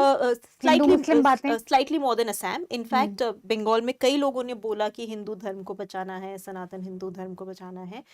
तो जो बीजेपी का जो communal tweak to this immigrant issue है, टू दिस आउटसाइडर इशू है, उसका रेजोनेंस, जो कम्युनल रेजोनेंस है, वो बंगाल में ज्यादा है एज कम्पेयर टू असम, क्योंकि बंगाल में कभी एथनिसिटी का इशू था नहीं. They are also Bengali speaking, you're also Bengali speaking. Assam में एथनिसिटी का इशू था. So yes, बंगाल में मुझे लगता है कि there was an extent of polarization, but मैं ये नहीं कहूंगी कि वो मेन रीजन है बीजेपी की जीत का. Give the devil credit where due. I'm wondering about exit polls actually. So at least in West Bengal, most of them seem to have gotten it right. And Access that didn't release the numbers. Now we need to know what the numbers were. because if no one was speaking, तो वो भी एक interesting. हालांकि 194 तो किसी ने नहीं कहा था, तो वो जो आए हैं वो गलत ही है. 160 तक बहुत सारे लोगों का प्रेडिक्शन था. देखिए थोड़ा ना 10-15 सीट ऊपर नीचे का फिर कोई मुश्किल होता है. वैसे एक्चुअली पोलस्टर्स का तो काम है टू प्रेडिक्ट, बट थोड़ा in a state where as you said people talk less than other states, maybe sometimes you get misled. Pooja हमारे साथ है. पूजा, इससे पहले हम जो केरल और केरल और तमिलनाडु की बात करेंगे, पुडुचेरी की बात करेंगे, लेकिन उससे पहले ही आपने सुना और देख रहे हैं कैसे वेस्ट बंगाल के जो नतीजे हैं, असम के जो नतीजे हैं. और स्पेसिफिक अगर मैं बात करूं इसमें, तो आखिर में मनीषा ने जिक्र किया एग्जिट पोल के. सारे एग्जिट पोल ऑलमोस्ट फेल हो गए. कोई भी एग्जिट पोल के ही नजरिए से अगर हम देखें तो इन दोनों में, अगर असम और वेस्ट बंगाल के नतीजों पर क्योंकि वेस्ट बंगाल के बारे में माना जा रहा है कि भारतीय जनता पार्टी ने एक बड़ा वो हासिल किया है, जो कि बड़ा अचीवमेंट है बीजेपी के लिए लंबे समय से. और फिर हम तमिलनाडु की बात करेंगे और उसके बाद केरल की. पूजा, इससे पहले कि मैं स्पेसिफिक राज्यों पे कमेंट करूं, मेरा ये मानना है, तो ये एग्जिट पोल्स जो होते हैं मुझे अभी तक समझ में नहीं आया क्यों करते हैं, क्योंकि उसके 2-4 दिन में वैसे रिजल्ट्स तो आ ही जाते हैं, और जिनको सही मिला वो बोलते हैं हमने सही किया. टीआरपी बढ़ाने के अलावा और जो कमर्शियल एस्पेक्ट है, जो टीआरपी के साथ जो एड्स वगैरह मिलते हैं न्यूज चैनल्स को, सेफोलॉजिस्ट को जितना जो भी मिलता है, उसके अलावा क्या फायदा मुझे अभी तक समझ में नहीं आया. मैं इसीलिए कह रही हूँ क्योंकि आप जहाँ पे भी देखो, जैसे तमिलनाडु में हो गया, एआईएडीएमके के बारे में कोई बात नहीं कर रहा था क्योंकि वो साइलेंट वोटर्स थे. सब डर के मारे या टीवी के बोल रहे थे या डीएमके बोल रहे थे. जो इकोसिस्टम बनाते हैं लोग, उसी जरिए बात करते हैं. एग्जिट पोल्स में भी लोग, वो जो एक हर्ड मेंटालिटी होता है, उसी हिसाब से बात करते हैं. तमिलनाडु में भी यही देखा, केरला में भी वही देखा हमने, क्योंकि जो लोग शायद जाके यूडीएफ या उनके कांग्रेस या उनके एलाइज को जिन्होंने वोट दिया है, वो भी जब हम कैमरा पे उनसे पूछ रहे थे, वो बोल रहे थे एलडीएफ, क्योंकि एक डर का माहौल पैदा हो गया है और किसी को एक डर रहता है कि अच्छा हमने ऑन कैमरा कुछ बोल दिया या ऑन रिकॉर्ड कुछ बोल दिया, अगर वो गलत हो गया तो फिर क्या होगा। That is my limited point. I think Bengal, Kerala और तमिलनाडु में एक कॉमनैलिटी है, चेंज, जो अलग अलग भाषाओं में सब लोगों ने बोला है, परिवर्तन इन बंगाली एंड मातरम इन तमिल। इसमें वेस्ट बंगाल में तो फोर्थ टाइम है, तो there were issues that they could speak about. Tamil Nadu में आप देखोगे तो it was just the buzzword was change. Kerala में भी वही 10 साल के बाद. So I think that seems to be the pattern, the theme of these elections. तो हमारे द न्यूज़ मिनट के साथी हैं शब्बीर ने अकेले ये जोखिम उठाया था, एक खतरा उठाया था, वो अकेले थे जिन्होंने कहा था कि टीवी के सरकार भी बना सकती है तमिलनाडु। व्हाट्सएप में उनका एग्जिट आज के बाद 5 साल तक शब्बीर हमें ट्रोल करेंगे। बिल्कुल। तो है, but he stuck his neck out and he was proven right. Yes. तो मुझे यही इससे बातचीत में तमिलनाडु के बारे में शुरू करना चाह रहा हूँ। टीवी की को पढ़ने में लोग चूक गए, पोलस्टर भी चूक गए, जर्नलिस्ट भी ज्यादातर चूक गए। हाँ, एक्सेस एक एक्सेस था जो कि उसको पढ़ पाने में लोगों के कामयाब रहा। तो वो बात आपकी सही है कि बहुत सारे पोस्टर क्यों काम करते हैं, शायद उसके कॉमर्शियल एस्पेक्ट्स बहुत ज्यादा हैं, लेकिन फिर भी ये जब नतीजे आ रहे हैं और लग रहा है, और साथ में एडीएमके के भी इस समय, एक समय डीएमके तीसरे नंबर पर थी, अभी फिर से वो दूसरे नंबर पर है और एडीएमके 50 सीटों पर लीड के साथ तीसरे नंबर पर है, लेकिन फिर भी उसके नंबर्स काफी वो है और कोई भी एडीएमके को यहाँ तक नहीं मान रहा था। तो मैं इन दोनों एडीएमके और आई थिंक एक चीज तो हम बोल सकते हैं कि it is a return of personality politics, अगर आप देखोगे तो, क्योंकि एक जयललिता और करुणानिधि के डिमाइस के बाद, उनके गुजरने के बाद कोई एक बड़ा लीडर नहीं था जो मतलब कैरिस्मेटिक लीडर, जो मतलब मास लीडर है, लोगों को इकट्ठा कर सके, लोगों को मूव कर सके, इधर से उधर स्वे कर सके। आई थिंक वही एक अंडरलाइंग फैक्टर है, क्योंकि आप अगर उनके जो बहुत सेंट्रल है द्रविडियन पॉलिटिक्स में, वही उन्होंने भी आगे बढ़ा। इनफैक्ट दोनों पार्टी से ज्यादा उन्होंने अनाउंस किया है। एक मैं सुन रही थी, कोई एक एनालिस्ट ने बोला था कि अगर वो सब उनको अभी इम्प्लीमेंट करना है, so he'll need around 3.5 lakh crores to begin with. कहाँ से लाएंगे? तो उन्होंने ना मीडिया से इंटरेक्ट किया, उनका कम्युनिकेशन वन वे था, उनके स्पीचेस आप देखोगे तो बहुत रेटरिक से भरा हुआ था, एकदम मूवी सीन्स के जैसे लग रहे थे, और लोग भी उसी तरीके से रिएक्ट कर रहे थे। वो जो भी बोल रहे, किसी ने सवाल नहीं पूछा उनसे, कैसे करोगे, चेंज बोल रहे हो आप सब कुछ बदल दोगे, कैसे बदलोगे, क्या बदलोगे, किसी ने सवाल नहीं पूछा। सबने यही बोला कि हम उनको एक चांस देंगे। तो मुझे लगता है कि ये जो डोमिनेंस था एडीएमके और डीएमके का काफी 5-6 दशकों से जो हो रहा है, वो उससे लोग तंग आ चुके थे, उनको एक चेंज चाहिए था। और उनमें अभी एक मिला जो एक्टर उनके हिसाब से सब सैक्रिफाइस करके आया, क्योंकि सब लोग बोल रहे थे कि 200 करोड़ कमा सकते थे एक साल में, वो छोड़ के हमारे सेवा के लिए आए हैं, हमारा बनता है कि इतना तो हम करें, एक बार चांस थे उनको। That was the theme, that was like a script मैंने सबके मुंह से सुना। So I think as far as pollsters are concerned, why did they get it wrong apart from all the other structural problems that are there? मुझे लगता है कि it was untested territory, uncharted territory. हमें भी बहुत मुश्किल हुई जब लोगों से बात करें, क्योंकि बहुत सारे बच्चे थे जो मतलब जिनका वोट भी नहीं है, जो आके चिल्लाते। So it was a very high decibel campaign. तो हमें समझ में नहीं आया कितने लोग एक्चुअली जाके वोट करेंगे, या सिर्फ क्योंकि विजय एक बहुत पॉपुलर एक्टर है उस वजह से इतना एक ऑरा है। पर व्हाट वर्क, जैसे मैंने बोला, एक वन वे कम्युनिकेशन के अलावा इंटरव्यूज नहीं दिया उन्होंने, किसी को पता नहीं एडवाइस कौन है, वो क्या करने वाले। अभी भी हमें ये भी नहीं पता कि कैबिनेट में जो आएंगे मिनिस्टर्स, अगर उनकी सरकार बनेगी तो कौन। हम बैठ के गूगल कर रहे, ढूंढ रहे लोगों को कि ये कहाँ थे, क्या कर रहे थे। तो विजय के अलावा टीवी में कोई और हाई प्रोफाइल लोग नहीं है। वो उनका द्रविडियन पॉलिटिक्स है तो कैसा दिखेगा वो सब कोई क्लैरिटी नहीं है। एडीएमके की बात करो तो they wanted an alliance with Vijay, उन्होंने कोशिश भी किया पर लास्ट मोमेंट में नहीं हो पाया। लोग यही बोल रहे थे कि any alliance with BJP in Tamil Nadu, हमने भी ये बोला है, any alliance with BJP in Tamil Nadu will be counter productive. उस हिसाब से एडीएम के अलायंस को इससे बहुत कम मिलना चाहिए था। तो शायद एक टेक अवे ये भी हो सकता कि people are not as averse to BJP as they used to B.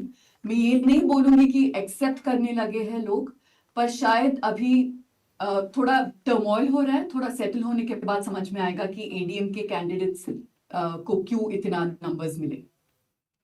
The big question in Bengal is also who will be the chief minister.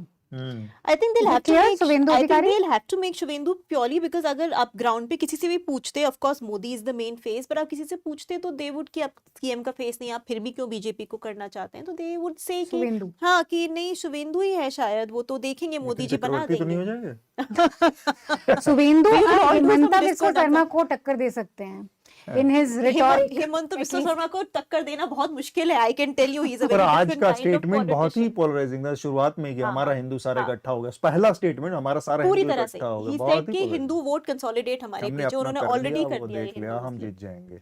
But clearly consolidation हुआ है हिंदू वोट का, मतलब ये जो आपको अगर 44% मिल रहा है तो ओवरवेलमिंगली। बट इसको आप कैसे व्यू करते हैं, दैट मैटर्स ना मनीषा। मुझे नहीं लगता ये हिंदू वोट कंसोलिडेशन है, this is a vote consolidation for change. अब आप इसको ऑब्वियसली मुस्लिम से नहीं ही वोट करेंगे तो मुस्लिम वोट आपके पीछे नहीं कंसोलिडेट होगा। अब इसको अगर आप कम्युनल एंगल से देखेंगे then you are starting off at the wrong point ना। आपको nobody has voted for you only because you're a Hindu party, they voted for you because they want something tangible, they want to change in the state। अब अगर आप इसको Hindutva deliver करने का mandate देखेंगे तो फिर तो आपका स्टार्टिंग पॉइंट ही प्रॉब्लमैटिक है। SIR लेकिन जो at least in West Bengal Bangladeshi, एक तो हम उन लोगों से बात कर रहे थे जो सफर करे SIR में, तो उनके लिए तो ऑब्वियसली SIR एक बहुत बड़ा प्रॉब्लम और वो तो वैसे उनका वोट था भी नहीं। हाँ, जो एजुकेशन में भी जो लोग थे, लेकिन जो लोग इम्पैक्ट नहीं हुए वो साइजेबल चंक है। उनके लिए Bangladeshi illegal immigrants is an issue in West Bengal, unlike in Assam, like you said. So Assam, Bangladeshi immigrants are an issue. West Bengal, it's more of a Muslim immigrants are an issue. I think that's the thing. Immigrants too are an issue in Assam also. So in that sense, there would have been, I'm saying in West Bengal, there would have been polarization in the sense that finally illegal immigrants coming in from Bangladesh have been fixed. Correct. For the people who were not impacted by SIR. हाँ, so those who were not, so SIR का on the impact on the ground was very layered, right? Those who were not impacted were not even talking about it.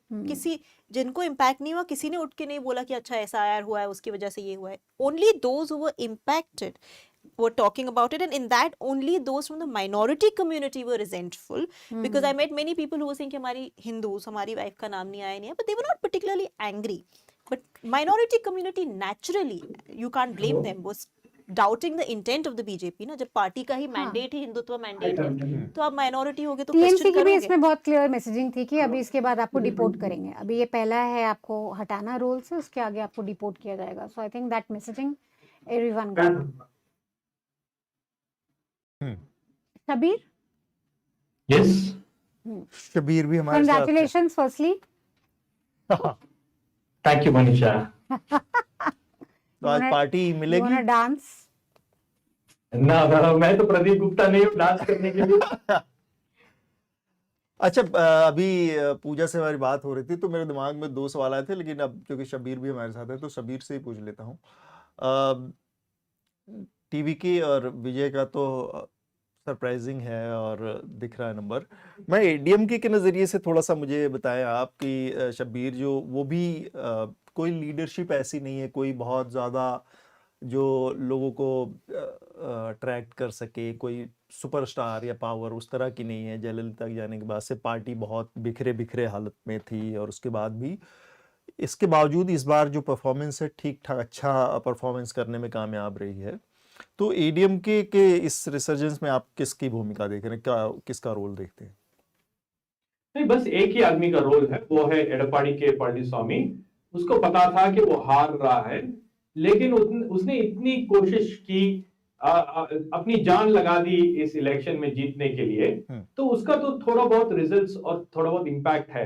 आपको पहले से पता होगा कि एआईएडीएमके का जो सपोर्ट बेस है वो है वेस्टर्न रीजन्स ऑफ तमिलनाडु। वहां पे कास्ट के आधार पर एआईएडीएमके का एक बहुत बड़ा स्ट्रॉन्ग बेस है और मिनिमम उनको मिनिमम 60 सीट्स उधर से मिल सकते हैं।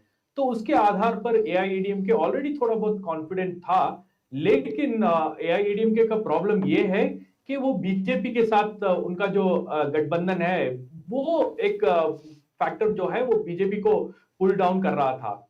अगर आप देखेंगे डीएमके का जो कैंपेन है वो कैंपेन सारा सब एंटी बीजेपी प्लैंक पे ही हो रहा था। 2019 इलेक्शंस को लेके, 2021 इलेक्शंस को लेके, 2024 इलेक्शंस को लेके, सारे सब इलेक्शन जो भी हुए उसमें AIADMK का जो टारगेट है वो है बीजेपी फैक्टर जो उसको पीछे खींच रहा था। लेकिन इस इलेक्शन में AIADMK को भी पता था कि उनका जो मोमेंटम जो है वो उनके साथ नहीं है, उनके पक्ष में वो मोमेंटम नहीं था। उनको पता है क्योंकि अप्रैल में जब अमित शाह जी, गृह मंत्री अमित शाह जी चेन्नई आए थे, suddenly they announced that they are going to form an alliance, तो NDA alliance was back on track. But उसके बावजूद भी AIADMK और एनडीए अलायंस का जो मोमेंटम था वो ग्राउंड में उतना ट्रैक्शन नहीं ले रहा था। लेकिन अभी ये जो इलेक्शन है अभी जाना पड़ता होता और AIADMK का थोड़ा नंबर्स इंक्रीज होने का चांसेस है, क्योंकि AIADMK का वो जो कैंपेन है, EPS का campaign, he was the only person who was campaigning through out the state. उसका सेकेंड रन लीडर्स कोई भी नहीं थे। There were no alliance partners who were coming here and campaigning for him.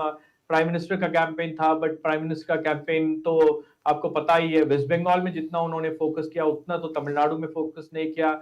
एक दो बार गृह मंत्री अमित शाह आए थे, उनका भी कैंपेन उतना ज्यादा टेक ऑफ नहीं हुआ।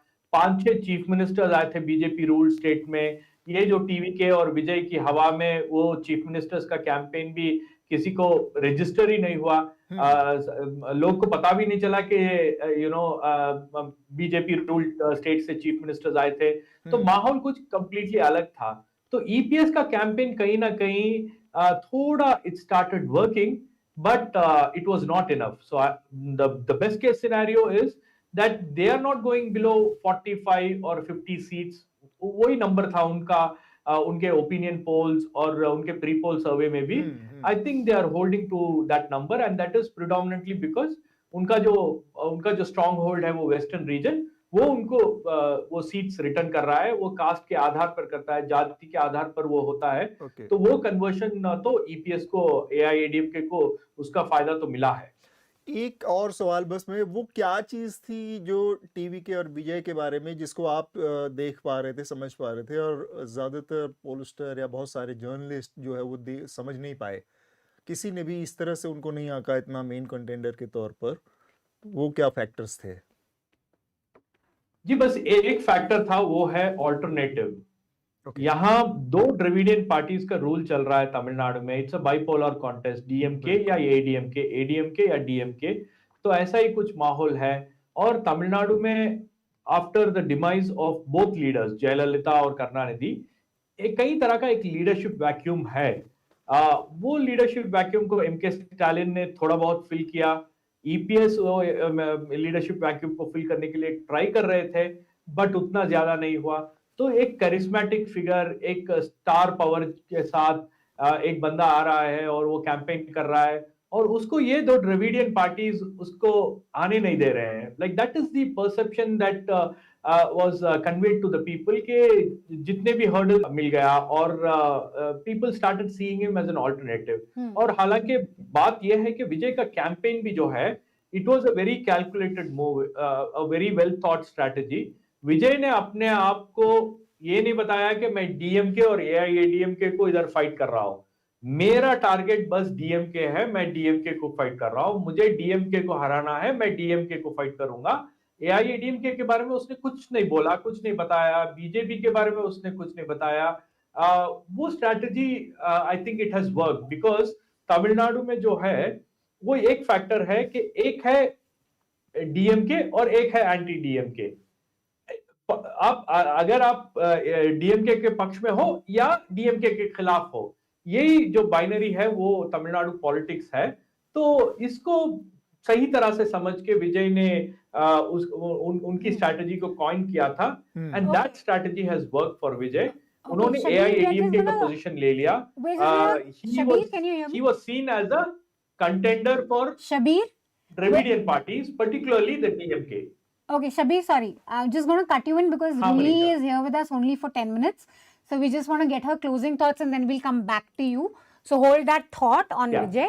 Also on Kerala result. Yes.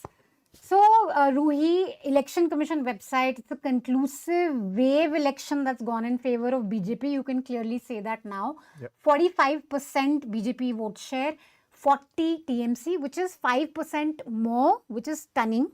It's not close in any sense. And compared to their own 10% last time, it's a conclusive, victory. Now, two things. One, once somebody comes to power in West Bengal, they don't go out very soon. Many reasons for that, but also they deploy the same tactics of the person that they've defeated. Left was there, TMC, use the same tactics of left to stay in power. BJP will likely do the same. So, what can we foresee? Secondly, I asked this to Nirja also. There was this whole, at least opposition, even within the BJP, within the RSS, there was this thing about 2029, is it going to be Modi or not? Are there going to be like succession battles within the BJP? There's always a Yogi versus Amit Shah thing that we are told. Does this put to rest all of that? Modi and Amit Shah's leadership is what is still taking BJP in uncharted territories like West Bengal. So is that kind of settled with this? To answer your first question, I think the culture in West Bengal is slowly changing. Left ruled for over 30 years. Mamata managed only 15 years. So clearly, आसानी से जाने नहीं वाले का time span कम होता जा रहा है. So I think मिनिमम 10 साल रख लेते हैं. In fact, एक जर्नलिस्ट ने मुझे बोला भी कि हम तो पार्टी सोसाइटी हैं, we tolerate people for a long time. Anyway, I think on a serious note, I think West Bengal electorate is evolving because you see what's happening around you also, right? You're no longer living in a bubble. You don't live in a cocoon. In today's times, you're very connected to the rest of the country.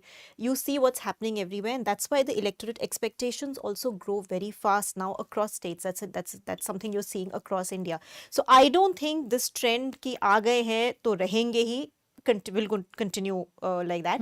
Plus, Mamata managed to rout the left fully, right? There's nothing left of the left in Bengal. Yeah. But Mamata is not the left. Mamata is not the Congress. She is a street fighter. She is a politician who knows her politics, who's connected to the voter. Even today, I don't think voters in Bengal dislike her. They were upset with her government, with her party, with her cadres, but Didi is Didi. BJP can ill afford to take her for granted, or the fact that it has won this election with a decisive mandate for granted. उनको मेहनत करनी पड़ेगी, उनको results दिखाने पड़ेंगे, उनको ममता को चुप कराने के लिए as an opposition leader दिखाना पड़ेगा कि उन्होंने काम किया है जो ममता ने नहीं किया. तो अगर वही tactics वो अपनाएंगे तो कहीं ना कहीं कहानी आगे जाके बदल सकती है. And I think Narendra Modi और अमित शाह उतने शातिर नेता है जो ये बात समझते हैं. देखिए आप असम में भी हेमंत बिस्वा शर्मा क्यों इतना काम कर रहे हैं अगर हिंदू मुस्लिम से जीत सकते तो क्योंकि उनको पता है कि काम करना जरूरी है. तो ये चीज इनको बंगाल में भी मुझे लगता है समझ में आएगी. दूसरी बात, यस देखिए, I don't think there was ever a challenge to Narendra Modi's leadership. Of course tensions we all saw Lok Sabha में भी क्या हुआ between Yogi Adityanath and Amit Shah and Modi on one side. लेकिन कहीं ऐसा नहीं था कि आप नरेंद्र मोदी को चैलेंज कर सकते हैं, क्योंकि आज भी बीजेपी से सिनोनिमस अक्रॉस इंडिया जो नाम हैं, जैसे आपने बताया वेस्ट से लेकर ईस्ट तक जो बीजेपी का है. तेलंगाना में, जब मैं लोकसभा के टाइम तेलंगाना में गई थी जहां बीजेपी डबल डिजिट टैली, वहां लोग जो बीजेपी को सपोर्ट करते हैं मोदी मोदी करते हैं. तो कहीं पे ये बात सोचना कि नरेंद्र मोदी को till he wants to be in power there is a challenge, नहीं हो सकता, वो नहीं है. तो ये जो भी सोचते हैं ऐसा, वो ऐसा नहीं है. Only thing I will say is that Vijay, although I don't follow Tamil Nadu politics as closely as Shabir, of course, but Vijay, it tells you one thing कि it's possible. ये जो टीना फैक्टर है कि national level पे क्या करेंगे, राहुल गांधी तो ऐसे नेता है कि it's a possibility to bring down established giants if you can capture the people's imagination. Aam Aadmi Party did that. Yeah. Vijay has done it. So there is a lesson for all political parties that आप ऐसे बैठ नहीं सकते हैं कि भाई कोई और है नहीं, कोई कभी भी आके can steal the thunder from right under your nose. एक चीज एक्चुअली ये बहुत पॉजिटिव है इन रिजल्ट्स में हम देखें तो वो है कि एक व्हाट शबीर वाज सेइंग कि दो ही लोग का ऑप्शन था, अब लोग बोल रहे नहीं तीसरे को भी देंगे. And what Roohi is saying that in West Bengal it's not going to be जिसके अब आगे तो आए रहो. There is this sense कि यार we can change you. लोग Again, change if हो we रहे want हैं. to. People are changing. Electorate is changing. Bengal is changing. एक छोटा सा सवाल मेरा है पूजा, एसआईआर तो तमिलनाडु और केरल में भी हुआ था, वहां पर इसका कोई इम्पैक्ट अभी तो खैर हम इसमें नंबर्स में नहीं देख सकते। क्विक एक जवाब, एसआईआर का इम्पैक्ट वहां के नतीजों पर कुछ रहा? Sabir, you can also add. FIR का तमिलनाडु और वेस्ट बंगाल में थोड़ा ज्यादा उनकी प्रेपरेशन ज्यादा थी। आप अगर तमिलनाडु में देखोगे डीएम के ग्रास रूट वर्कर्स जो है वो पहले से फील्ड में थे, तो वो बहुत सारे वोटर्स को उनके जो वोट बैंक है उनको वापस एनरोल करने में काफी सक्सेसफुल हुए थे। केरला में इतना ज्यादा हमने नहीं देखा इम्पैक्ट, तो जितना वेस्ट बंगाल में हमने देखा उतनी डिलीशंस भी नहीं देखे और उतना कंफ्यूजन भी नहीं था। राइट, शबीर जी, एसआईआर को लेके यहाँ थोड़ा बहुत पार्टीज लाइक डीएमके बहुत तैयार थी। उनका जो वर्क है, डीएमके का जो वर्क है एसआईआर में, बोल सकते हैं कि वो एक रिमार्केबल वर्क था। उनके पास ग्राउंड लेवल प्रेजेंस था, बूथ वर्कर्स थे, बूथ लेवल कमिटीज उन्होंने बनाए, और एसआईआर में उनको पता है कि उतना ज्यादा गड़बड़ जो बंगाल में हुआ या बिहार में हुआ वैसा गड़बड़ तो तमिलनाडु में नहीं हुआ। इवन ड्यूरिंग वोटिंग हमें भी उतने ज्यादा कंप्लेंट्स नहीं थे कि हमारा वोट डिलीशन हो गया है, हमारा वोट बदल गया है, मेरा वोट नहीं है, ऐसे तो कोई कंप्लेंट्स नहीं है। तो थोड़ा बहुत वो ग्राउंड प्रेजेंस डीएमके और एआईएडीएमके का जो ग्राउंड प्रेजेंस है वो एसआईआर को हैंडल करने में, टैकल करने में थोड़ा उन्होंने भी उनकी सारी कोशिश लगा दी थी।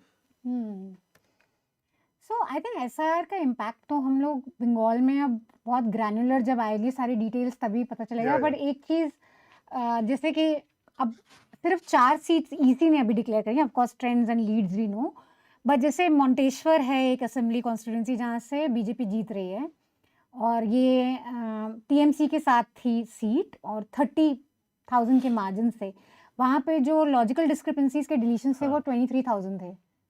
सो ऐसा कहाँ हुआ है, कितना चिप हुआ है, वो हमें ग्रैन्युलरली पता चलेगा। बट बिफोर वी समझ में आएगा कि चुनाव आयोग ने कितना रोल निभाया है।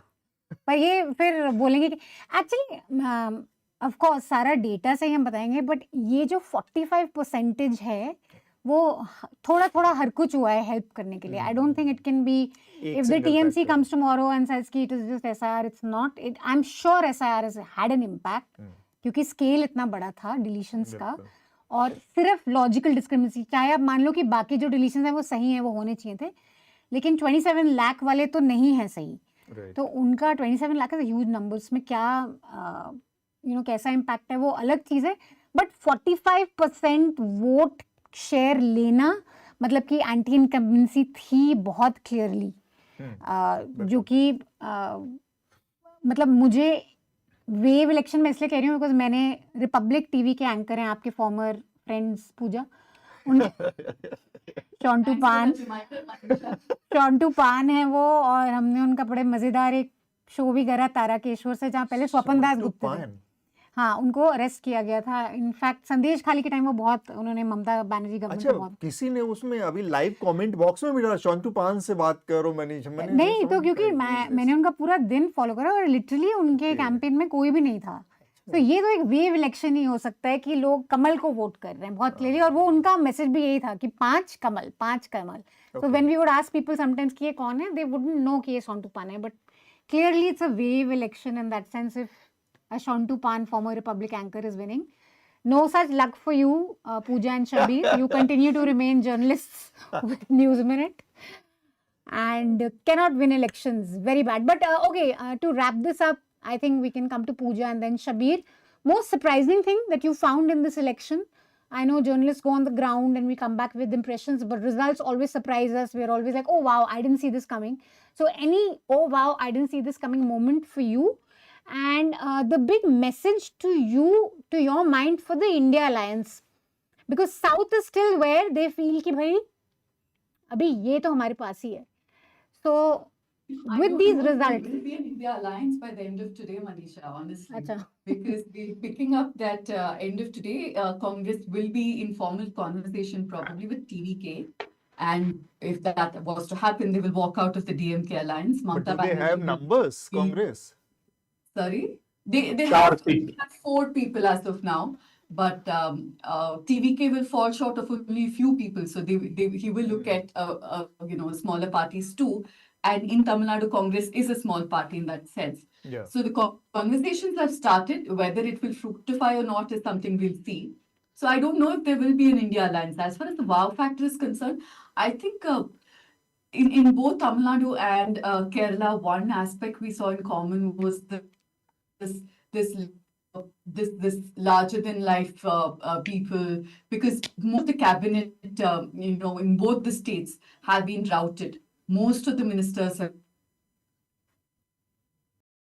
So I think when they superficially, they want a complete rehaul of the system.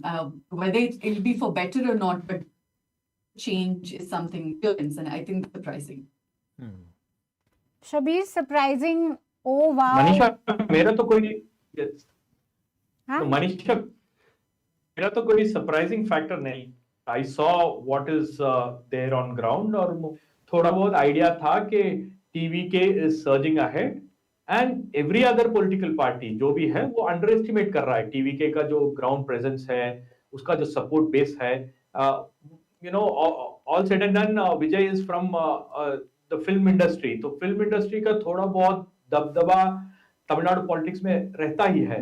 और विजय जैसा एक बहुत बड़ा स्टार, एक मेगा स्टार अगर वो आ रहा है तो उसको सारे सब लोग they started comparing him with Vijayakanth, Rajinikanth, Kamal Haasan and all that. But Vijay is bigger than that and I think that is something that they didn't want to acknowledge.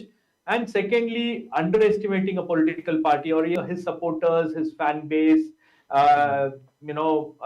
कई तरह के names they started dropping and all that became an issue. But I would say that in both Tamil Nadu and Kerala, or in all these elections, what we see is जितना भी anti incumbency हो, जो incumbent government है उसका perception wise थोड़ा बहुत they show an inflated image of these political parties or the leaders. ये जो है, ये जो strategist का काम है, they use social media, they create a lot of noise. उसके बाद they use traditional media, उसमें भी बहुत सारा noise होता है. तो आप लोगों को ये लगता है कि मीडिया तो completely कुछ और बता रही है, हमारे जो issues हैं, हमारा जो प्रॉब्लम्स है वो कोई नहीं बात कर रहा है. एक चीज मैं पूछना चाहती हूँ. That is one thing. ये जो strategist है ना, जो सारे पॉलिटिकल पार्टीज के साथ टाइप करके रखते हैं, वो स्ट्रैटेजीज कुछ और ही बताते हैं लोग को. और कई कबार ये वर्क भी हो जाता है.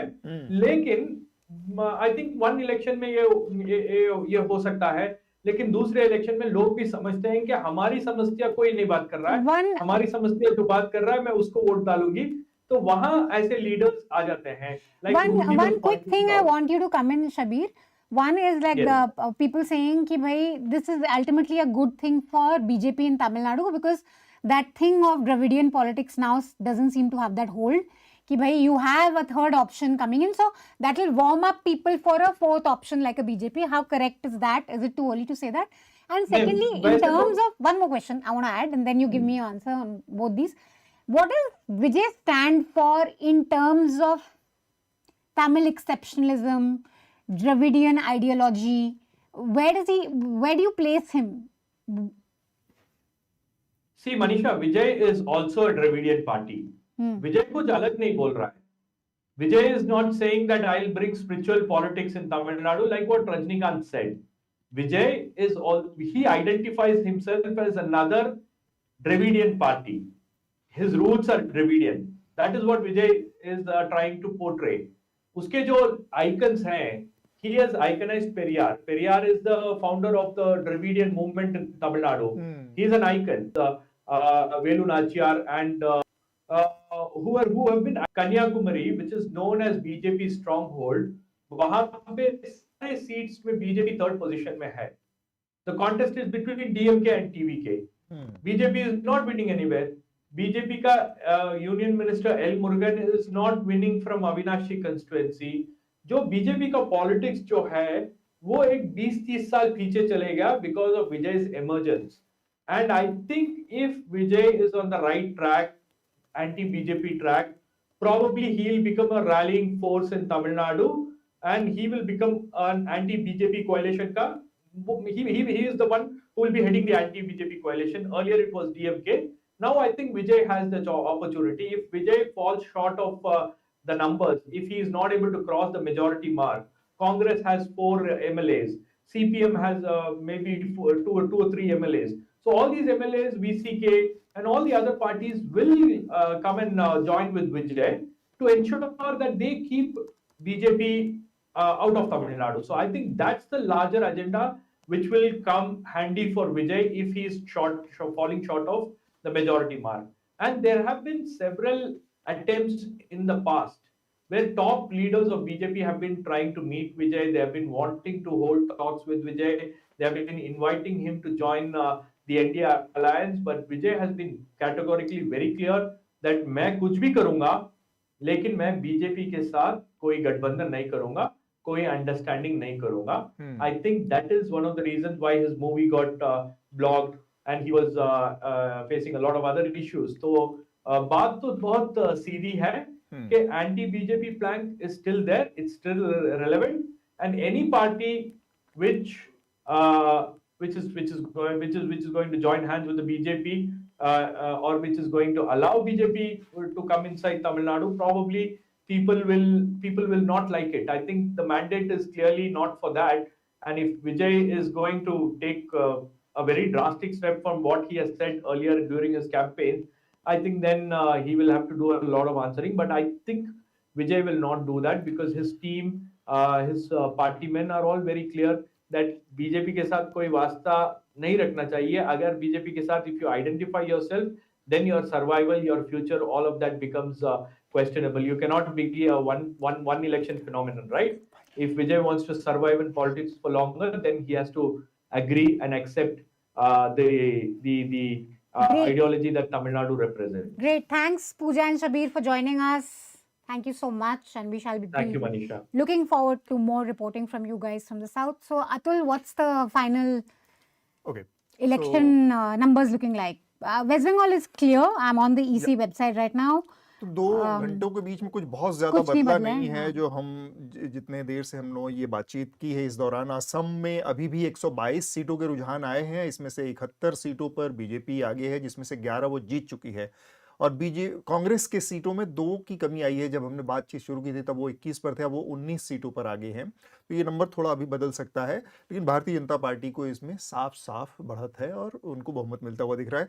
केरल में 140 सीटों में से 126 के रुझान है और इसमें से कांग्रेस को 31 में बढ़त है. 32 सीटें वो जीत चुकी है. CPM 9 सीटों पर आगे है, 17 सीटें वो जीत चुकी है.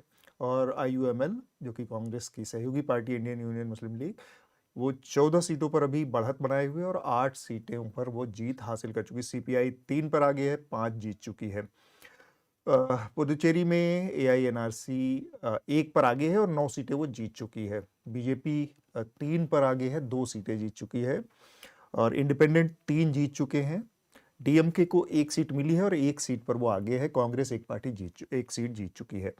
तमिलनाडु 234 में से 221 के नतीजे सामने हैं, रुझान सामने हैं, जिसमें से TVK 105 पर लीड कर रही है, 2 वो जीत चुकी है. अगर ये ट्रेंड रहा तो यानी 107-8 के आसपास वो जा रहे हैं. DMK 55 सीटों पर आगे है, 3 वो जीत चुकी है. ADMK 47 सीटों पर आगे है. कांग्रेस पार्टी 4 पर आगे है, 1 जीत चुकी है. PMK 4 पर आगे है. और वेस्ट बंगाल आखिर में 292 का रुझान आ चुका है. 294 में 2 सीटों का रुझान भी आना बाकी है. बीजेपी 194, 4 सीटें वो जीत चुकी है. और तृणमूल कांग्रेस 88 पर आगे है, 1 सीट जीत चुकी है. तो काफी नंबर्स गिर रहे हैं अभी तृणमूल के. कांग्रेस पार्टी सिर्फ 2 सीटों पर लीड है और अभी और कोई नतीजे इसके पक्ष में नहीं आए हैं. AJUP 2 सीटों पर आगे है और CPM 1 सीट पर आगे है. तो ये अब तक के जो नंबर्स है बता रहे हैं. Big headline of the election is obviously West Bengal. Yes. I think सबसे ज्यादा बिकॉज जितने भी सीट्स हो फाइनली अगर आपके पास 45% वोट आ रहा है तो वो एक बहुत बड़ा विक्ट्री है. और अब 2024 के जो रिजल्ट्स आए थे जिसमें बीजेपी को full majority convenient on its own नहीं मिली थी, वो बिल्कुल चेंज हो गए हैं. क्योंकि उसके बाद लगातार सारे स्टेट इलेक्शंस ये लोग जीते हैं. वेस्ट बंगाल स्पेशली जीतना एक बहुत बड़ा बूस्ट है. जो मैं समझना चाहूँगी आगे नंबर्स से, एक्सपर्ट से, जो पॉलिटिकल एनालिसिस और नंबर्स क्लोजली देख रहे हैं कि 2024 से लेके अब तक क्या चेंज हुआ है, बिकॉज 2024 लोकसभा में ममता बिल्कुल स्ट्रांगली आ गई थी वापस, कंट्रोल ले लिया था उन्होंने। 19 में 21 में क्लोज था, लेकिन फिर भी ममता आ गई थी। तो विद इन दैट जो चेंज आया है 45% का, और बीजेपी इसको ऑब्वियसली एसआईआर से एक्सप्लेन करेगी कि बहुत सारे फेक वोटर्स थे, छापा होता था, ये सब हमने रोका है, हमने सीआरपीएफ को डिप्लॉय करा है ताकि टीएमसी के जो गुंडा एलिमेंट हैं वो लोगों को डराए नहीं। लेकिन एक clear anti Mamata sentiment within फ्रॉम 2024 टू 2026 कैसे फ्लिप हुआ, आई थिंक ये बहुत इंटरेस्टिंग राइट विंग पॉलिटिक्स के लिए भी मनीषा, मतलब ये जो दक्षिणपंथी पॉलिटिक्स भारत देश की रही है भारत की, उसमें पश्चिम बंगाल नॉर्थ में देखें, साउथ में तो बहुत सारे स्टेट हैं जहां पर भारतीय जनता पार्टी अभी उस तरह से नहीं कामयाब हो पाई है। वहाँ की दक्षिणपंथी और आरएसएस की जो हिंदुत्व वाली पॉलिटिक्स है वो उस तरह से कामयाब नहीं है, कर्नाटक छोड़ दें तो। उस लिहाज से नॉर्थ में वेस्ट बंगाल एक बड़ा फ्रंटियर था, एक बड़ा उनके लिए अड़ंगा था, जो कि अभी तक भारतीय जनता पार्टी का भी नहीं। तो उस लिहाज से भी ये जीत जो पूरी हिंदुत्व की पॉलिटिक्स है, राइट विंग पॉलिटिक्स हुआ था, बीजेपी चला गया था काफी हद तक, और टीएमसी का भी। तो वो ये भी बहुत ममता बनर्जी के सबसे बड़ा चैलेंज रहेगा कि आपका कार्डर, आपका पार्टी कितना आपके साथ रह पाएगा अगले 4 सालों में, क्योंकि चाहे उनके वोट शेयर 40 है, 5% कम है, सीट्स उनकी अभी वैसा राउट नहीं है, बट फिर भी जैसे इस राज्य की पॉलिटिक्स रही है, तो ये देखने में बहुत इंटरेस्टिंग रहेगा कि कैसे वो रोक पाए अपने कार्डर को। अगले 4-5 साल में देखने को मिल सकती है मेरे ख्याल से। अभी ऑलरेडी हमें काफी न्यूज आ रहा है वायलेंस कुछ नहीं, इन द सेंस मारधाड़ इन द सेंस कि सेंट्रल एजेंसीज के इस्तेमाल करने में, करप्शन चार्जेस, ये जेल भेजना, ये सारी चीजें, बहुत सारी चीजें देखने को मिल सकती है। ये सारा चीजें काफी, और इलेक्शन से पहले हमने देखा था आईपैक का जो पूरा हुआ था, ईडी रेड, जेलिंग, काफी सारे केसेस भी खुले, तो वो सब अब काफी इंटरेस्टिंग रहेगा देखने के लिए। और इंडिया के लिए भी क्या है अब आगे, I think that's also an interesting thing to note. Thank you so much for staying with us this election.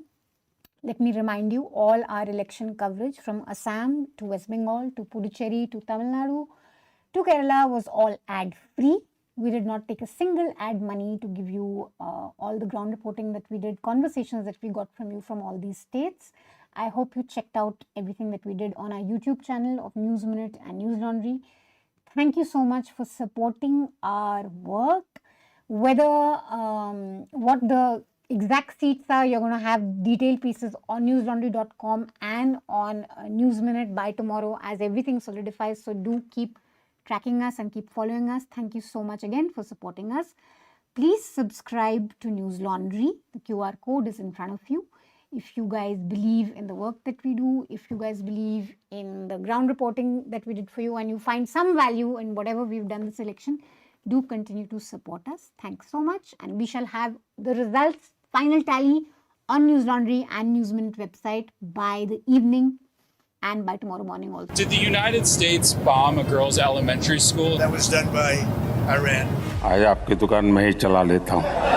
Conflict, violence, and abandoning democratic principles. Television news channels chased one thing: ratings, at the cost of journalism.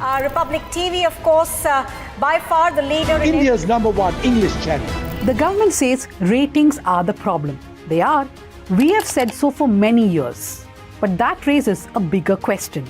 Who will pay for journalism that simply tells the truth? It cannot be advertisers or political patrons. It certainly cannot be billionaires with interests to protect, which are often the same as governments. It can only be you. The News Minute and Newslaundry exist because thousands of people like you choose to support independent journalism. You have more power than you think.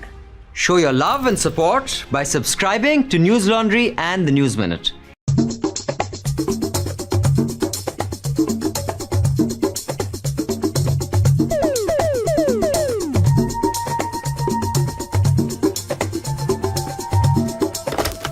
ആ പ്രകടന പത്രിക നടപ്പിലാക്കാനുള്ള ആർജവത്വം ഏതേത് മുന്നണികൾക്കാണ് ഉള്ളത് എന്ന് വ്യക്തമായി പരിശോധിച്ച് മാത്രമേ ഇനിമേൽ ഈ സമുദായം വോട്ട് ചെയ്യാൻ സന്നദ്ധമാവുകയുള്ളൂ എന്ന് മുന്നറിയിപ്പ് തരാനാണ് ഈ സമ്മേളനം ഇവിടെ സംഘടിപ്പിക്കപ്പെട്ടിരിക്കുന്നത്. The man making this strong statement is Joseph Pamplani, Archbishop of Talasheri Diocese of Kerala Syro Malabar Church. And he is not alone.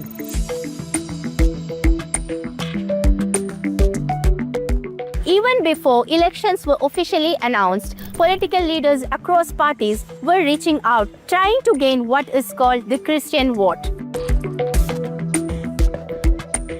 But how real is this idea of a unified Christian vote?